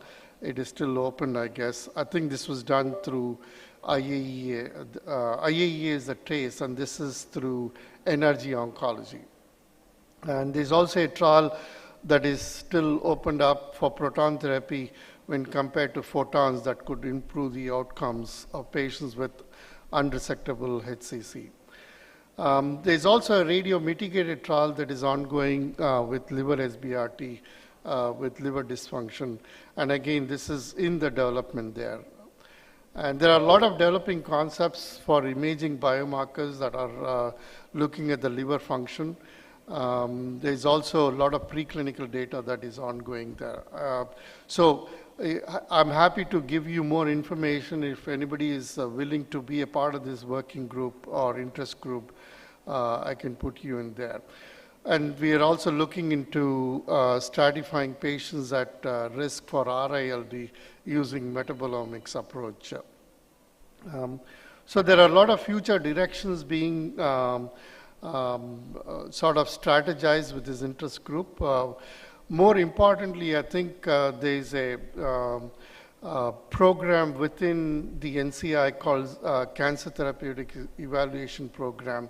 So they have pharma agents to collaborate with pharmaceutical companies and academic partnership in order to develop clinical trial concepts. So if anyone is interested in those agents to develop preclinical concepts as well as clinical trial concepts, I'm here to help and shepherd the things for you guys. So I thought this would all be an interest also for you guys. NCI is also running a immunoradiotherapy working group. This was started under the auspices of Cancer Moonshot, which is a network called Immuno-Oncology Translational Network. And again, here, basically, how to understand and optimize, implement, and enhance the interaction between radiotherapy, immunotherapy, and the host anti-tumor immunity to identify the barriers that limit the research and also serve as a source for knowledge, innovation, methodology, consultation, collaboration, together to seek to overcome these barriers. Basically, there are 3 chairs for this working group. One is a radiation oncologist, Zach Morris. One is a surgical oncologist, Andrew Sikora. And Samir is the medical oncologist there.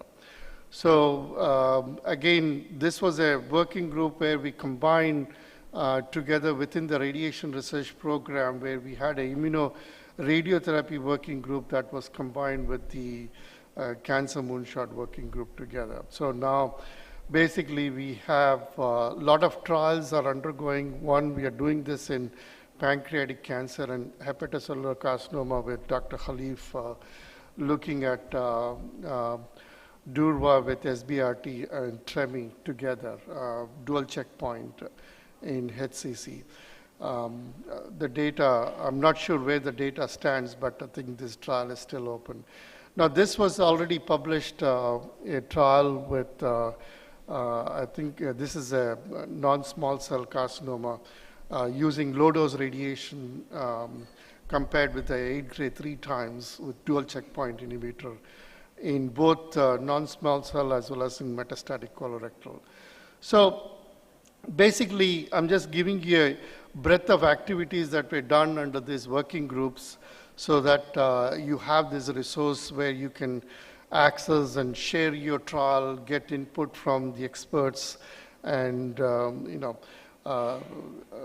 and help you to design better trials and better immuno biomarkers through this group. So we are currently having a meeting in January addressing various challenges, particularly with the dose fractions.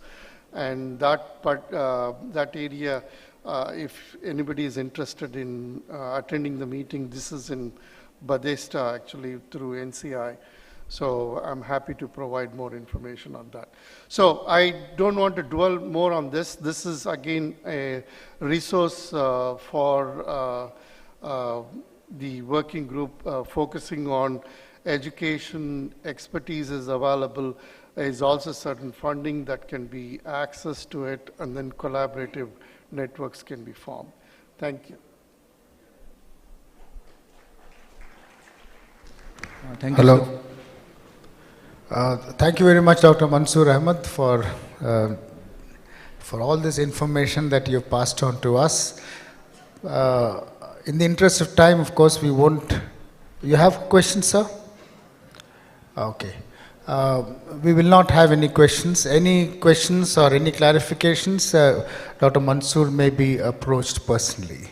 Thank you very much for this opportunity. And thanks for the co-chairs and the moderators. Please assemble for a group photo.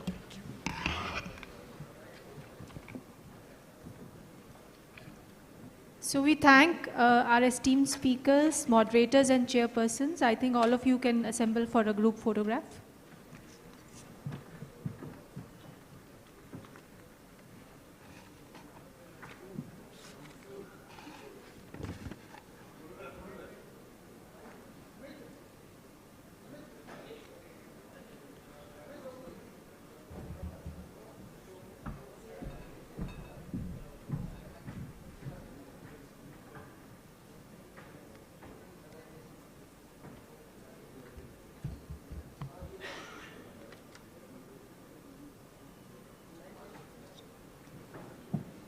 Thank you, everyone. A big round of applause. So we now move on to the next session, the keynote lecture, and it's a privilege to welcome Professor Mohammad Islam for this lecture. And before I invite him, I would take this opportunity to invite the chairpersons of this session, Professor S.K. Sareen, Director, Institute of Liver and Biliary Sciences, and Dr. Jean Charles Nault. Dr. Jean Charles Nault is a leading hepatologist working in the Bobigny Hospital, France, and is involved in translational research in HCC and adenoma. So we welcome both the chairpersons, and I request the chairpersons to please introduce Professor Mohammad Islam. Thank you. It's a great pleasure for me also to be here, and with Professor Sareen, and it's a great pleasure to introduce our speaker for the keynote lectures.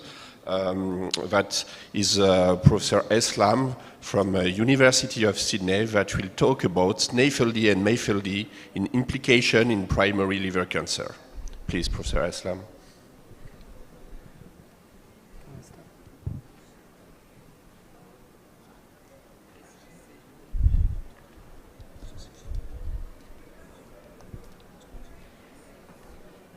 Thank you so much for the kind introduction. I would like first to thank the organizer, particularly Professor Sim and Professor Chaudhry, for having me today. So I will give you a brief overview on the implication of NAFLD or MAFLD in primary liver cancer. So in this talk, I would try to touch in few aspects: the MAFLD and HCC trends, present and future, the risk factors that predisposing patients with fatty liver disease to develop HCC, and then we move, should we screen this patient, and if so, how can we do it? So to start off, this is a color-coded map, and the dark blue is the areas with the highest incidence, and it clusters to the sub-Saharan African and the Southeastern Asia, whereas hepatocellular carcinoma is predominantly related to hepatitis B. The rest you can see which color you like and map it to the country you think of. But why focus on Asia for HCC? So apart from being a home to more than half of the global population, basically this region by far had the highest burden of liver cancer, with more than 70% of all cancer incidents or mortality occur on this region. In addition, it also has more than 60% of all liver disease-related mortality. However, digging deeper in the epidemiology of HCC in Asia, the Asian Pacific region, admittedly a heterogeneous group of countries, and it has a large variability into the risk of HCC. So this variation might be due to difference in risk factors or the development of health systems between one country or another. But whether you look at the bottom of the slide with the highest incidence or the top of it with the lowest, indeed there is a marked men to women discrepancy, with men are more likely 2 to 4 times to develop HCC compared to the women, irrespective of the region or the other risk factors. And indeed, we are living now into the modern world of hepatocellular carcinoma, so which is the world of treated viral hepatitis. So with the introduction of these for treatment of chronic hepatitis C, the widespread adoption of screening, vaccination, and treatment of hepatitis B, in sharp contrast, there is a marked increase into the alcohol abuse, the metabolic dysfunction, obesity, and diabetes. Therefore, we are witnessing at the moment a dramatic transition for the underlying causes of hepatocellular carcinoma from viral to non-viral. And MAFLD at the moment is the most rapidly growing cause of HCC. So, and you are familiar with MAFLD or metabolic dysfunction associated fatty liver disease, which is a condition started by abnormal accumulation on fat in the liver or hepatic steatosis that may progress in a subgroup of patients, nearly 20 to 25%, to develop inflammation or steatohepatitis that may further progress to develop cirrhosis. And once you have a cirrhosis, the risk of hepatocellular carcinoma increases substantially. But there is also this group of patients, as you can see, who can develop cancer in absence of cirrhosis. And I will get back to this point in a tick from now. And with the recent redefinition of fatty liver disease, with the movement from NAFLD to MAFLD, there are many studies have looked for comparing the utility of the two definitions. Here is, for example, a Swiss cohort, more than 900 subjects with fatty liver disease-related HCC, and they have shown that the utility of MAFLD has a superior utility than the NAFLD definition for identifying patients with the worst liver function, severe portal hypertension, and those who are less likely to receive a curative therapy. Indeed, the similar findings have been shown to other conditions like liver fibrosis, mortality, and extrahepatic manifestation. But whether you call it NAFLD or MAFLD, it's up to you.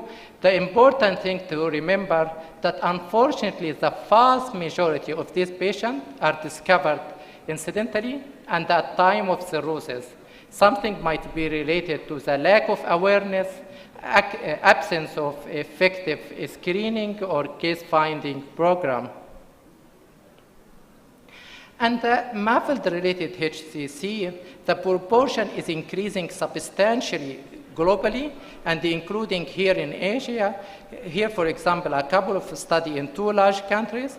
For example, in Korea, you can see that there is a jump between 4% at 2000 to more than 12% at 2020. Similarly, in Japan, the proportion of patients with non-viral hepatitis has substantially increased between just 10% in 1991 to more than 32% in 2010. And even in the future, this increase is expected to continue. And here a projection model that looked for 6 Asian countries, and you can see across all of these countries by 2030 there will be a significant increase in cases of MAFLD-related HCC that varies between around, for example, 47% in Japan up to 85% increase in Taiwan. And I also want to talk a little bit on this entity of MAFLD-related HCC that developed in non-cirrhotic patients. So this observation has been started usually in some small case reports in a surgical resection, and then has been replicated across multiple studies in various parts of the world. Here's, for example, a study 87 Japanese patients with histologically proven steatohepatitis. Surprisingly, almost half of them have developed HCC in absence of cirrhosis. This was confirmed in a recent meta-analysis that showed that patients with MAFLD are more likely 2.5 times to develop HCC in absence of cirrhosis compared to other causes of liver disease. Adding to the complexity of the MAFLD-related HCC, so it's not only it's increasing in incidence and prevalence and can develop in absence of cirrhosis, which represent a major clinical challenge. Some studies suggest also that they may have a worse prognosis. They may be less likely to receive a curative therapy and tend to have a worse survival by nearly 5 months compared to patients with viral hepatitis-related HCC. The other important thing that I would like to bring is as well this potential interaction between fatty liver disease and viral hepatitis, particularly hepatitis B, in increasing the risk of HCC. So here you can see that patients who have chronic hepatitis B with coexisting MAFLD, they are more likely to have a significant increase into the risk of hepatocellular carcinoma. Conversely, the previous HBV infection in patients with fatty liver disease is also increasing the risk of hepatocellular carcinoma. So with the endemicity of HBV infection in our Asian region and the significant increase we are seeing at the moment in MAFLD and other metabolic dysfunction, you can see that this is the evil recipe that continue to increase the risk of HCC in the coming decades.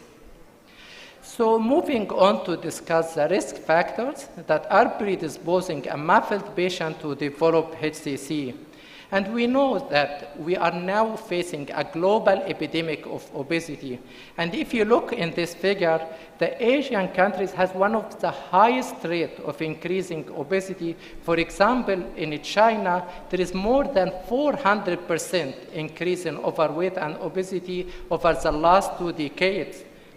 And there is a significant association between obesity and liver cancer. Here is, for example, a large meta-analysis looked at 28 prospective studies, more than 8 million participants. You can see a dose-dependent increased risk of liver cancer with increasing the BMI. Diabetes, as another manifestation of metabolic dysfunction, is increasing globally. And it's expected that by 2030, the largest population of diabetic patients will be present here in India and in China, with 4 other Asian countries are among the top 10 countries with diabetes, namely Bangladesh, Pakistan, Indonesia, and Philippines. So it's not hard to see that both obesity and diabetes will continue to drive the risk of hepatocellular carcinoma in the upcoming years. And diabetes is consistently and robustly associated with the risk of cancer and increasing the risk between 2 to 3-fold. And the important thing also to consider here that the more your patient have metabolic risk factor, the higher the risk of hepatocellular carcinoma.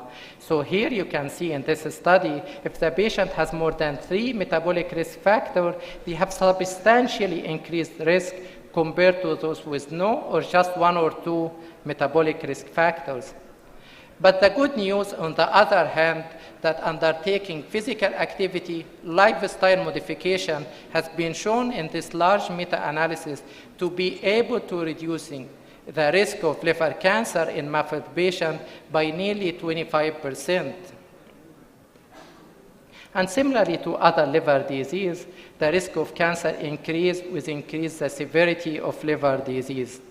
Last but not least, our genetic makeup is a major determinant of the susceptibility of hepatocellular carcinoma. So if we take, for example, the BMPL3 polymorphism as one of the most studied variants, that has been replicated across different geographic regions, different ethnicity. So if you can see here in red, patient with the risk genotype or the GG has substantially increased the risk of cancer compared to subjects who are not carrying the risk genotype. And similarly, again, the more risk variant you have, the higher your chance of developing hepatocellular carcinoma. So here, if you look, if patient has a 3 risk variant from the MPOT7, BMPL3, TM6F2, increasing the risk of HCC by more than 7-fold compared to those with no risk alleles. So based on this, should we screen the MAFLD patient for HCC or not? So according to the ABASL guideline, for patients who are cirrhotic, it's more straightforward, similar to other liver diseases. All patients with cirrhosis and MAFLD are eligible for screening, and this can be done by ultrasound plus or minus alpha-fetoprotein every 6 months. However, the especially challenge for patients with fatty liver disease are this large group of who develop HCC in absence of cirrhosis.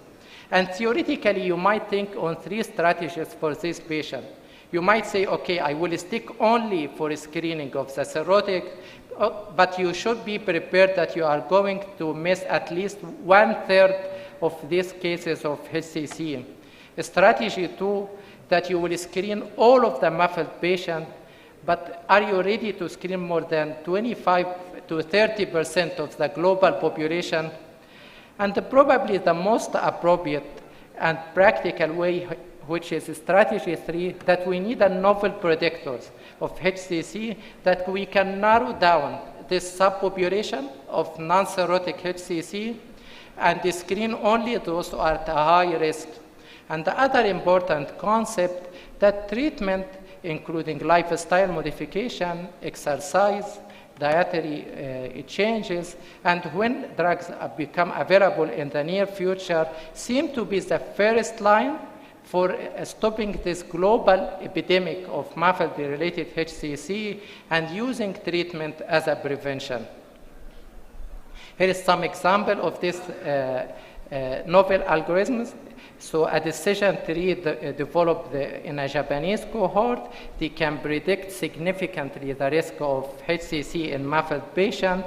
We also, in collaboration with the Nordic Bioscience, we identified some collagen-related biomarker, which is the Brucis3, Brucis3X, and Brucis6, that have a high ability to detect patients who are at high risk of HCC and MAFLD, but it needs to be further validated in a larger cohort before it's recommended into clinical practice. So I want to conclude by saying that MAFLD and HCC trends, it will become the major cause of HCC in the near future, driven by the increasing in obesity, diabetes, and metabolic dysfunction. Should we screen? Yes, in subgroup of patients. How? Using ultrasound plus or minus alpha-fetoprotein. For cirrhosis, it's straightforward. Screen all of the patients. Without cirrhosis, at the moment, is not recommended because it's not cost-effective. We still need more novel biomarker and risk prediction algorithm. And the final message that I want to leave you with is that focusing on prevention, including lifestyle modification, undertaking exercise, at the moment is the most effective measure to reduce this burden of HCC and MAFLD. And thank you so much for your attention. Thank you, Professor Eslam, firstly for finishing before time. And an outstanding message. For people who are here, I must say, the change in terminology from NA, no questions, keynote address. Change in terminology from NAFLD to MAFLD was done by Professor Eslam. And that paper was published in multiple journals, Nature, JHAP. In fact, JHAP, it has been cited 2,470 times, which is the reason JHAP has gone up in its citation. Thanks to you. Thank you so much. Second, Eslam also gave the concept to the world, along with Jacob George, of metabolically healthy and metabolically unhealthy obesity, and lean and normal weight, unhealthy, metabolically unhealthy, and lean and normal weight, metabolically healthy. So that was a Nature paper. So we salute you for these two seminal works, and we thank you for coming all the way and giving this talk. Thank you so much. Thank you. Thank you so much, sir. You can have a group photograph.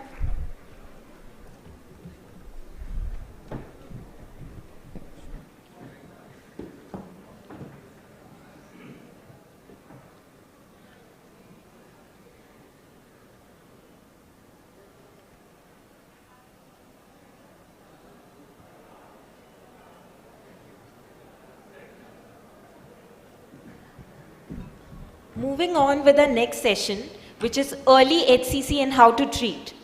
The chairpersons for the session are Dr. Sandeep Najhavan, Department of Gastroenterology, Savai Man Singh Medical College, Jaipur. Dr. Monica Jain, Department of Gastroenterology, Sri Balaji Action Medical Institute, New Delhi, and Dr. Anand Sharma, Department of Gastroenterology, AIIMS, Rishikesh. I welcome the chairpersons on the stage, please. I would like to request all the moderators, Dr. Pankaj Tyagi, Department of Gastroenterologist, M.I.C.E. Super Specialty Hospital, New Delhi, Dr. Chitranshu Vasisht, Associate Professor, Hepatology, ILBS, Dr. Sanabaz B. Kalu, Vascular and Interventional Radiologist, M.I.C.E. Hospital, and Dr. Junaid Ahmed Khan, Department of Gastroenterology and Hepatology. I would like to request all the chairpersons to introduce the speakers. Thank you. Good afternoon, everyone. We come to the session of early HCC, how to treat, and we have got 3 lectures in this. The first lecture will be on LR4 lesion or LR3 lesion with high AFP, whether to treat or not. The speaker is Suyash Kulkarni. So I request him to deliver his lecture. He's absent? So we go to the second lecture? Yeah. So we move on to the second lecture, that is microwave, cryo or extraporation, where they stand. And the speaker is Suchiro Shina. Good afternoon, ladies and gentlemen. Today I will talk about microwave ablation, cryoablation, and irreversible electroporation, where they stand. I'm Dr. Shuichiro Shina of Juntendo University, Tokyo, Japan.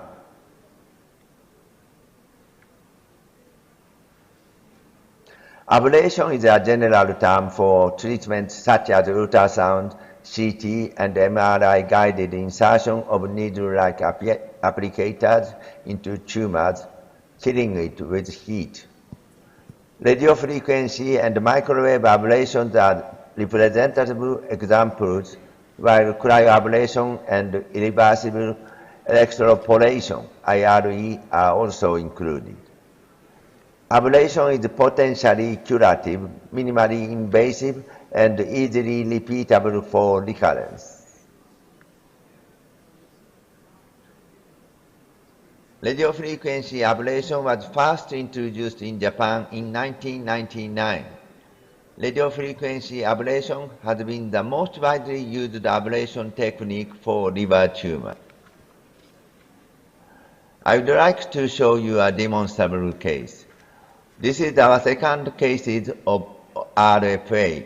48-year-old man was found to have a tumor of 3.6 centimeters adjacent to infravena cava in February 1999. This is a CT scan a day after radiofrequency ablation, which demonstrated the entire tumor necrosis. Some doctors say that radiofrequency ablation cannot ablate tumors adjacent to large vessels entirely because of heat sink effect.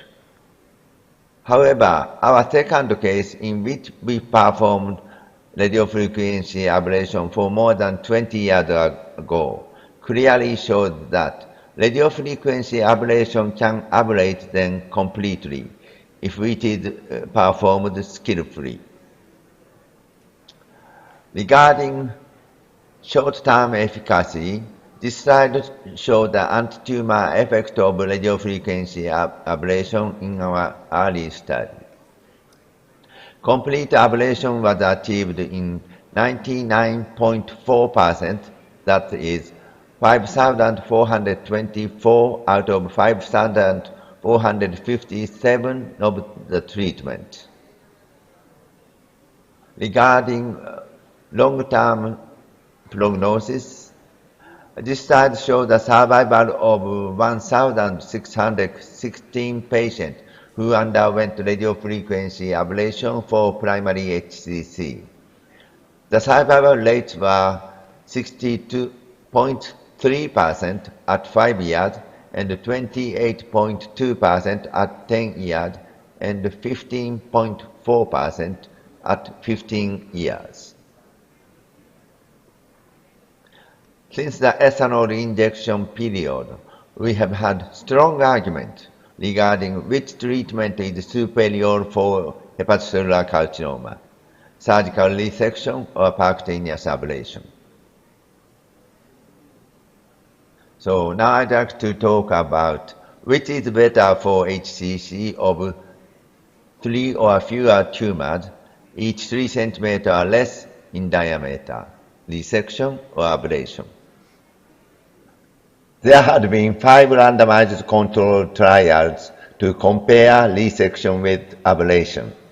Of the 5 randomized controlled trials, one showed that surgery was associated with better survival than radiofrequency ablation, whereas the other 5 did not show significant differences. Thus, in Japan, we conducted a multi-center randomized controlled trial that is called SURF trial to compare surgery with radiofrequency ablation.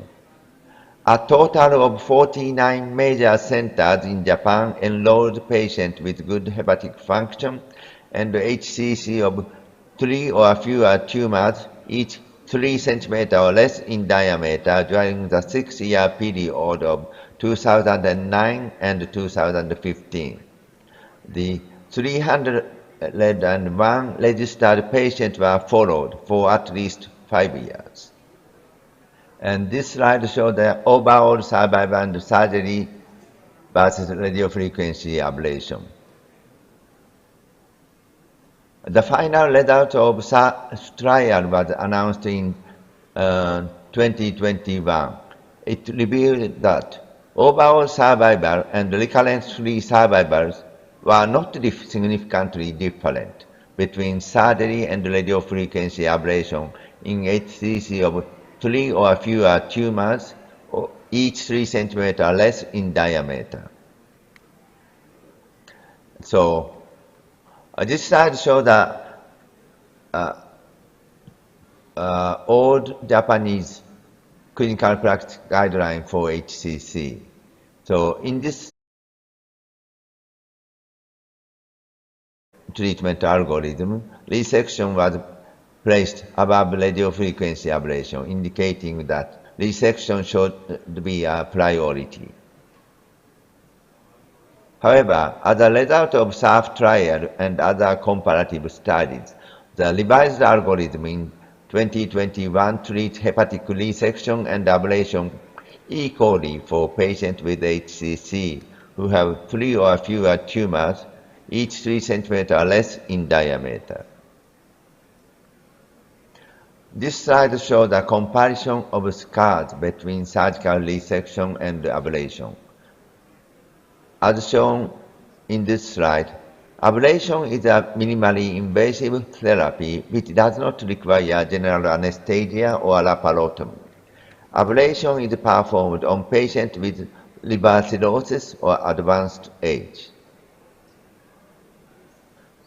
So the question, which is better for HCC of 3 or fewer tumors, each 3 centimeters or less in diameter, resection or ablation? I think ablation may be better because overall survival and recurrence-free survival are not different, and ablation is much less invasive. However, there may be prerequisites. I will talk about them later. This slide shows the number of publications on each ablation for hepatocellular carcinoma. The number of publications on RFA has been the largest. MWA is the second, which has been rapidly increasing. Compared with the two, that on cryoablation or IRE has been much smaller. The number of these daily ablations may be further different from the publications. New generation microwave ablation system incorporating antenna cooling and high power generation have attracted attention. Now, I would like to show how we perform new generation microwave ablation. The procedure is quite similar to that of radiofrequency ablation. Under ultrasound guidance, we insert an applicator into the tumor. When we start ablation, gas bubbles are generated by heat. Ablation is complete when the entire tumor is covered by gas bubbles.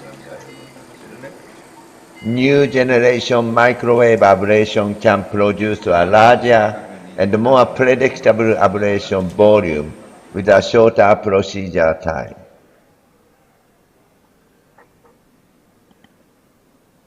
I would like to show you a demonstrable case. This is an 80-year-old man who was found to have a 4 cm HCC beneath the diaphragm in segment 8. And we performed microwave ablation with artificial ascites technique. CT a day after ablation showed the entire tumor necrosis. And this slide shows the number of cases treated with radiofrequency ablation or microwave ablation at our institution. We have performed more microwave ablation than radiofrequency ablation recently. Accumulated number of microwave ablation cases by December 2022 is 1,523. Many high-volume centers of ablation in Japan have now introduced new generation microwave ablation for liver tumor. Cryoablation uses freezing to destroy cancer tissue.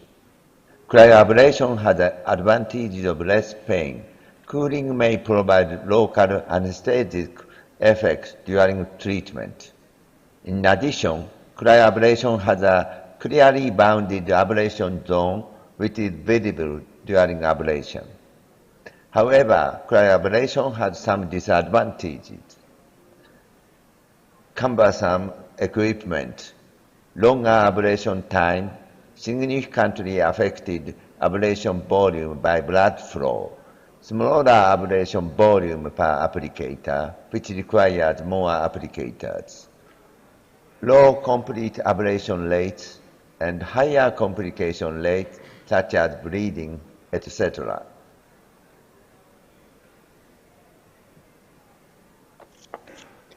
Reversible electroporation is a tissue ablation technique that delivers electrical pulses to produce cell necrosis through irreversible cell membrane permeabilization. IRE affects only the cell membrane and no other structure in the tissue. IRE is available for a tumor adjacent to a major Grison's capsule.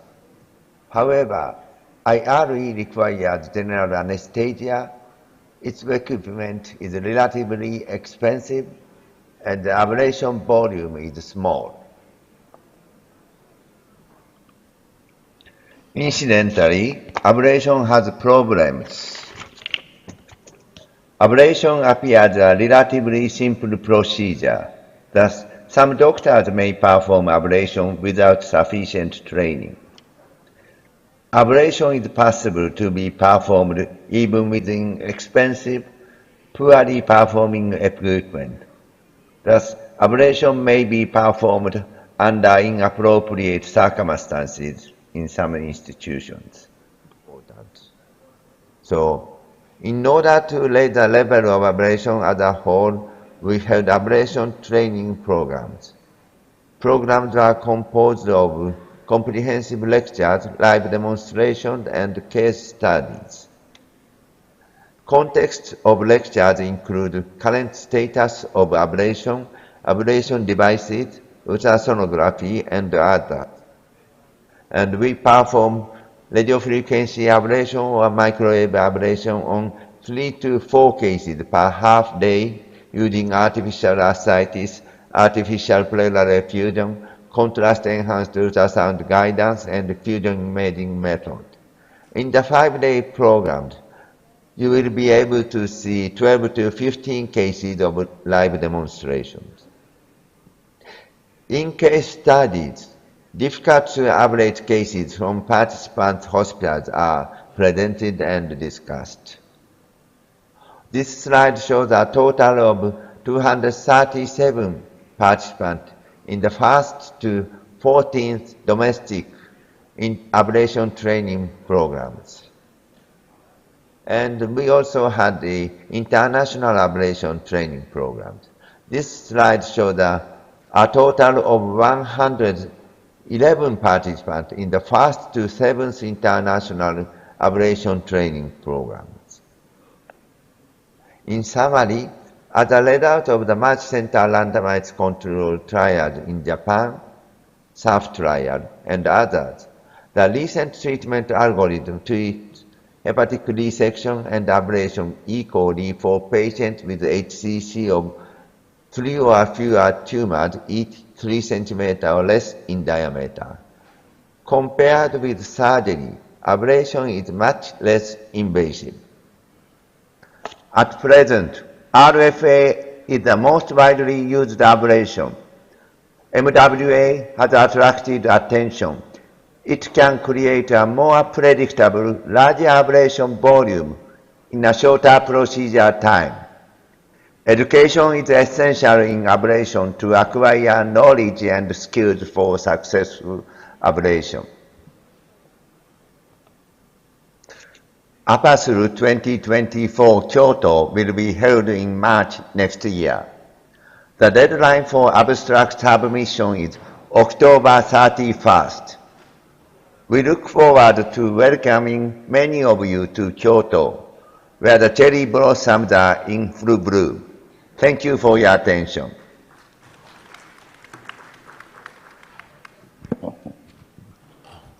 We can have one question from the floor or from moderators.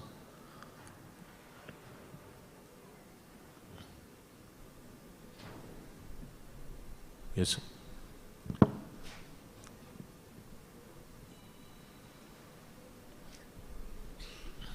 Am I audible, sir? Am I audible? And Dr. Sareen has a question. Yes, sir. Professor Sheena, it's a pleasure. As president of the APSL, we would have loved to have you with us, but we know you could not travel. My question is, can you do a biopsy at the same time as you are doing a microwave or a RFA? Yes, can you hear me? Yes. So, recently, at the beginning of our study, we did a lot of biopsy. If the patient has 3 tumors, we did biopsy from 3 nodules. And if the patient has recurrence, we also do biopsy again. But so nowadays we don't do biopsy if the patient has a very classical radiologic finding of HCC. We don't think we do biopsy in cases with classical HCC because it may increase the seeding dissemination ratio. Actually, at the beginning of our study, the seeding ratio was almost 1%, but nowadays 0.1%. It's mainly because we do not biopsy so frequently now. But we do biopsy if the radiologic findings do not show very classical HCC pattern. But sometimes if the tumor is large enough, we do biopsy after ablation, after microwave ablation or radiofrequency ablation. Immediately after ablation, we do ultrasound guided biopsy to get the specimen. Usually, in that time, we use 16 gauge biopsy needle to get larger biopsy specimen. It will decrease it will not cause the seeding of the malignant tumor. That's why we do biopsy not before the ablation, but after the ablation. Yes. Yeah, thank you, Dr. Sheena, for an excellent talk. I think he required big round of applause, please. Thank you. Now we go to the next session. Can I add one line to that biopsy thing? I am audible? Yeah, regarding biopsy, it is feasible to do biopsy both in cases with RFA as well as the microwave. But given the equipment we have commercially available, it is easier to do a biopsy with RFA because the needle diameter length is more compatible with the biopsy gun than with the microwave. But yes, it is possible, but more easier in case of RFA. Thank you. Thank you. Next in line we have multifocal small lesions, how to go in absence of liver transplant. The speaker is Dr. Thomas Yao, who is a consultant medical oncologist, honorary clinical associate professor, Department of Medical Oncology, University of Hong Kong and China. Dr. Thomas Yao, please.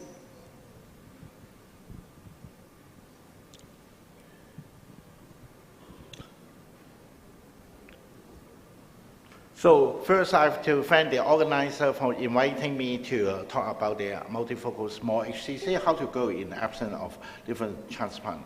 I'm Dr. Thomas Yao from University of Hong Kong. So this is my disclosures.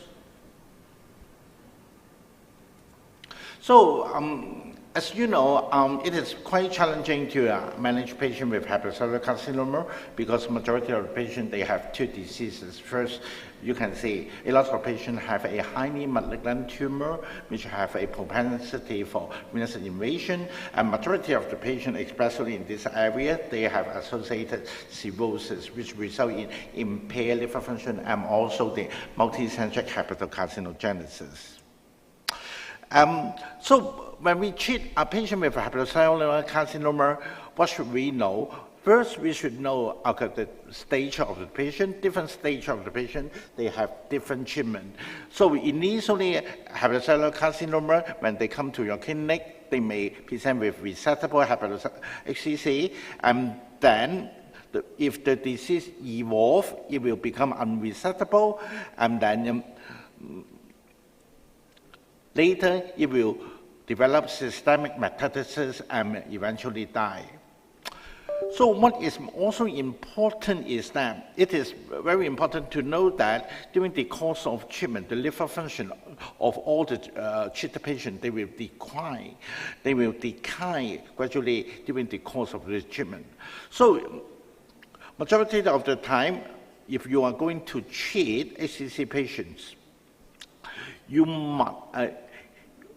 are better off treat the patient early, because if you reserve all the effective treatment at the end, the patient may not have good liver function to tolerate the treatment.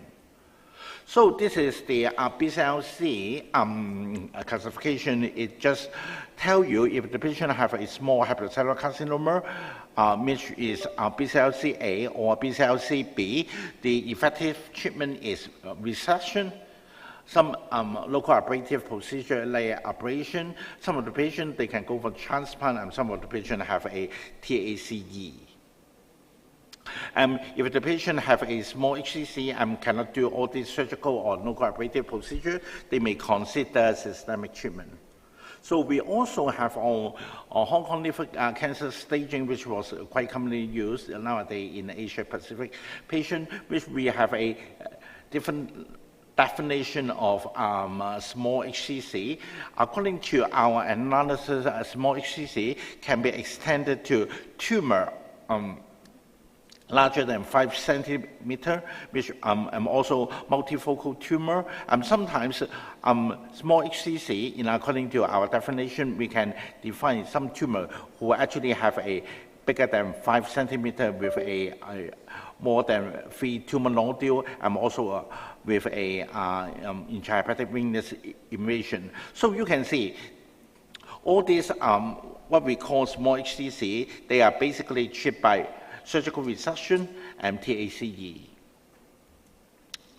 So how to treat and compare surgical resection with liver transplant. So this is a meta-analysis people publish comparing if the patient undergo the liver resection versus liver transplant, if the patient recur. So it clearly shows that actually liver transplantation is the only hope which offers cure for cirrhosis, and also it can potentially better control the HCC recurrence. So if you look at the OR here, all these favor liver transplantation.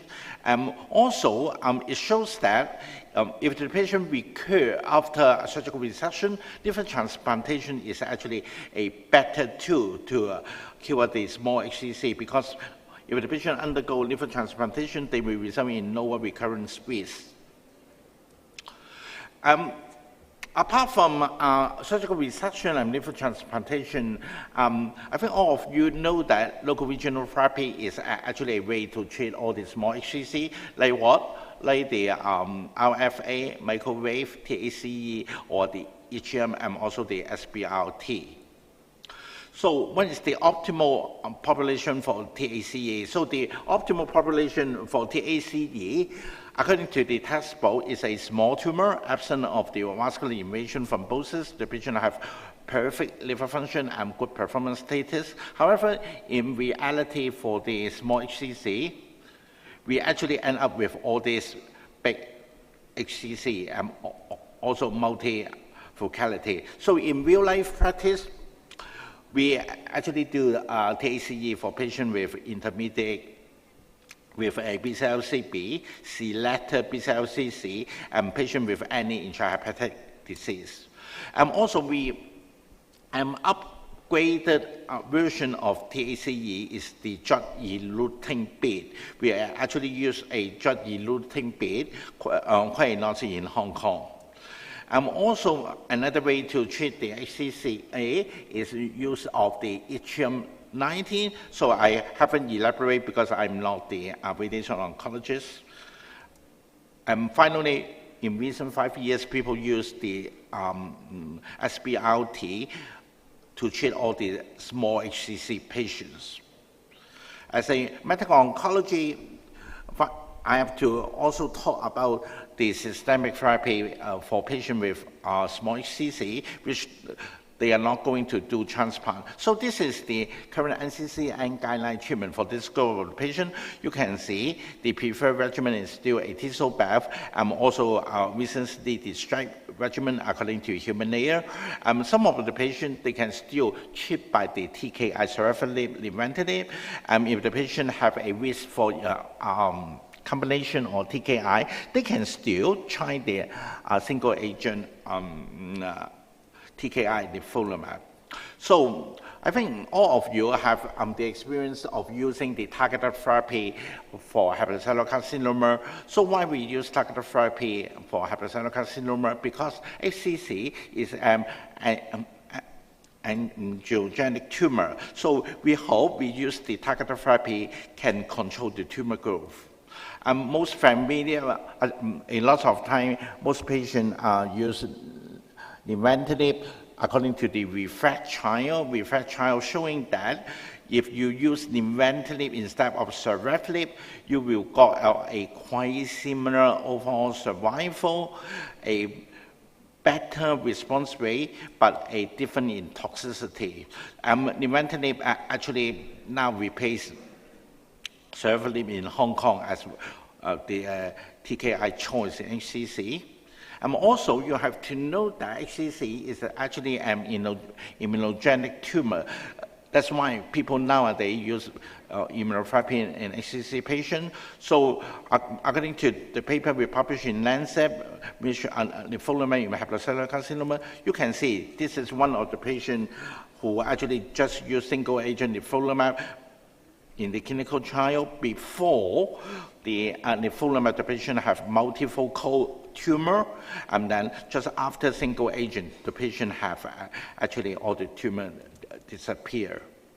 Unfortunately, the treatment 459 led by me show that when we use single agent nivolumab, we cannot achieve improvement in median overall survival, and the progression-free survival is also similar to survivability. So, however, a lot of people still use the single-agent immunotherapy in small HCC patients.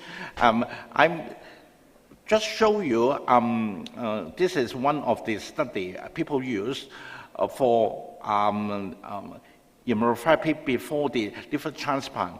So basically they have 21 patients, majority of the patients have the treatment like TKI and have recession before. They have the all single agent PD-1 and PD-L1. They are all within the Milan criteria.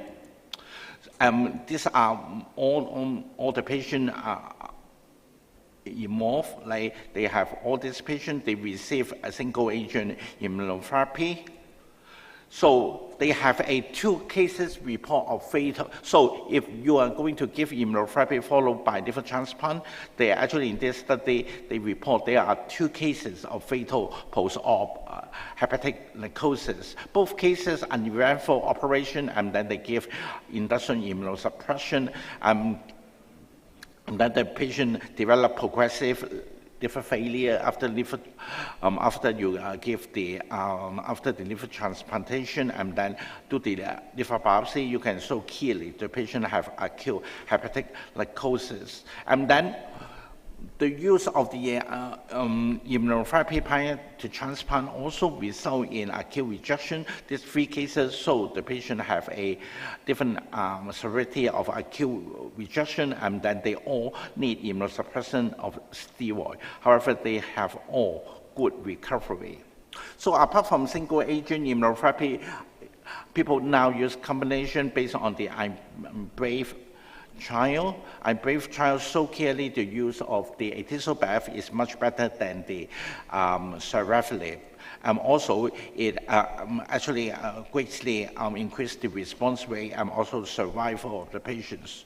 So apart from the atezolizumab, another option for small HCC, if the patient is not going to have a transplant, you can use IO. So the concept of the IO is to target the CTLA-4 pathway together with the PD-1 pathway. So this is one of the papers we published in JAMA Oncology, showing that if the patient have a response to the IO, basically they don't die, okay? They have been long-term survival. So we have recently updated the 6-year survival of all these IO patients. Basically, we still have 40% of the patients survive after 6 years of treatment. So what's the current, apart from the IO, people still use some IO plus a small TKI, like this study published in the Nature Cancer. A small patient cohort, 15 patients, use nivolumab plus carboplatin. You can see they have quite significant tumor shrinkage. And then baseline, you can see the CT scan here. The patient have a large tumor after the this combination. They are actually better. Yes.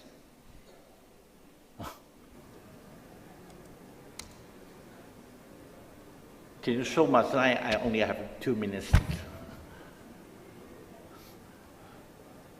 And then lastly, we just want to talk about the future therapy. So future therapy in HCC, well, people are developing into what we call triple therapy. Triple therapy is basically use the double immunotherapy plus TKI. So this is one of the studies we published in JCO recently. We used the triple combination nivo, IP plus carboplatin. You can see a lot of patients, they have a very good tumor shrinkage. And then the overall survival of the patient, if the patient received the triple therapy at the time of analysis, is still not rich. So in the future, in the HCC, well, if the patient have a small HCC multifocal, if they are not going to have therapy, one is the ongoing phase 3 trial a lot of this trial have a complete recruitment is the combination of the immunotherapy with targeted therapy and also the local regional therapy, namely TACE. There are, you are going to hear all these trial results pretty soon, probably next year. Okay, thank you. Thank you, Dr. Rao. We can have one question, please. Jean-Charles No from France. My question is about patients who have a very good response to immunotherapy, intrahepatic lesion, and after are finally transplantable. If you have a complete response, do you need transplantation? Because the survival is very good, there is a post-operative risk, and also if there is a tumor recurrence after transplantation, no more immunotherapy. So I will say it is a quite difficult question to answer. I will say majority of this patient, if they have a complete remission after transplantation, the transplant is more to cure the underlying cirrhosis rather than the cancer. I probably won't give immunotherapy after the transplantation because it will increase the risk of the rejection as what I show you in the case series there. But sometimes if the patient actually have a complete remission with immunotherapy alone, this patient may not need even surgical treatment like surgical resection or transplantation. Because in our experience, some of this patient, when we go to resection, cut out, the pathologist just give us a call, say they cannot find any tumor. So I think we're still early, but my belief is if the patient have a complete remission, we can still observe the patient. Not to offer aggressive surgical therapy like surgical resection or transplantation. Thank you. Thank you. The next session is case scenario. I invite Dr. Madhabarandakar to the dais.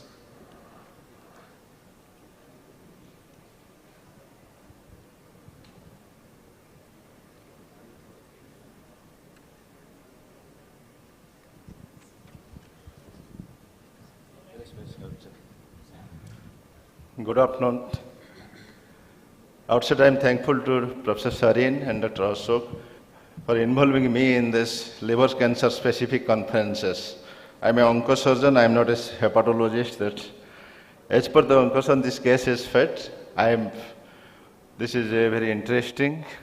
This is so much after discussion, so we can know nothing. I will just tell my student he will present the case. In between, we will discuss, and I will give it take-home message side.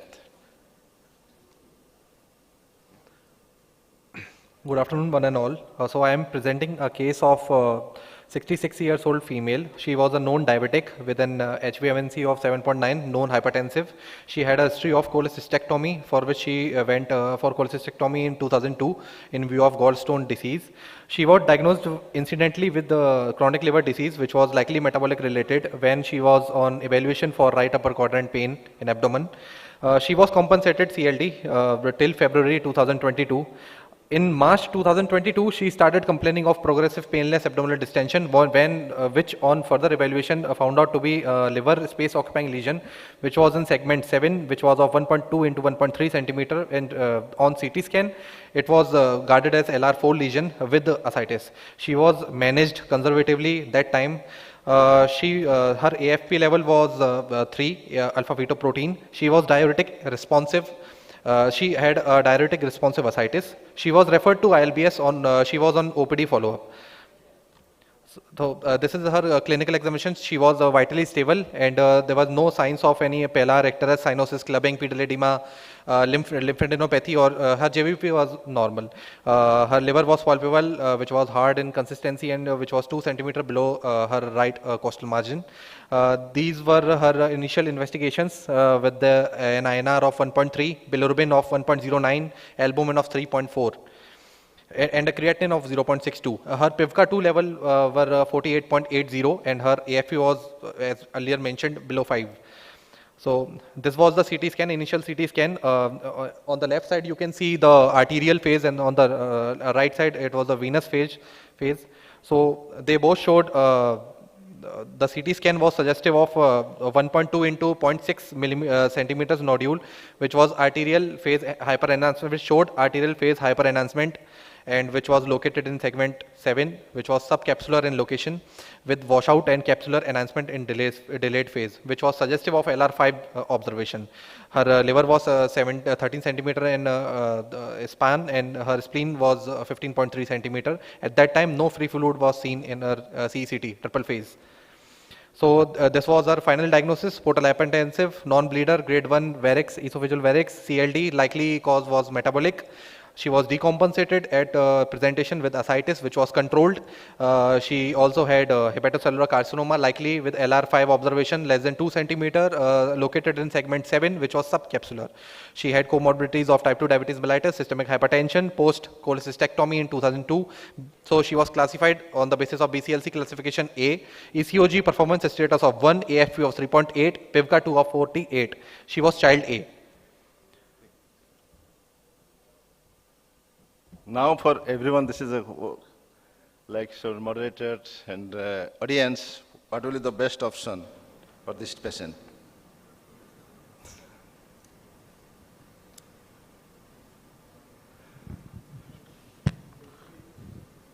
Yeah, it's a very small lesion, and if she is responding to the conservative treatment, maybe we have some loco-regional therapy for the SOL and follow the patient. If you ask the best option in this patient, which is already decompensated and is on dialytics, best is liver transplant as of now. So okay. If you ask for the best option. From audience? This is now, see, after discussing so much things, still controversy whether we will go for a liver transplant, resection, or loco-regional therapy like these things. Then, as a cancer surgeon and cancer specific thing, I am looking from the cancer side. That's when we discussed these things, we have to see what is the disease biology and what is the etiology over that this disease has developed. Second thing, how we are imaging. This is whether this disease is multicentric or single. This is the single lesion, but simultaneously many microscopic diseases are there where we are not imaging, or image is not in reaching that level. We can give an image form, we can prognosticate. Over this, what we see, this is already discussed by previous speaker. You will see the left side, you will see what the liver transplant indications, what is the ablation therapy or resection. You can see is less than 2 centimeter lesion on the background of morbidity, and this is the tumor size. You will see, we discussed this thing. Outcomes of RFA are comparable with the liver resection. Suppose loco-regional therapy will take this discussion. Cochrane meta-analysis, most of the time our Indian data, they're showing the RFA H equivalent to the local resection. When we're keeping all these things, what we are keeping, this is the one thing, tumor resection, patient. This is tumor-specific treatment or patient-specific treatment. When you treat any cancer, we see this is a holistic approach for the patient treatment. That's why each therapy, we have to discuss what is the advantage and disadvantage. For that purpose, this is another potential for liver transplant should be considered because of high recurrence risk. Why? This is the microvascular invasion which cannot be imaged, or satellite nodules, what not imaged still. The liver transplant is not so easy that everywhere, everything you can do. That is any single thing that is a very challenging. That's what in the real world we have done, this case. You see, then we will give the discussion. So now I will discuss the further course of the patient. After diagnosing and after in ILBS follow-up, she was on continuous follow-up. In October 2022, her AFP was 5.8 CT, showed no change. In January 2023, she had an ultrasound screening, which showed no change in the tumor size. Then afterwards, after January 2023, her AFP level raised to 20. So and the CT showed the same size. After common consensus, the patient underwent microwave ablation on 12th of April 2023. After microwave ablation, her AFP level came down to 14. She is on our regular follow-up. Her AFP levels are marginally increased from 14 to 45, but the repeat CT doesn't show any new lesion, and it showed the complete response of the previously the LR5 lesion. She is now on off diuretics. So this is the post MWA triple phase CT of the patient. Have we done any another imaging of this patient or not? Because this patient is having rising AFP, and just CT scan is relatively less sensitive compared to MRI. So have we done another imaging or not in this patient? Yes, sir. Her MRI has also been done after the MWA. So that is not showing any SOL.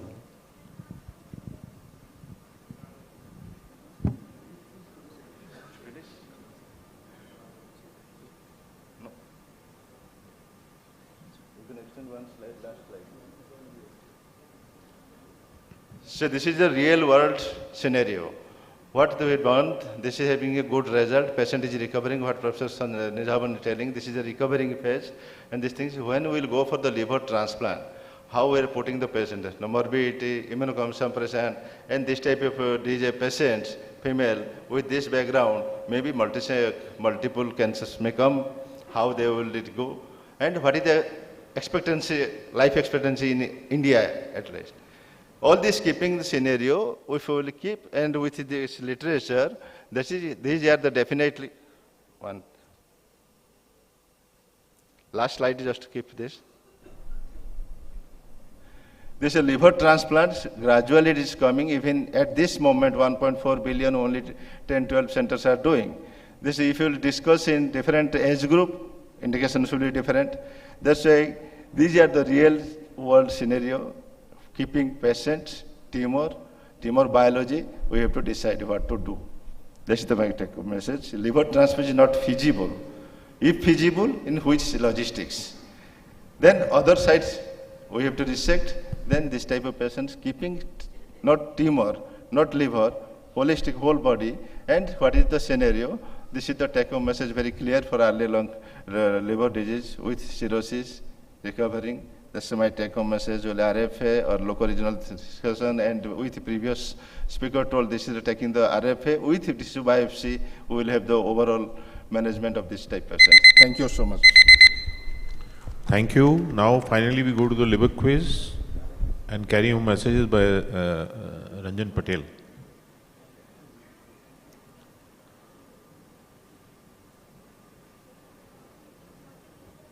Yeah, Ranjan, please. Good afternoon, everyone. I would like to thank Sareen sir and Ashok sir for giving me the opportunity. Please start the quiz.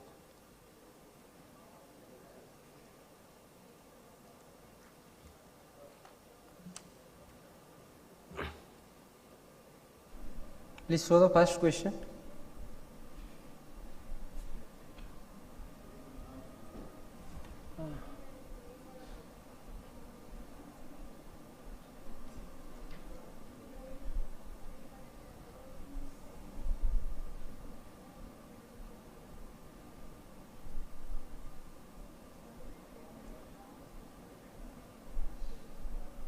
Yeah, this is the first question. A 69-year female patient, child A, having normal bilirubin, performance status of 1. There is no prospect for liver transplantation and elevated AFP. And on CECT, there was no extrahepatic disease. And on CT, you can see there is a well-defined nodule of largest diameter 2.3 centimeter in right lobe, segment 8, which show arterial phase hyperenhancement and washout in the delayed phase. So, what treatment do you think is the best for this patient?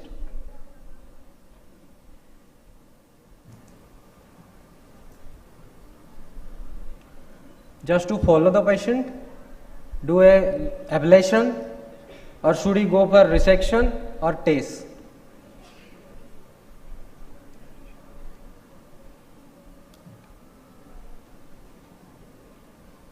Majority are right. Actually, the correct option is ablation, because in a tumor less than 3 centimeter, ablation provides similar results as that of surgery, and it is quite less invasive as compared to surgery.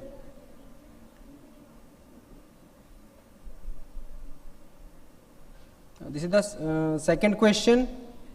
A 46-year male patient having chronic HBV related cirrhosis, child A, normal bilirubin performance status 0, AFB is elevated 330, and there is HBPG of 16 and platelet count of 81,000. That means there is clinically significant portal hypertension.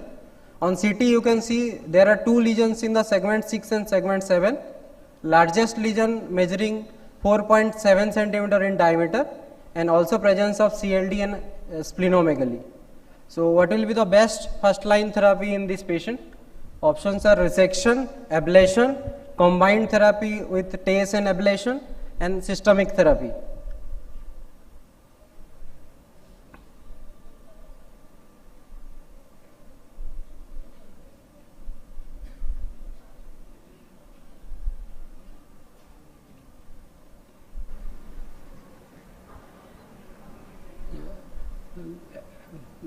Audience are absolutely right, because this patient had 2 lesions and the larger lesion was more than 3 centimeter.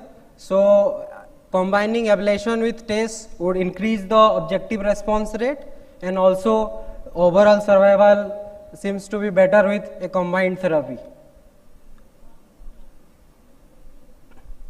The last question, that is a 41-year male, alcohol related cirrhosis with CTP 7, performance status 0, AFB is slightly elevated, and a single nodule that is seen adjacent to the gallbladder in segment 5, measuring 21 mm in maximum diameter, and LR5 lesion on MDCC that was done outside. So what is the correct regarding management of this lesion? Resection is the only option for this lesion.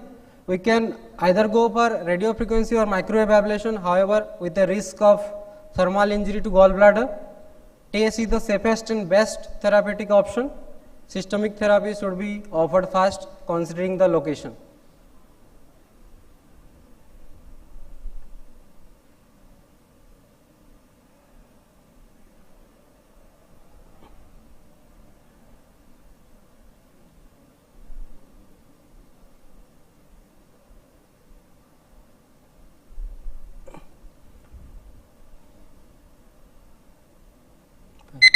Fine. As this lesion was in segment 5 and there is close vicinity to the gallbladder, so there is a risk of thermal injury to gallbladder during thermal ablation. So in such cases we can go for hydrodissection with ablation, or we can go for combined therapy with ablation and localized ethanol injection.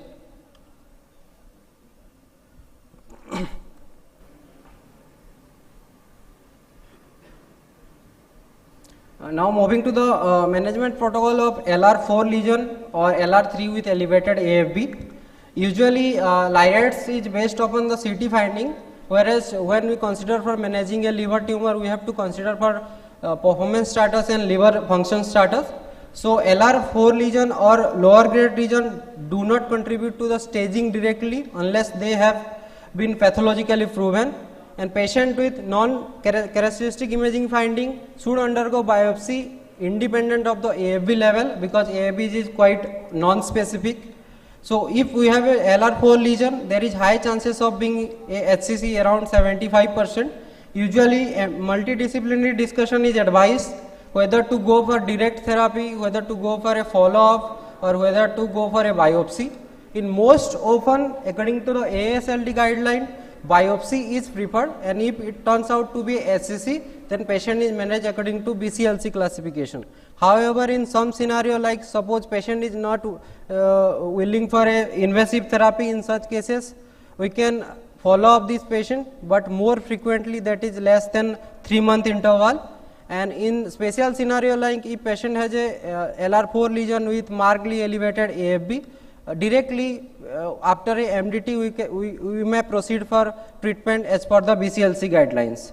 Whereas in LR3 lesions with elevated AFB, usually if after a MDT if lesion is biopsyable, then ideally biopsy should be considered. However, in many instances like a small nodules like 9 mm, 10 mm nodules where that is CT negative only seen on MRI, in such cases biopsy may not be feasible. So in such scenario we should go for a alternative, we should follow this patient more aggressively. Usually in patient with normal AFB, LR3 lesions are followed in a 3 to 6 month interval. However, in case of elevated AFB, we should follow up aggressively, ideally in a less than 3 months period. And if lesions progress to LR4 or LR5, then accordingly we have to manage. Thank you. Thank you so much. I'd like to thank my coaches and moderators for conducting the session. I request all the speakers to come up on the stage for a group photograph also.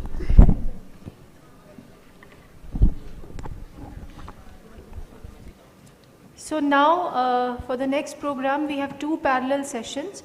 We have a live workshop here by the Interventional Radiology Lab faculty, and also we have a lunch symposia entitled Role of Atezolizumab in Unresectable or Multifocal HCC, moderated by Professor Serene, in the committee room 4, which is at the lower ground floor. So you have to take a staircase down. So those who are interested in attending the lunch symposia can do so in co-meeting room number 4.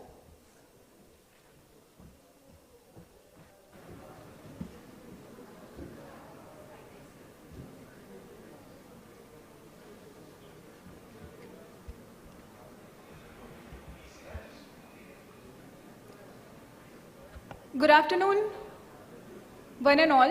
I am Ritika Bhardwaj, Senior Resident AIIMS Patna and alumnus of ILBS Department of Intervention Radiology. On behalf of the Department of Intervention Radiology, ILBS, I welcome you all to the live workshop of hepatobiliary interventional procedure, which are to be done in the department itself. These procedures would be displayed over here. Course director for this session is Dr. Amar Mukund, who is Professor Intervention Radiology, ILBS, New Delhi. And co-director is Dr. Yashwant Patidar, Additional Professor, Intervention Radiology Department, ILBS, New Delhi. They will be demonstrating the procedure that will be displayed over here. I would like to mention Dr. Rajiv Nayan Priyadarshi, Professor, Department of Radiology, Intervention Radiology Unit from AIIMS Patna, and Dr. Krishna Bharadwaj, Intervention Radiologist at GB Pant Hospital, New Delhi, who will be the IR lab moderators for this session.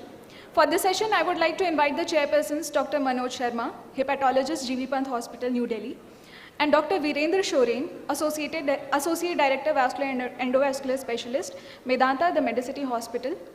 I further invite moderators for this session, Dr. S.P. Singh, Department of Gastroenterology, SCB Medical College, Cuttack, and Dr. Mitra Prasad, Department of Hepatology, VGM Hospital, Coimbatore.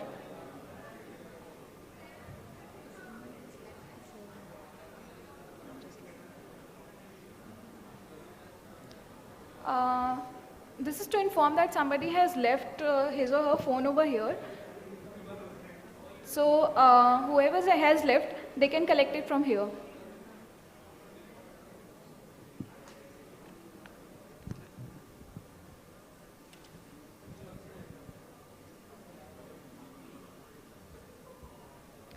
So over to you, moderators.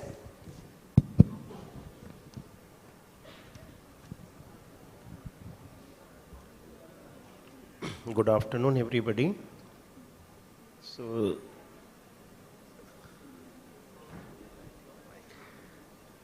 hi, Dr. Amar, can you hear us? This is Virender. Good afternoon, Dr. Virender. We are here, ready. Hopefully, we are visible and audible over there. Yeah, very clear, very well visible, and very well audible. So, I am.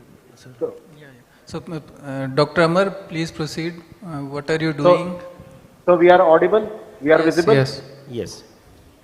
So, Dr. Rajiv will moderate the session. I'll just give you the brief, like how the flow of the symposia would be.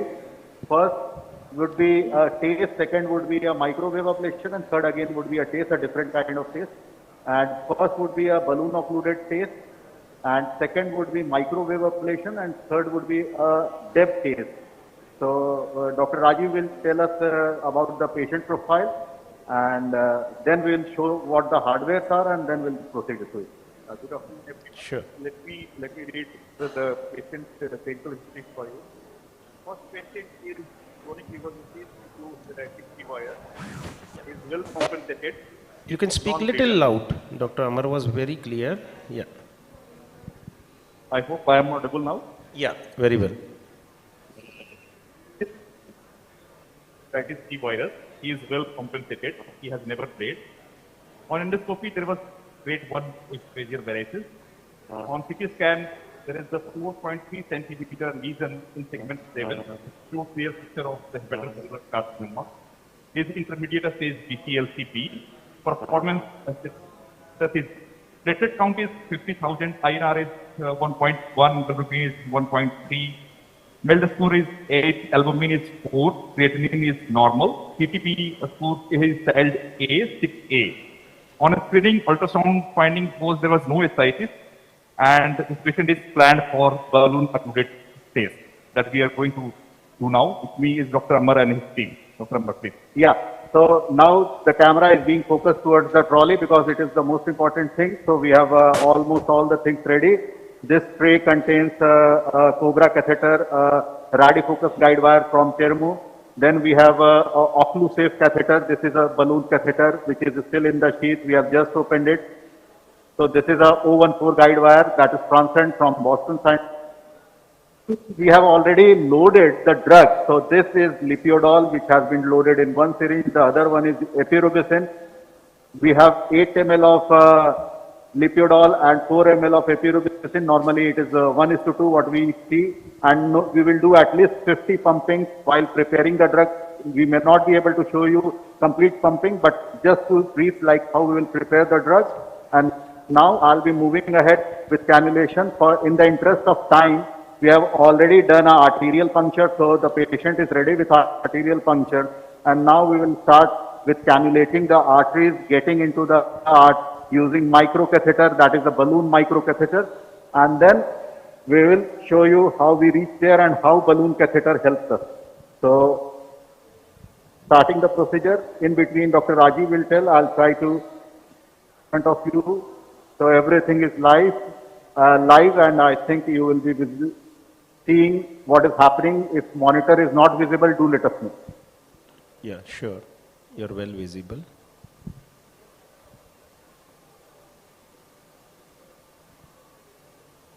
Drummer is trying to cannulate the celiac axis. This is 5 French catheter.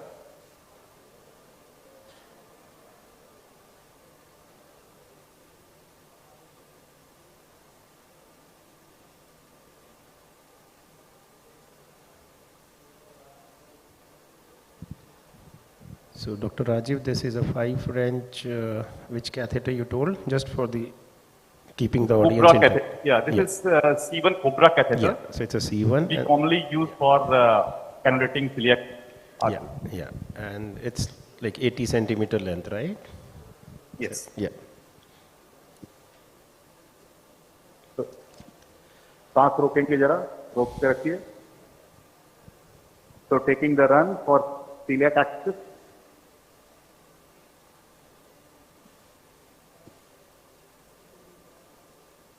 We are just near the ostia.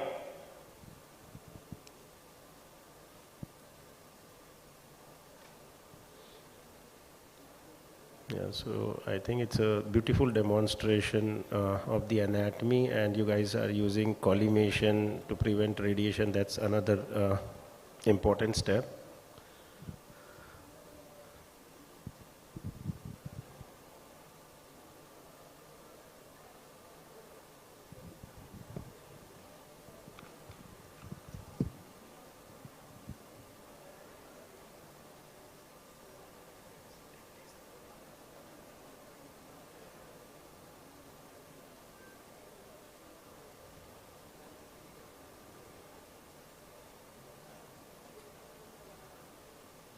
Every patient has different anatomy, and sometimes it is very difficult to cannulate celiac axis. Maybe sometimes we need to change the catheter because there are different catheter of different size, and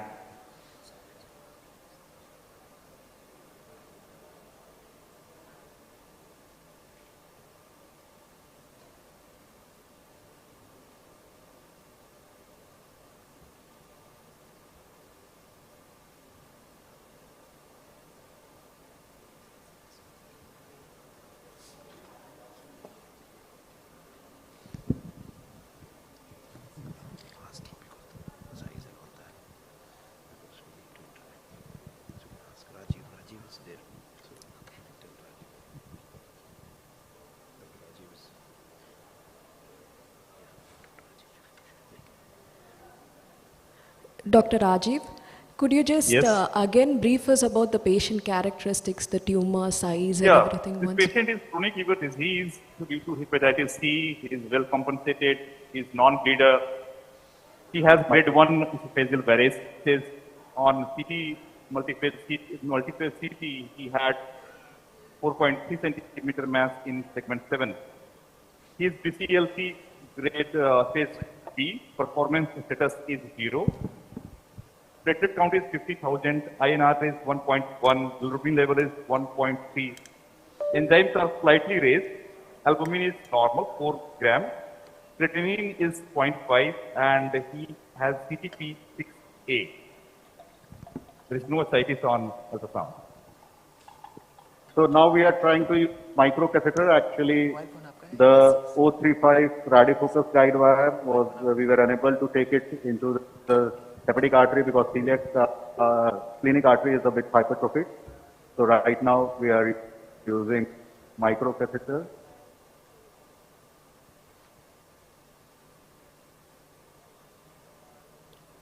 So what is the platelet count that you would be comfortable with during this procedure?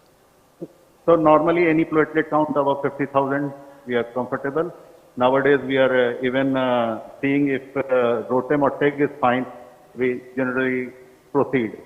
But majority of the guidelines are divided. Still, ROTEM is not being widely practiced. But yes, in our institute, in case we have a TEB or ROTEM, then probably we go by it.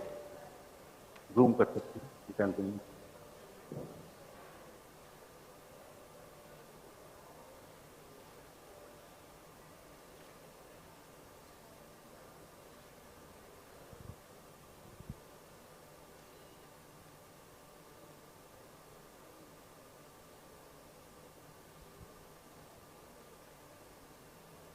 We are aiming to advance the catheter towards hepatic artery.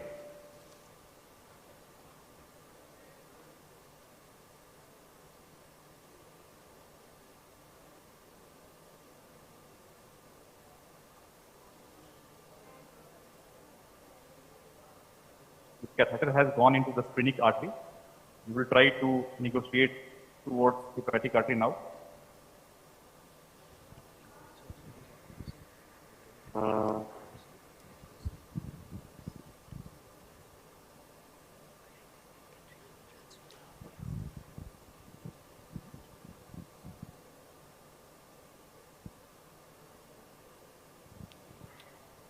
So, Dr. Rajiv, you can highlight the importance of oculosafe just for the audience, and then we can see the live demonstration when it. This is this is a micro catheter which has a balloon at the tip, and this catheter is actually just prevents the backflow when we are injecting the chemotherapeutic agent towards the tumor, and in that way it helps to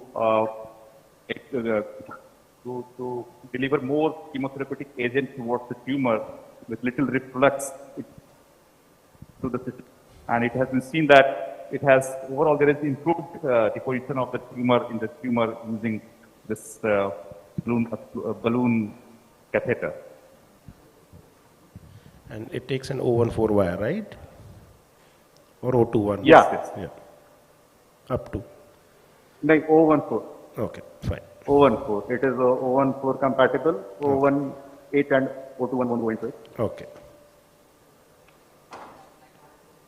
So anything smaller than 014 is fine. Yeah. If needed, we'll have to change the guide thing catheter. Now we are using Cobra. If required, we will use. Yes. So fortunately, so finally we have gone. Artery has allowed us. So many times these arteries. By the appearance, we can see the microcatheter is moving down towards the duodenal artery. Now Dr. Amar will try to negotiate towards the hepatic artery. Yes, it has gone into one of the branch of the hepatic artery. You can see. And 2 dots are visible. You can zoom it out. So you can see 2 dots. So those 2 dots represent the area of balloon, where the balloon lies. So we will take a. And once this desired artery is reached, the balloon will be inflated. 3 ml. Now balloon is being inflated with little injection of the contrast. So we can see the position of balloon this time only by the 2 radio-opaque marker, but now we will be seeing this balloon. So I'm proceeding for the angiographic run. So सांस रोकेंगे. रोकिए सांस.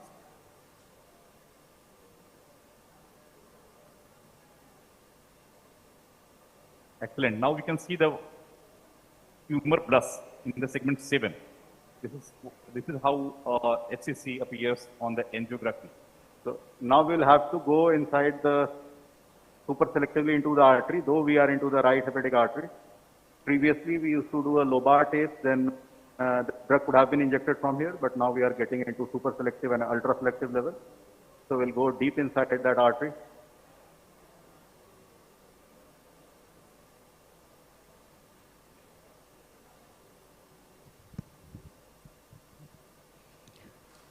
So what advantages have you seen in super selective TACE over a lobar TACE? So in lobar TACE, actually going to embolize the non-target area, which is the normal liver, which may lead to, much liver deterioration and what we see after TACE like elevation of AST and ALT, which happens more with non-target embolization. So it has more disadvantage than advantage. We want to just kill the tumor and not actually the normal parenchyma. So here in B-TACE, we are further going ahead by reducing all the reflux. So our aim is to only inject drug into the artery which supplies the tumor, and we occlude the lumen of the artery by balloon, inflating the balloon. So after inflation, the drug selectively gets into the tumor only, and rest of the parenchyma is spared from getting any embolizing agent or the tumor. So we have further advanced it. I am taking another angiogram. Up सांस रोकेंगे please.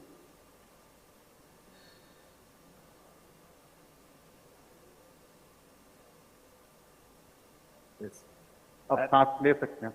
So we now you compare can, with the previous angiogram, now we are more advanced and more super selective into the feeder which was actually supplying the tumor.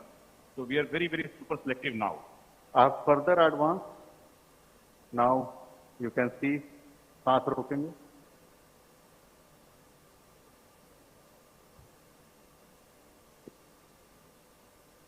ले लीजिए सांस. So actually it has 2-3 supplies. So rather than getting into artery, I again pull it back, and now I'll inflate the balloon. So we have reached the destination. So for inflating the balloon, there is a stopcock provided by this along with the catheter, and then they have already supplied a 1 ml syringe. The maximum inflation is by 4 ml. So first we empty by sucking it. We suck, and then again we can remove the extra air which was there. And now I will take just 0.2 ml. Ideally, you can use up to 4 ml, but because the artery size is not very high, so I'll be using aspirin.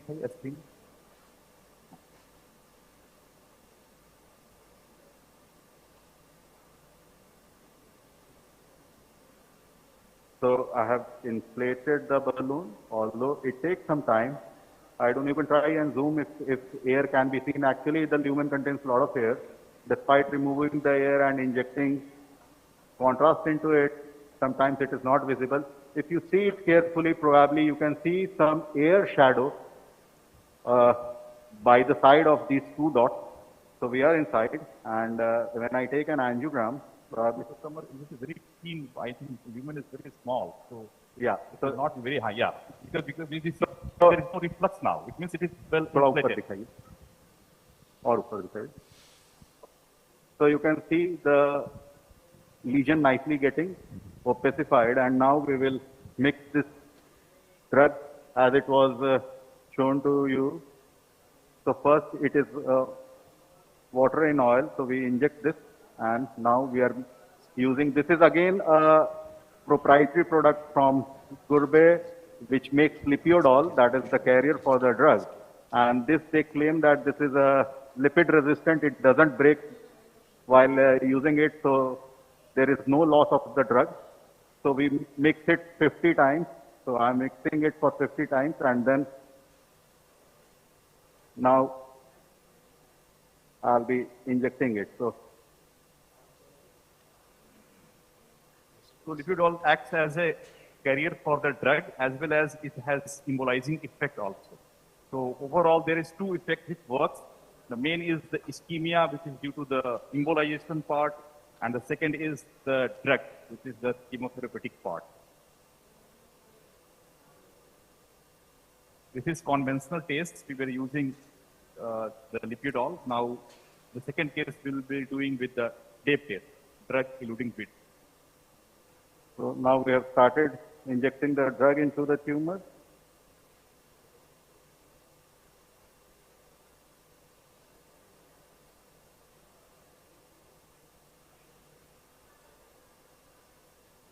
So slowly we are injecting into it. It is a very zoomed view. We can just de-zoom and show it to you how it looks without a zoom. You can remove the zoom just to show like we are. You can see the ossified part, which is round part close to the diaphragm is the tumor, which is taking up preferential flow. And if you now see, there is a cutoff at the level of the catheter. Nothing comes, you know, proximal to it. You mean to say there is no reflux? There is no reflux. So this is how it prevents systemic chemotoxicity and non-target embolization.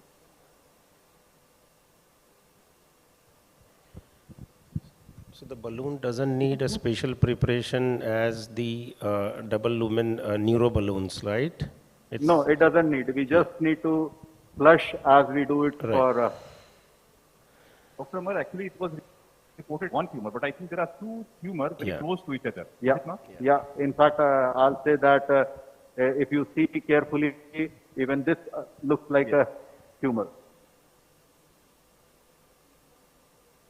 So I think patient can be given painkiller because now it becomes painful as you inject more and more. You can see beautifully how he's having pain. You can sedate the patient. Excellent deposition of the chemotherapeutic agent mixed with the lipiodol into the tumor. You can see two round circles which actually represents the tumor. Full sedation.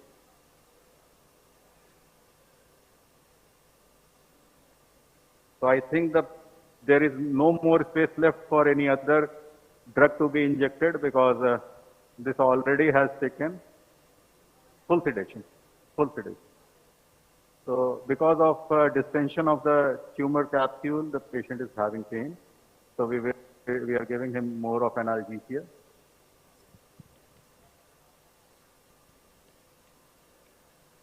I think we can see little lessening of the portal when it means. Yeah. We can in fact see corona sign also. If you see carefully, there are some very tiny twigs just adjacent to the tumor, which is corona sign, which is actually reflux into venous side. So this is what we are seeing, and we don't see anything coming proximal to it. And so now we stop. This is the end point, and we deflate the balloon. It takes some time for a while for this microcatheter to deflate. So after deflating, we should wait for a minute or so. Then only remove the catheter, else the inflated balloon may damage the intima. So we are done with the procedure. The patient is calm.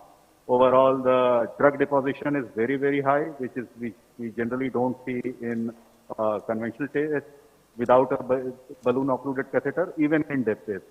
The next case for test would be a DAPE test. And after this, we are just moving to microwave ablation. So this is done. If there are any questions, I can pick it up quickly. Else we move to the next room for microwave ablation, and we'll come back to this. Dr. Virendra, any questions So from there the was audience side? Yeah, there was just one question: how you calculated the dose, or how do you? So normally dose calculation is based on the size of the tumor, like what is 1 centimeter, 2 centimeter, and accordingly the lipidol can be calculated like 1 ml, 2 ml, 3 ml. But actually these are just anecdotal, and it is not has been scientifically proved. So what we follow whenever we see a corona sign, or we see that there is adequate flux in that is the endpoint. Or sometimes you see that the tumor itself is completely having lipidol deposition without any defect.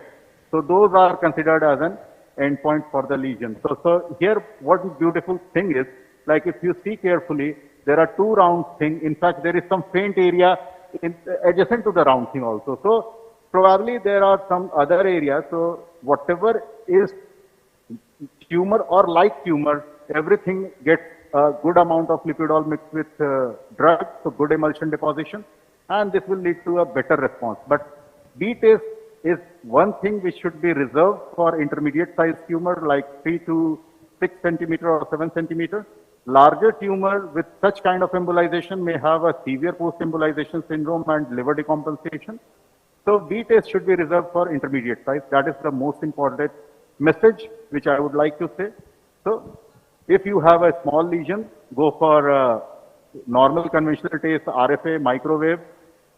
For intermediate size, you can combine taste plus microwave, but with B-test available, I think this should be the first choice now, because you can achieve a complete response even in a tumor of 5 to 6 centimeters. Beyond it, again, a combination of therapy which is coming up, you can combine almost all the therapies. So we hope we have demonstrated the procedure successfully. Now we will move on to the phase. I'm just removing the catheter, so micro catheter is now out. Zoom एक बार हटा दीजिए so that our author listeners can see. So you can see actually it is a very small area. Now you understand that what we have embolized is very small. The liver is too big. So actually we were deep inside the artery. We did the lesion, and despite this being reported as single lesion, we see that at least there are 2 lesions. So with this, we'll be moving to the next room. Thank you so much.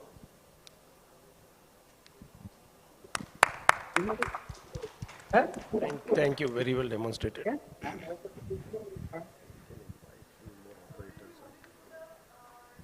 Procedure, which would be DEB-TACE. Over to you, moderator. I think we can have Dr. Geetika and Dr. Ranjan. You both can come up. We can ask more questions. You can have. Till the next procedure start, the session is open for questions.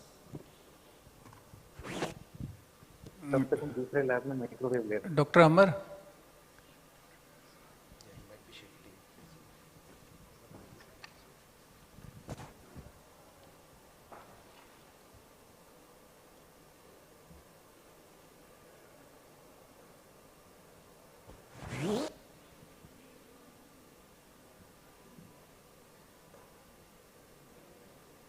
So is it Dr. Yashwant?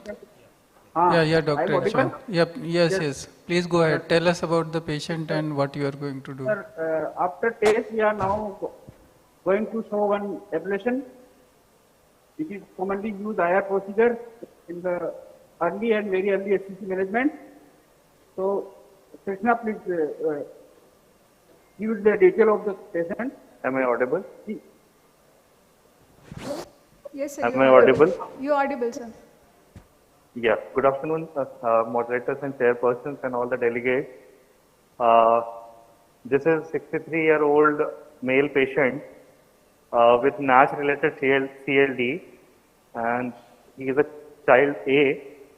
Child score is 5, and his bilirubin is 1.3, albumin is 4.44, and performance status is 0. So on routine USG surveillance, he is found to have approximately 2.5 centimeter lesion. So he was further evaluated, and the MRI details will be shared by Dr. Yashwant. So after ultrasound screening, we did the triple phase MRI. Please show MRI. So this MRI showed one T2 hyperintense lesion located in the segment 8, which measured approximately 2.5 centimeter. In late arterial phase, it showed typical arterial enhancement and washed out on the venous phase, and this washout more appreciated on the 1 hour delayed phase. So all these features of MRI classical for LR5 lesions, suggestive HCC. So according to clinical parameters and MRI imaging, this patient fit into BCLC A. So ablation is a good modality. So we found ablation in this patient. Please show hardware. So we have a machine, one microwave machine, which two parts, one applicator, which generates the energy inside the patient. So we first connect this generator to the machine through one adapter. This adapter has two connectors, one going to the patient side and other going towards the cold saline side. So this cold saline prevents the charring at the end of the energy release.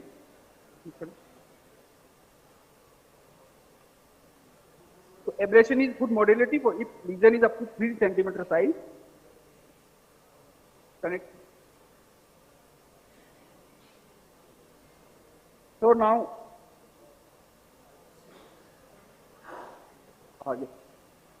our applicator is ready after connecting the machine. So now, please show ultrasound of the patient. You will look.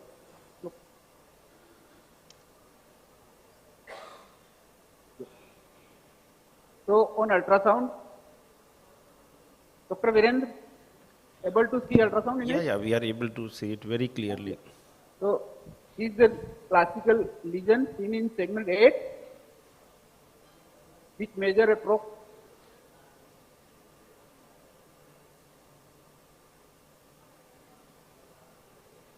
So we first measure the exact size of this lesion because our ablation is planned according to. So this lesion is approximately 2.3 centimeter on ultrasound. So to prevent rupture of this lesion, we plan our ablation through the non-intervening normal lever. So my plan is to place the electrode through this non-intervening lever towards the lesion. So first I am going to give local anesthesia, deep up to the capsule of the liver.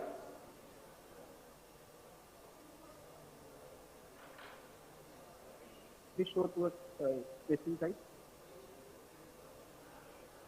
So I am giving anesthesia till capsule of the liver because usually patient feel very severe pain in ablation if capsule is burned at the time of removal of electrode.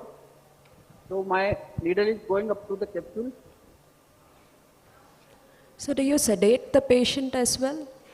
I will sedate patient after placement of electrode because if I sedate at this time, patient will not get cooperation from the patient. So first I will place the electrode, then we will completely sedate the patient. I am just giving local anesthesia at this time. Is there any need for any hydrodissection in this lesion, sir? If lesion is very near to critical structure like gallbladder or colon, then we are usually using hydrodissection. Otherwise, other patients, no need of hydrodissection. And how do you select RFA and microwave? Which ablation modalities we are choosing? Is there any size criteria or other criteria that we end upon? Up to 2 centimeter, both modality are good. But if lesion is more than 2 centimeter or lesion is near the vessel, then we usually use microwave ablation. please show ultrasound. I am started placing the electrode. So this hyperechoic thing is my electrode. So I am not sedated patient because to get operation at the time of placement of electrode. So now whenever patient have some holding breath, I will place the electrode.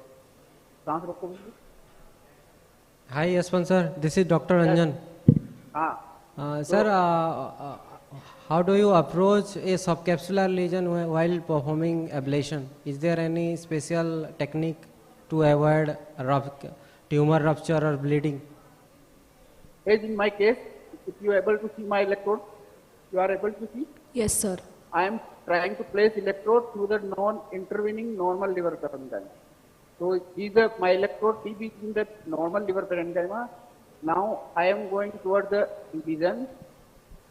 Just see, if able to see, I am going toward the lesion.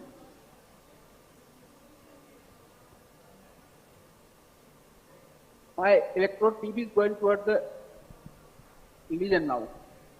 So I start placing electrode through the tumoral normal liver. If you Ranjan, you see, I just place electrode. Yes, now I clear the lesion. So we will be able to cover lesion in single placement, or you are planning to do multiple placements, sir? No, one only thing.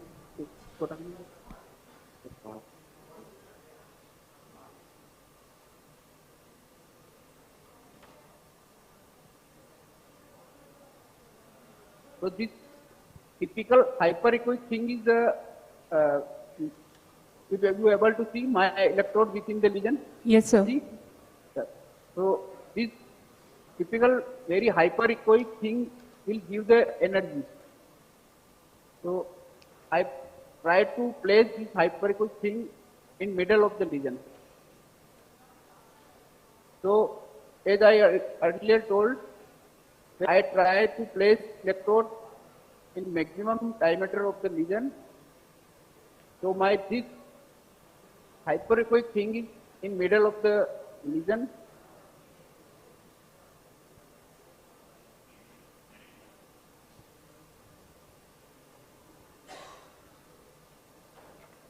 If you able to see.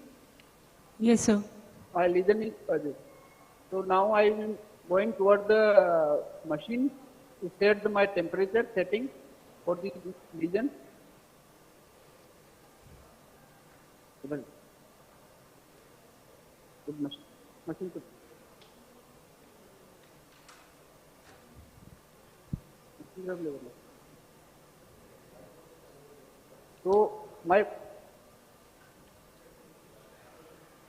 So what are the advantages of microwave over RF ablation that you are finding in terms of, procedural comfort and?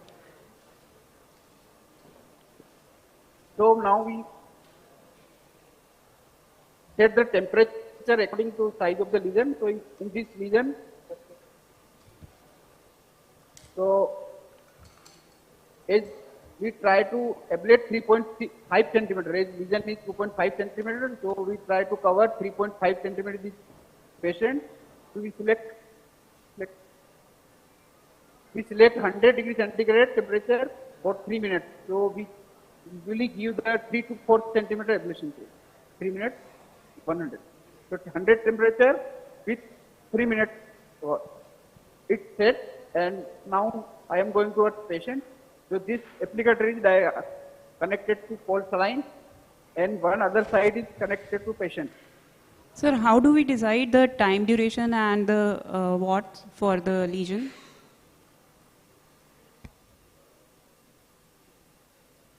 It basically it depends on every machine have our special protocol for every machine. According to this machine, if we maintain temperature for 3 minutes at 100 degree centigrade watt, then it gives ablation zone of 4 centimeters. Now, ultrasound. So you are able to see, now we are giving the sedation to the patient, then we will start ablation. So anesthesia team, our Dr. Gaurav is giving anesthesia. Sir, do you have any experience of hepatic plexus block in these cases for ablation that we consider? It works well, but if public sedation, then we usually avoid the other puncture in CLD patients. So patient is automatically completely sedate. So now we start our ablation time. If you are able to see my needle very well, then I will start.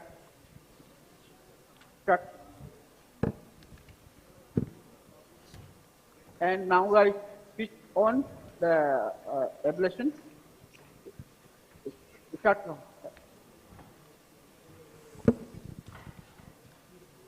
So if you see, this echogenicity start appearing in my lesion. So I am trying to place electrode distally, so because this echogenicity prevents the visualization of distal part of lesion. As the temperature rise, it will cover whole of the lesion. If you are able to see, approximately 50% of lesion is.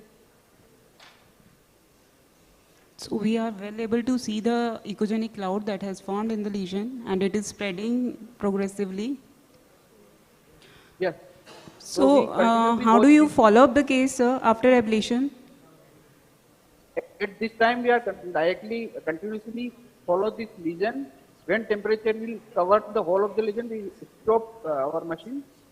And after ablation, after 1 month, usually.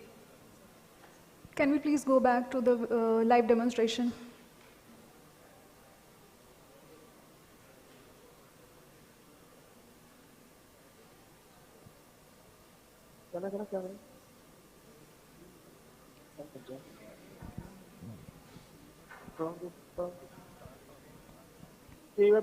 You see, this echogenicity completely cover all of the lesion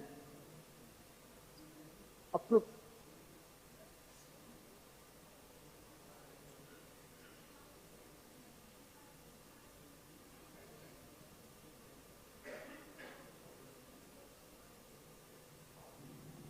So if this echogenicity complete cover the whole of the lesion, it automatically dead.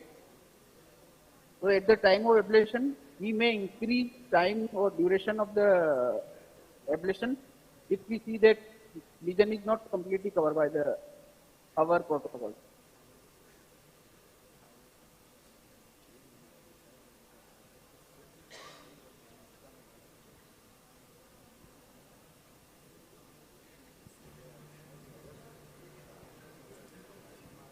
Sir, is there any plan for tract ablation as well? Yes, we plan tract ablation. Once our 3 minutes will complete. So what is the role of tract ablation in these scenarios? Yes, I repeat.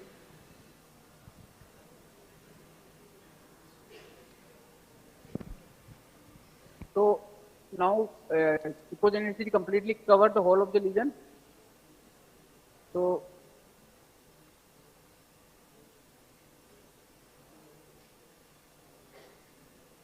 we stop the ablation time.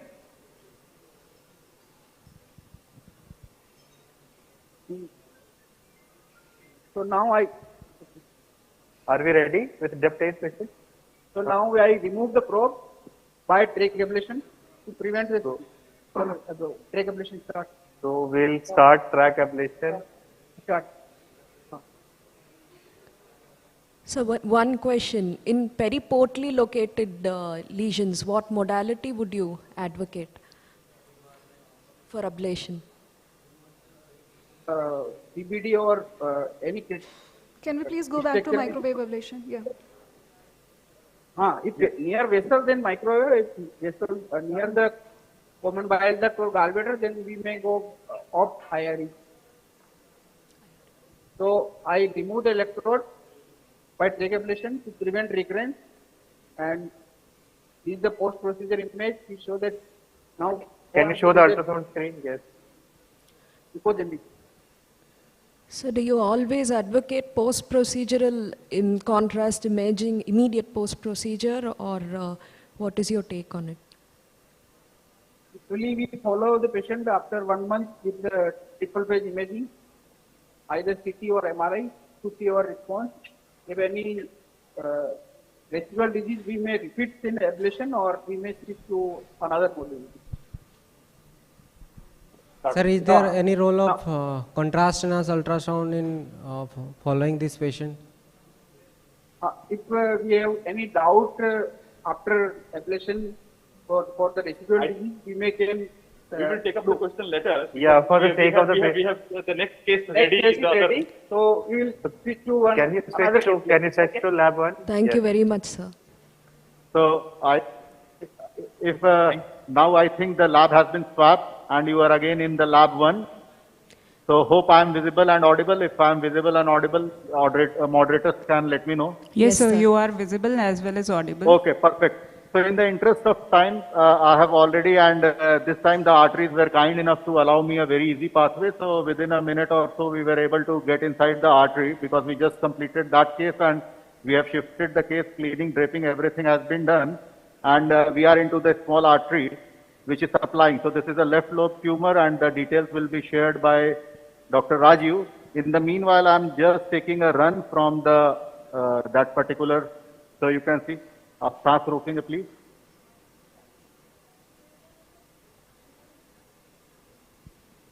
So this is a left lobe lesion and we are inside the artery. We are ready to inject the drug. We are preparing the drug and drug is drug eluting bead. I'll show you. This is the drug finally prepared after loading of drug in DC beads. That is what we are using. And it is a 100 to 300 micron particle of DC bead. Finally, supernatant has been removed and we are left with just 2 ml of bead, which we will be mixing with 10 ml of contrast. So finally it will become 12. We can dilute it up to 15 to 20 ml, but here lesion is small and we can see some big arteries. So we are not diluting it much, just using another 10 ml of contrast, so making it 12 ml. And now over to Dr. Rajiv, he will let you know about the patient details. So this patient is hepatitis B related CLD he is suffering from. He has been bleeder. On endoscopy there was grade 2 esophageal varices. And on the CT scan he has 5.2 centimeter lesion in segment 4A. He is BCLC stage 4 and performance status is 0. Platelet count is 50,000, INR is 1.3, bilirubin is 1.1. Enzymes are raised. He has enzymes 115 and 82, AST and ALT level. Albumin is 3.3. Creatinine is 0.8. It is normal. And MELD score is 10. He is child B. And this patient, we are going to do depth test for this patient. So this is after dilution. We have diluted the depth test. We have connected it with a 3-way. This is a prograde microcatheter 2.7 French. We are deep into the lesion, so we are going to do a super selective. Just catheter tip is just prior to the tumor where the artery enters the tumor. And now I'll be injecting. You can zoom it so that people can see it in a beautiful way. Just zoom it, please. Zoom it. I have started injecting. You can see slowly and slowly contrast is getting. So what's the time duration that we keep doxorubicin and DC bead mixture? Yeah, so normally beads are loaded with doxorubicin only because it is charge-related adsorption over the particles. So these are all charge-related, so the sulfonates are attracted towards these particles, and once they come in contact with blood pH, they gradually keep releasing blood. So you can see we are slowly and slowly injecting drug into it. I'm trying to avoid any reflux. Right now we are not using any balloon catheter. This is with normal 2.7 French prograde microcatheter, again from Thermo. And so first Aliquot has been injected. So when to go for the conventional days and DC beads, why we have selected DC beads for this patient particularly? So it was a pretty vascular lesion. So we can see a lot of vessels into it. So we feel that the particle will nicely get deposited into it and the sustained release of particle. More so, if you heard the history, the AC and ALT level were high.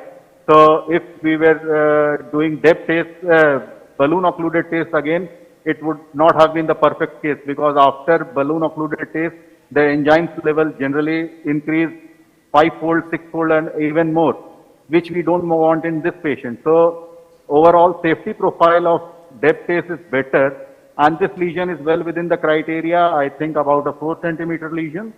So we are slowly and slowly injecting drug into it, and this is why we can see selected the this. tumor is identifying itself by the hypervascularity. You can see the staining of the tumor.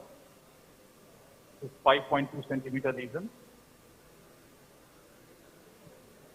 So normally some people tend to use 3-way, but that becomes a cumbersome. So I first inject drug-eluting beads into it and then flush it with normal cell line. So this is what I am doing. So I take small alicot, 2 ml of alicot of drug, and then another 2 to 3 ml of saline, through which I generally push the drug inside the tumor. If you see carefully, there is some staining, although it will be not as good as what we see staining in conventional test, because lipidol itself is iodinated contrast. Here what we are using is a iodinated contrast, just the normal omnipaque or visipaque mixed with DEB, that is DC bead. So this is what we are using, and sometimes if you want a better opacification, we can use DC bead Lumi, though it is available in India, but since we have been using this normal DC beads, we are very comfortable with it. We see some hypervascularity and some staining because of the normal contrast what we are using. We know that this is the site of the tumor. This is a highly zoomed image. If we de-zoom it, we can see that what we are seeing is very small. So we are just de-zooming it for the viewers over there to understand. So there is no reflux. If you see, this is how it is going. So there is no reflux, a very nice deposition. Excellent. Super selective catheterization of the tumor feeder. Now all the are going towards the tumor. Till now we don't see any reflux or any non-selective embolization. And ideally it should be injected very slowly. So what is recommended is 1 ml per minute, though we are pushing it a bit fast because we know that the tumor vessels are slightly larger in size. However, the recommended size is recommended rate of injection is 1 ml per minute. And then we slowly inject saline. Right now I am carrying a saline in my hand. I am slowly injecting saline, washing it off. So what dose of doxorubicin we are using for the absorption over the beads? Sorry? So what dose of doxorubicin we are using? So normally we load 50 milligrams. So the company recommends you may load 50 to 75 milligrams. Here we use 50 milligrams. We don't want, because taste itself is a very debatable thing, whether it acts by embolization or ischemia or drug, we still don't know. And in Indian patients, we know none of the Indian patients are tolerating any of the medicine what is recommended internationally. We have to reduce the dose. So we have reduced the dose. We are very happy. We have been using it for last 13 years in ILBS. The results are excellent with low dose, so we don't go beyond 50 milligrams. So as we are giving a localized therapy in these cases, do you see some cardiac toxicity with the drugs associated? Normally, a patient lifetime dose is over 700, around 700 milligrams. And what we do follow is not more than 3 to 4 sessions of taste. This is what a patient normally undergoes at ours, barring couple of cases who would have gone 5 or 6 sessions of taste. So even if we go by 6 sessions of taste, 50 milligrams, it comes out to be 30 milligrams. Another thing, every time we don't inject the complete particle. So sometimes there are some particles remaining. Third thing, the systemic toxicity is much less. So how much is going into the systemic circulation, we are not sure. So ultimately it is all reducing the dose, and we have never seen any cardiac effect because of doxorubicin. That is another thing. So yes, it has been reported, but we haven't seen any. So we are done with the procedure. We have injected, and now I'll be coming out. So it is just because it doesn't contain a balloon, I'll be pulling my catheter slowly. So this is how my microcatheter comes out. So Hi, sir. microcatheter is out. Hi, And sir. Ranjan here. Ranjan.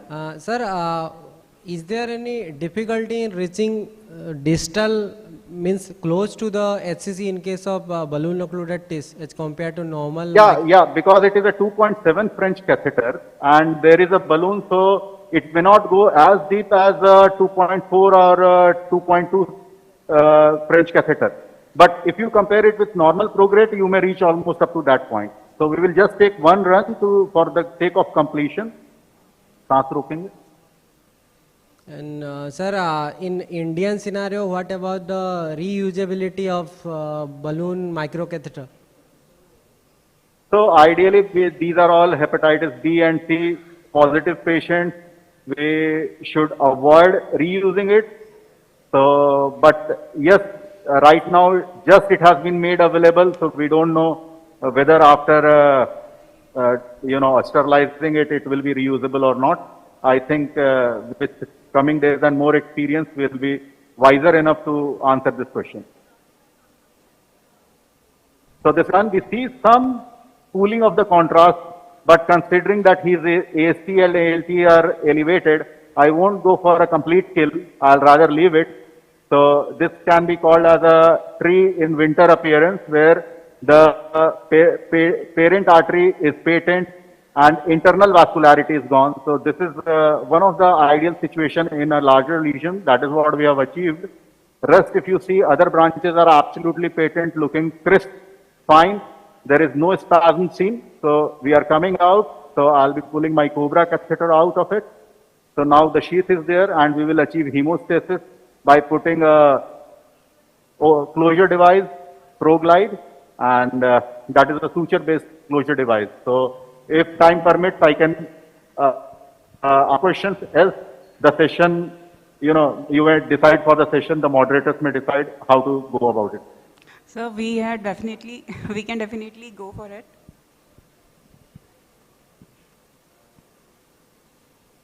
I think in audience, most of the audience might be the clinicians, gastroenterologists. So they might be having a different kind of the question. We are mostly talking in terms of for the radiologists. So we can give chance to ask questions from the audience. So these are the live demonstrations. The session is now open for questions. Sir, I have one question. Are you worried about any absolute value of transaminase elevations, or you just look into the relative rise post-procedure? Yeah, so that's a beautiful question, and I was expecting this to come after chemoembolization. Yes, so from the baseline, anything 10 times baseline should alarm you. Less than 5 times baseline, you should be comfortable. 5 times above baseline is very common where you reach. 5 to 10 times, yes, you should be careful. Beyond 10 times, you should be alarmed. The patient should be in proper ICU setting where you can start certain liver protective drugs and albumin infusion. Here we follow N-acetylcysteine infusion and we monitor the patient for any liver failure, because that actually qualifies to be liver failure. We need to see how the INR goes and what is the sensorium, whether the patient is developing any hepatic encephalopathy. And if these things have happened, then probably we are in trouble, and we may think in terms of liver transplant or plasmapheresis or any other thing. So we need to be very careful if it is above 10 times the baseline. Else we should be a bit alarmed. Less than 5 times, fine, we are happy. So what protocols we are following for the follow-up of these cases after TACE? So actually, almost all the guidelines are unanimous for it. First follow-up is after 1 month. So there we see whether we have received a complete response or not. So still we are following M-RECIST, which is a universally followed, though there are certain flaws. Still, despite having flaws, we are going with M-RECIST. 1 month, if complete response reached, 3 months follow-up for 4 times, that is for a year. If complete response not reached, another session of TACE, that is TACE on demand. So now the terminology is TACE on demand TACE. So on demand TACE is there. Another 1 to 2 weeks we plan a TACE, second session of TACE. Another 1 month we do a follow-up. Complete response, again 3 monthly follow-up for a year. So this is what. So we have seen 3 live demonstration of the cases in 45 minutes. So I hope we have been able to demonstrate all the cases live and nice. So which diagnostic modality do you prefer for the follow-ups? Ideally, if possible, MR is the best modality, but for conventional test, it should always be MR. However, for depth test or for microwave ablation, you may stick with the initial modality. Like if you diagnose it on CT, you can go by CT. But anytime, if MR is possible, MR is a better modality. So does serial alpha-fetoprotein play any role? Yeah, clinically and biochemical, the overall it remains same. So you have to look for liver function test, kidney function test, INR and ASP. So those are the mandatory tests. You can further go by PIVCA level if that has been recorded first and you want to follow up on PIVCA. Apologies for the interruption, but since we have already exceeded the time limit, I'd like to conclude the session with, if everybody is okay with it. Yeah. So thank you, Dr. Amar. Thank you, Dr. Yashwant and the entire team. We had a great learning. Thank you. Great demonstration. Yeah, thank you. Thank you, esteemed chairpersons and moderator as well for organizing and managing the session so well. Thank you everyone for your patience.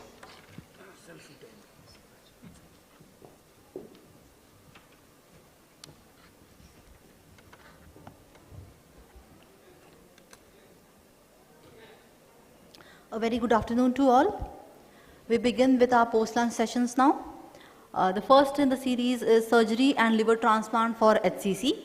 For this, may I please call upon the chairpersons, Dr. M.S. Khuru, Department of Gastroenterology, KIMS, Srinagar, Dr. Hitender Garg, Department of Gastroenterology and Hepatology, Indraprasth Apollo, New Delhi, Dr. Naveen Ganju, Department of Gastroenterology and Hepatology, Sparsh Hospital, Bengaluru, Dr. Nihar Mahapatra, Department of HPB Surgery and Liver Transplant, ILBS, New Delhi, and Dr. Manoj Sahu, Apollo, Bhubaneswar.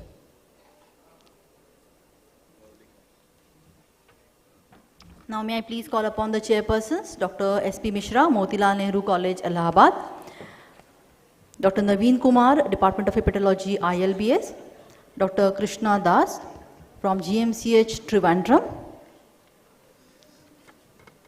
and Dr. Murli A from Kottayam.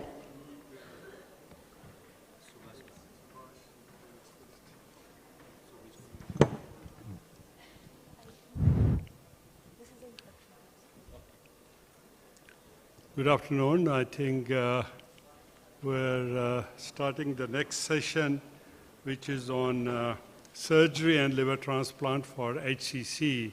It's my pleasure to call upon personal friend, Dr. Subhash Gupta. I think he is here. Talk about resection of HCC, lesion size, number, location, cirrhosis, and the strategy. Dr. Subhash Gupta. Sir, I would like to make a correction, sir. Dr. Subhash Gupta is not able to come. Unfortunately, he's not able to join us. Dr. Shaleen Agarwal will be presenting instead of Dr. Subhash Gupta. Sorry, that's what. Welcome, please.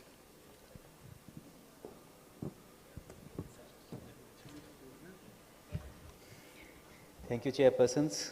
Thank you, moderators. So I had made this presentation on behalf of Dr. Subhash, who couldn't make it due to some personal reasons.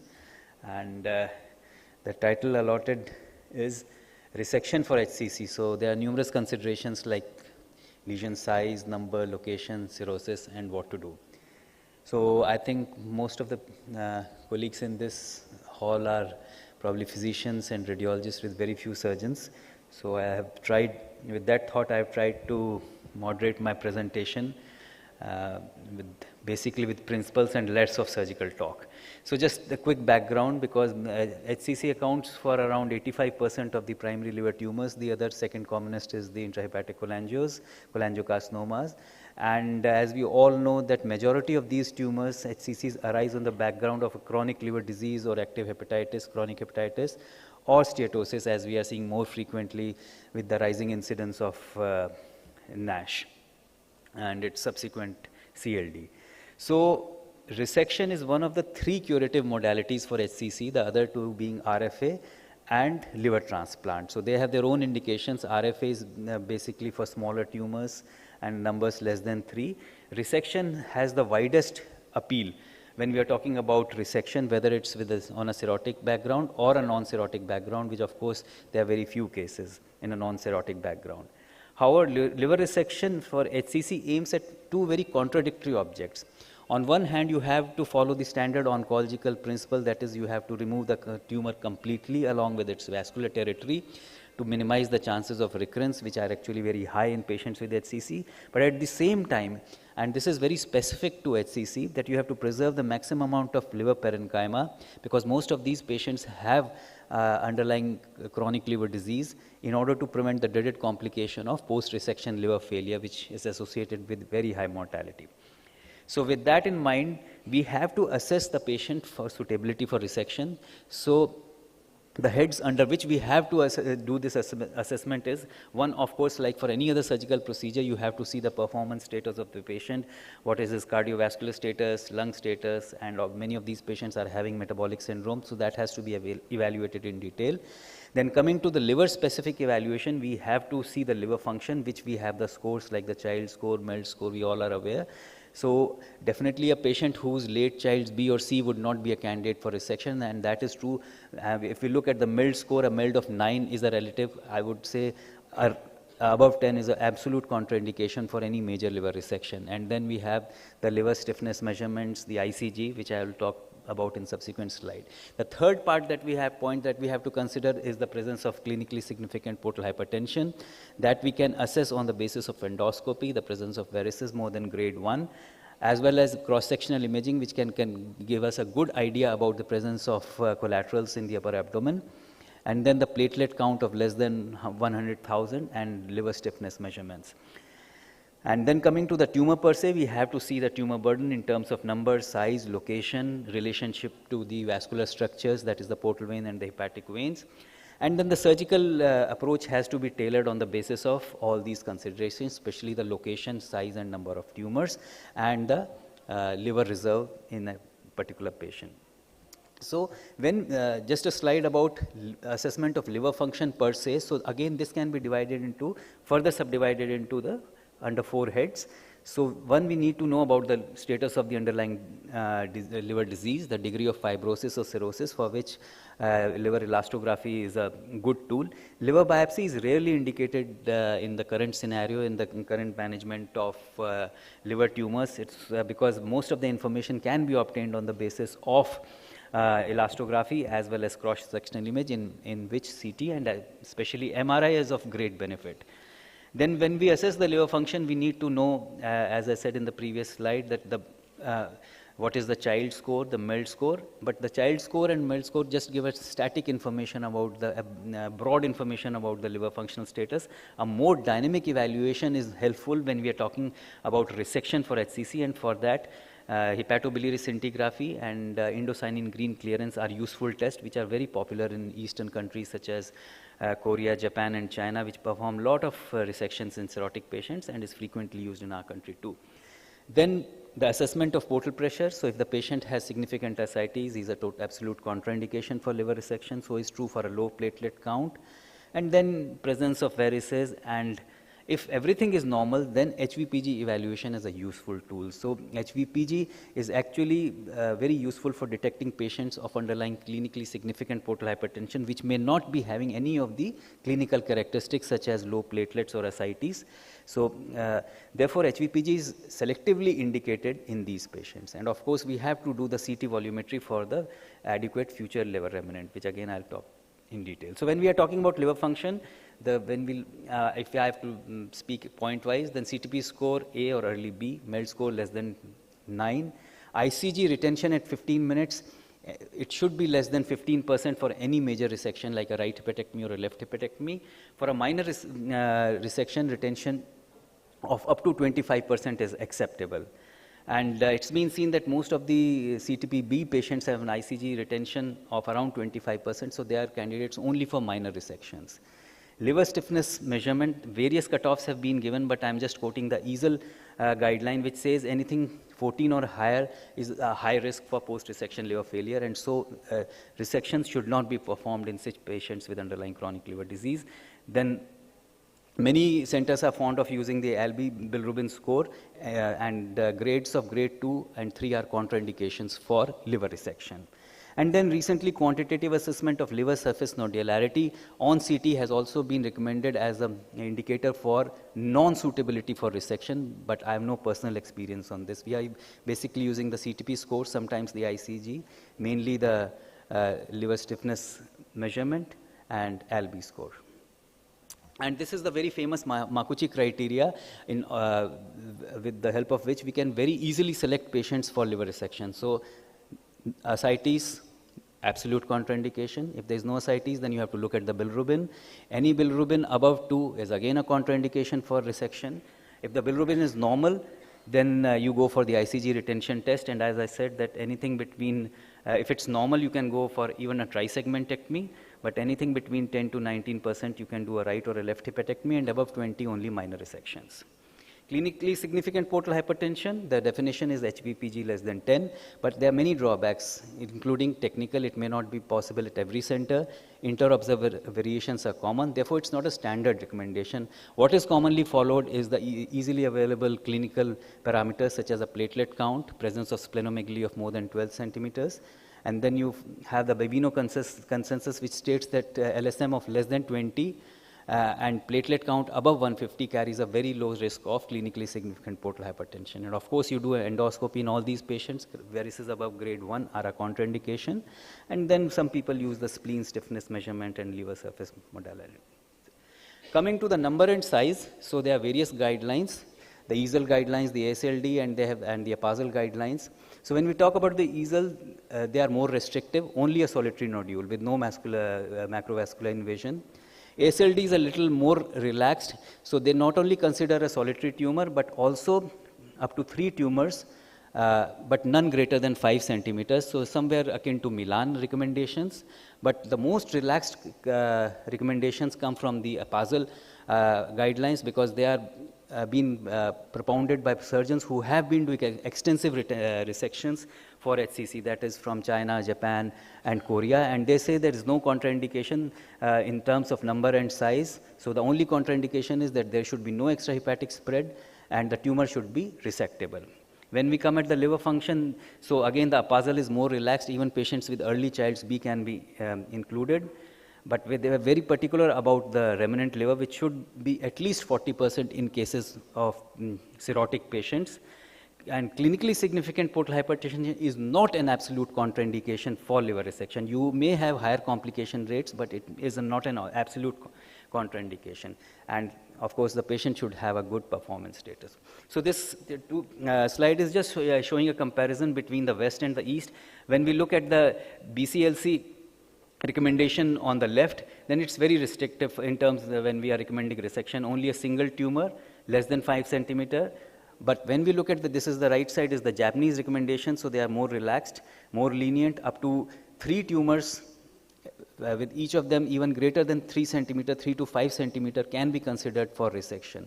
And if we look at the Chinese guidelines, which were published like 4 years back, they are even more relaxed. They are going up to 3 tumors, each of which can be more than 3 centimeter, but less than 5 centimeter, and for a single tumor, it can be more than 5 centimeter. So what I'm trying to say is that when we look at the Eastern data, and which is based on a much higher experience of resection in cirrhotic situations, so you can have multiple tumors, it is not a contraindication for resection. You can have larger tumors, it's not a contraindication. Of course, there are some upper limits. Then the other consideration is tumor location, and from a surgeon's standpoint, this is very important. You may have a small tumor, but its location can make the surgery very difficult, and the subsequent outcomes would be definitely impacted. So according to the location and the amount of liver that we are removing, the resection can be graded as low grade, intermediate grade, or high grade complex resection. So in the low grade resections, you have small tumors located in the anterior segments like segment 5 and 6, which can be easily resected even by surgeons with less experience, or small wedge resections located in segment 7 or left lateral. In the intermediate category, you have bigger tumors which require left hepatectomy, and in the grade 3, which are the most complex resections, are the extended resections, whether it is an extended right or an extended left, or tumors located in the posterior superior segments, like segment 7 near the diaphragm, or segment 8, or a right posterior sectionectomy. And this is what I wanted to say, that if you are doing more complex resections, you have to be ready for more complications, more intraoperative blood loss. Therefore, it is not only the number, size, or the liver function. You have to see the location of the tumor and the type of resection that particular tumor in that particular location would warrant before you proceed with resection for a liver, especially in the setting of chronic liver disease. And the most important is the future liver remnant. So minimum of 25% in the non-cirrhotic segment, 30% for patients with early cirrhosis, early fibrosis, but not cirrhosis, which we commonly see in patients with the NAFLD. And in cirrhotic patients, at least 40% functional liver should be left behind. FLR conventionally is calculated on the basis of CT and MRI-based volumetry softwares. However, the con of this is that morphological volume may not represent the actual functional volume. So the functionality of the liver cannot be assessed truly based on the CT or the MRI volumetry software. So functional assessment of the liver has been recommended, and it can be done by ICG clearance. It can be done by this technetium 99 labeled galactosyl serum albumin scintigraphy, which is not very readily available or not very frequently used, including our center. And then there is MRI assessment when you do a functional volumetry. So functional volumetry gives a better assessment of the functional volume, but in actual practice, very few centers are using it because CT volumetry or MRI volumetry serves our purpose good enough. You just leave a little more extra beyond 40% in cirrhotic segments. But many a times, very often, we are faced with situations where you have a low future liver remnant and you need to augment that. So there are numerous modalities which are available. The most commonly that we are aware of is the portal vein embolization, and it leads to an augmentation of anywhere from 5 to 40%, as has been reported in literature. You can increase the volume as a result of this portal vein embolization, and it's actually a very good marker of post-op liver function, because if you are not able to augment more than 10%, that means you are at a risk. Despite augmentation, you are at a risk of post-resection liver failure. This liver is not going to grow well after resection. Some centers have recommended, and we have used this sequential portal vein embolization and TACE because it leads to better hypertrophy and controls the tumor growth at the same time, while we are in that waiting period of around 8 weeks. Two-stage hepatectomy was very popular, especially for colorectal liver mets, not in the setting of HCC, which are situated in both the lobes, but it's more for colorectal liver mets.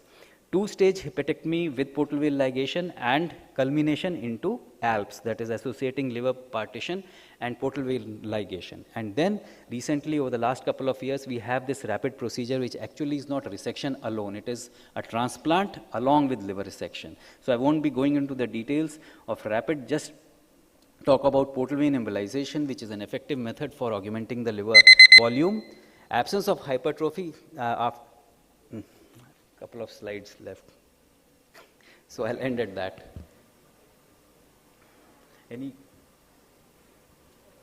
Okay, thank you. Just a couple of minutes. So absence of hypertrophy is an indicator of poor regenerative capacity and is actually a contraindication. Complication rates are to the tune of 10 to 20%, with post-embolization syndrome being most common. Usually wait for at least 4 weeks. Radioembolization has recently come into vogue for augmentation because it has the dual advantage of tumor control as well as FLR augmentation. And this is just a pictorial representation of ALPS. But ALPS, the word sounds very fancy, but very few centers are doing it, and we have had some bad experience, and it's been reported in literature that ALPS is associated with a very high complication and mortality to the tune of 1/3. It has been recommended used more for colorectal mets, less for HCC, and even less for cholangiocarcinomas. Anatomic versus non-anatomic resection. So because it is based on the segmental anatomy of the liver and oncology more sound, it has been recommended, but most of the studies do not show a difference in the outcomes whether it's anatomical or non-anatomical. But mind you, the meta-analysis does pick up some improvement in 5-year overall and recurrence-free survival when we are talking of anatomical resections. But parenchymal preservation takes precedence over anatomical resection, so whenever feasible, go for anatomical, but mind you, the parenchyma has to be preserved. Segmental liver resection, so fluorescence-guided liver surgery is a very useful tool, and just last 2 slides. Operative considerations: minimize blood loss, do not leave behind devascularized liver segments, avoid charring of the cut surface, and strategies for this are that you do good preoperative planning, including 3D reconstruction, liberally use intraoperative ultrasound, judicious use of inflow clamping, energy device doesn't make a difference, use whatever you are comfortable with. Minimally invasive approach has been recommended now because multiple studies, I'm just quoting 2 studies, but there are numerous studies including meta-analysis which show that if in patients especially with cirrhosis and early child B cirrhosis, minimally access approach does score over open approach in terms of lesser ascites, lesser post-resection liver failure and wound infections and length of stay. So I'll summarize by saying that liver resection for HCC aims at R0 resection along with preservation of adequate liver function. Considerations in this are assessment of liver function, tumor burden, and especially the location. Adequacy of FLR has to be ensured. We have multiple methods of FLR augmentation that I've talked about. Aim for anatomic resection whenever feasible. Fluorescence guidance and IOUS are valuable tools for this purpose. Meticulous surgery is the key, and go for minimally invasive whenever feasible. Thank you. And Thank I you. apologize for exceeding my time. Thank you, Dr. Agarwal, for defining the limits of liver resection. We can allow 2 short questions. Professor Mishra, please. Yes.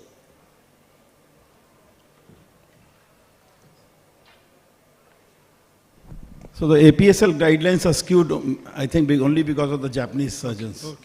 Yeah, because and I was in Japan, I have seen them operate, and they do such meticulous surgery. Is the tumor different over there or the surgeons different over there? No, it's just because there was a very high incidence of hepatitis B traditionally in the Eastern Asian countries, and that's true not only for Japan, that's true for Korean surgeons, and the Indian surgeons are not far behind too, because we have learned more from them in terms of resections, because hepatitis B was like an epidemic in these countries, and they had a lot of patients with hepatitis B with preserved liver function, child's A, but with tumors, because hepatitis B is They have eradicated hepatitis B. But that is how it began. So they gained a lot of experience, laid down guidelines, and they extended their limits of resection, which was not true with when we look at the West. So that's why the APASL guidelines are a little more relaxed compared to the tumor biology. I don't think there's any other question. Beautifully done. Thank you very much for a brilliant lecture. Yeah, next we would like to invite Dr. Prashant Bhangwe, Associate Director, Institute of Liver Transplantation at Medanta, Delhi. He's going to speak about surgical management of patients with HCC and PVTT, portal vein tumor thrombus. Over to you, Dr. Prashant.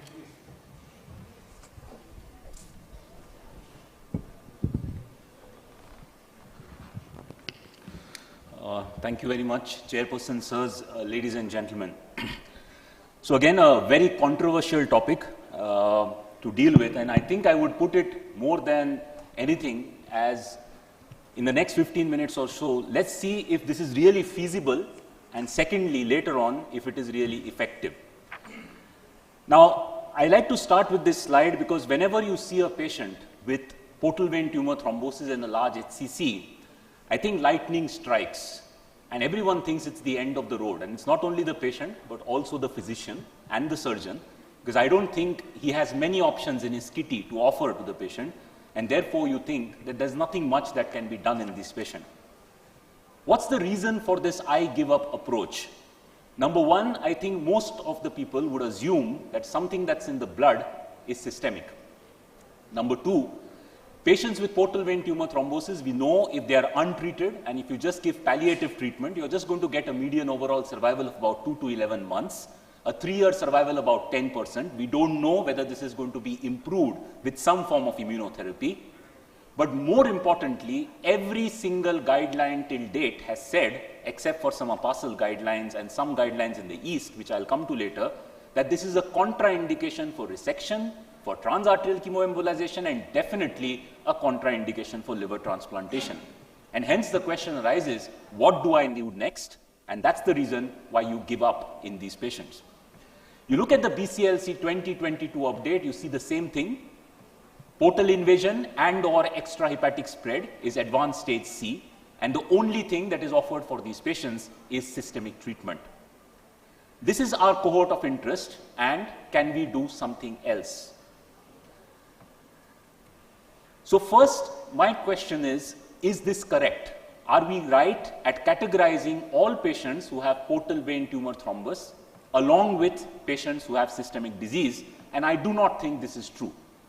This is a seminal paper published in Lancet Oncology by Mazzaferro, and he showed you that you can still get a 45% 5-year survival if you have a 6 centimeter tumor with macrovascular invasion. And if this disease was to be systemic, I don't think this could be true. You could not get a 55% survival if you had macrovascular invasion if you were to go ahead and transplant these patients. So number one, I do not think you can club PVTT patients with patients who have systemic disease. They are two different patients. And we know today that there are therapies which can give you good results in patients with HCC with PVTT and probably not in patients with systemic disease. And therefore, in the 2023 update, this is the Puri 3 consensus recommendations. I have been a part of this for the last 2 years now, and for the last two recommendations, we said we should divide the stage C patients into C1 and C2, and you put patients with portal vein invasion without systemic involvement in C1, and they can be offered some therapy just beyond systemic therapy. So you can go to TARE, you can go to SBRT and resection if feasible, and then if they do not respond to that, go to systemic therapy alone. So let's come to this. We know in HCC, it's either resection or transplant which is going to give you a cure. So is it feasible, and can we aim for cure? What are we talking about when we talk of portal vein tumor thrombosis? These are two classification systems which are most commonly used. This is the one from Japan. VP1, VP2 are what are referred to as segmental portal vein tumor thrombosis. VP3 on either side is lobar portal vein tumor thrombosis. And of course, VP4 is main tumor thrombosis. If you look at the Chen classification, it is type 1, which will consider them as segmental portal vein tumor thrombosis. Everything below that is lobar or going to the main portal vein tumor thrombus. This is one of the first studies, which was an East-West combination study, which was put forth by Torzilli, and of course Professor Makuchi was leading this study, where they showed that resection can in fact give you good results in some cases in patients with macrovascular invasion. There were 2 systemic reviews and meta-analysis that were performed. This one is somewhere in 2018, where it showed you that the results of resection are much better as compared to TACE in terms of overall survival. This study, which was published in 2021, this shows you again that HCC patients with vascular invasion may benefit from surgical resection compared to systemic therapies. This is a patients group of more than 6,500 patients.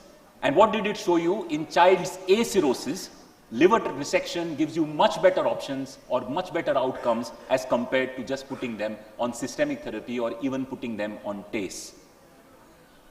This is a very nice staging system that was put forth. It's the EH-BH PVTT staging system developed in China, published in Hepatology in 2019, where they basically developed a score in combination of total bilirubin, alpha-fetoprotein, a tumor diameter, and the presence or absence of satellite lesions. And they set a cutoff of 3 for this score. If you had a score of 3 or more, you had worse results with resection. If you have a score of less than 3, you have good results. So this was a group of patients who did well if they were resected, if they had a score less than 3. And based on multiple studies, if you look at this Chinese expert consensus document, you will find that in type 1 and 2 of Cheng, they would still go ahead with surgery and in some cases with adjuvant TACE or adjuvant radiotherapy, and they were found to have better results as compared to just putting them to systemic therapy or TACE.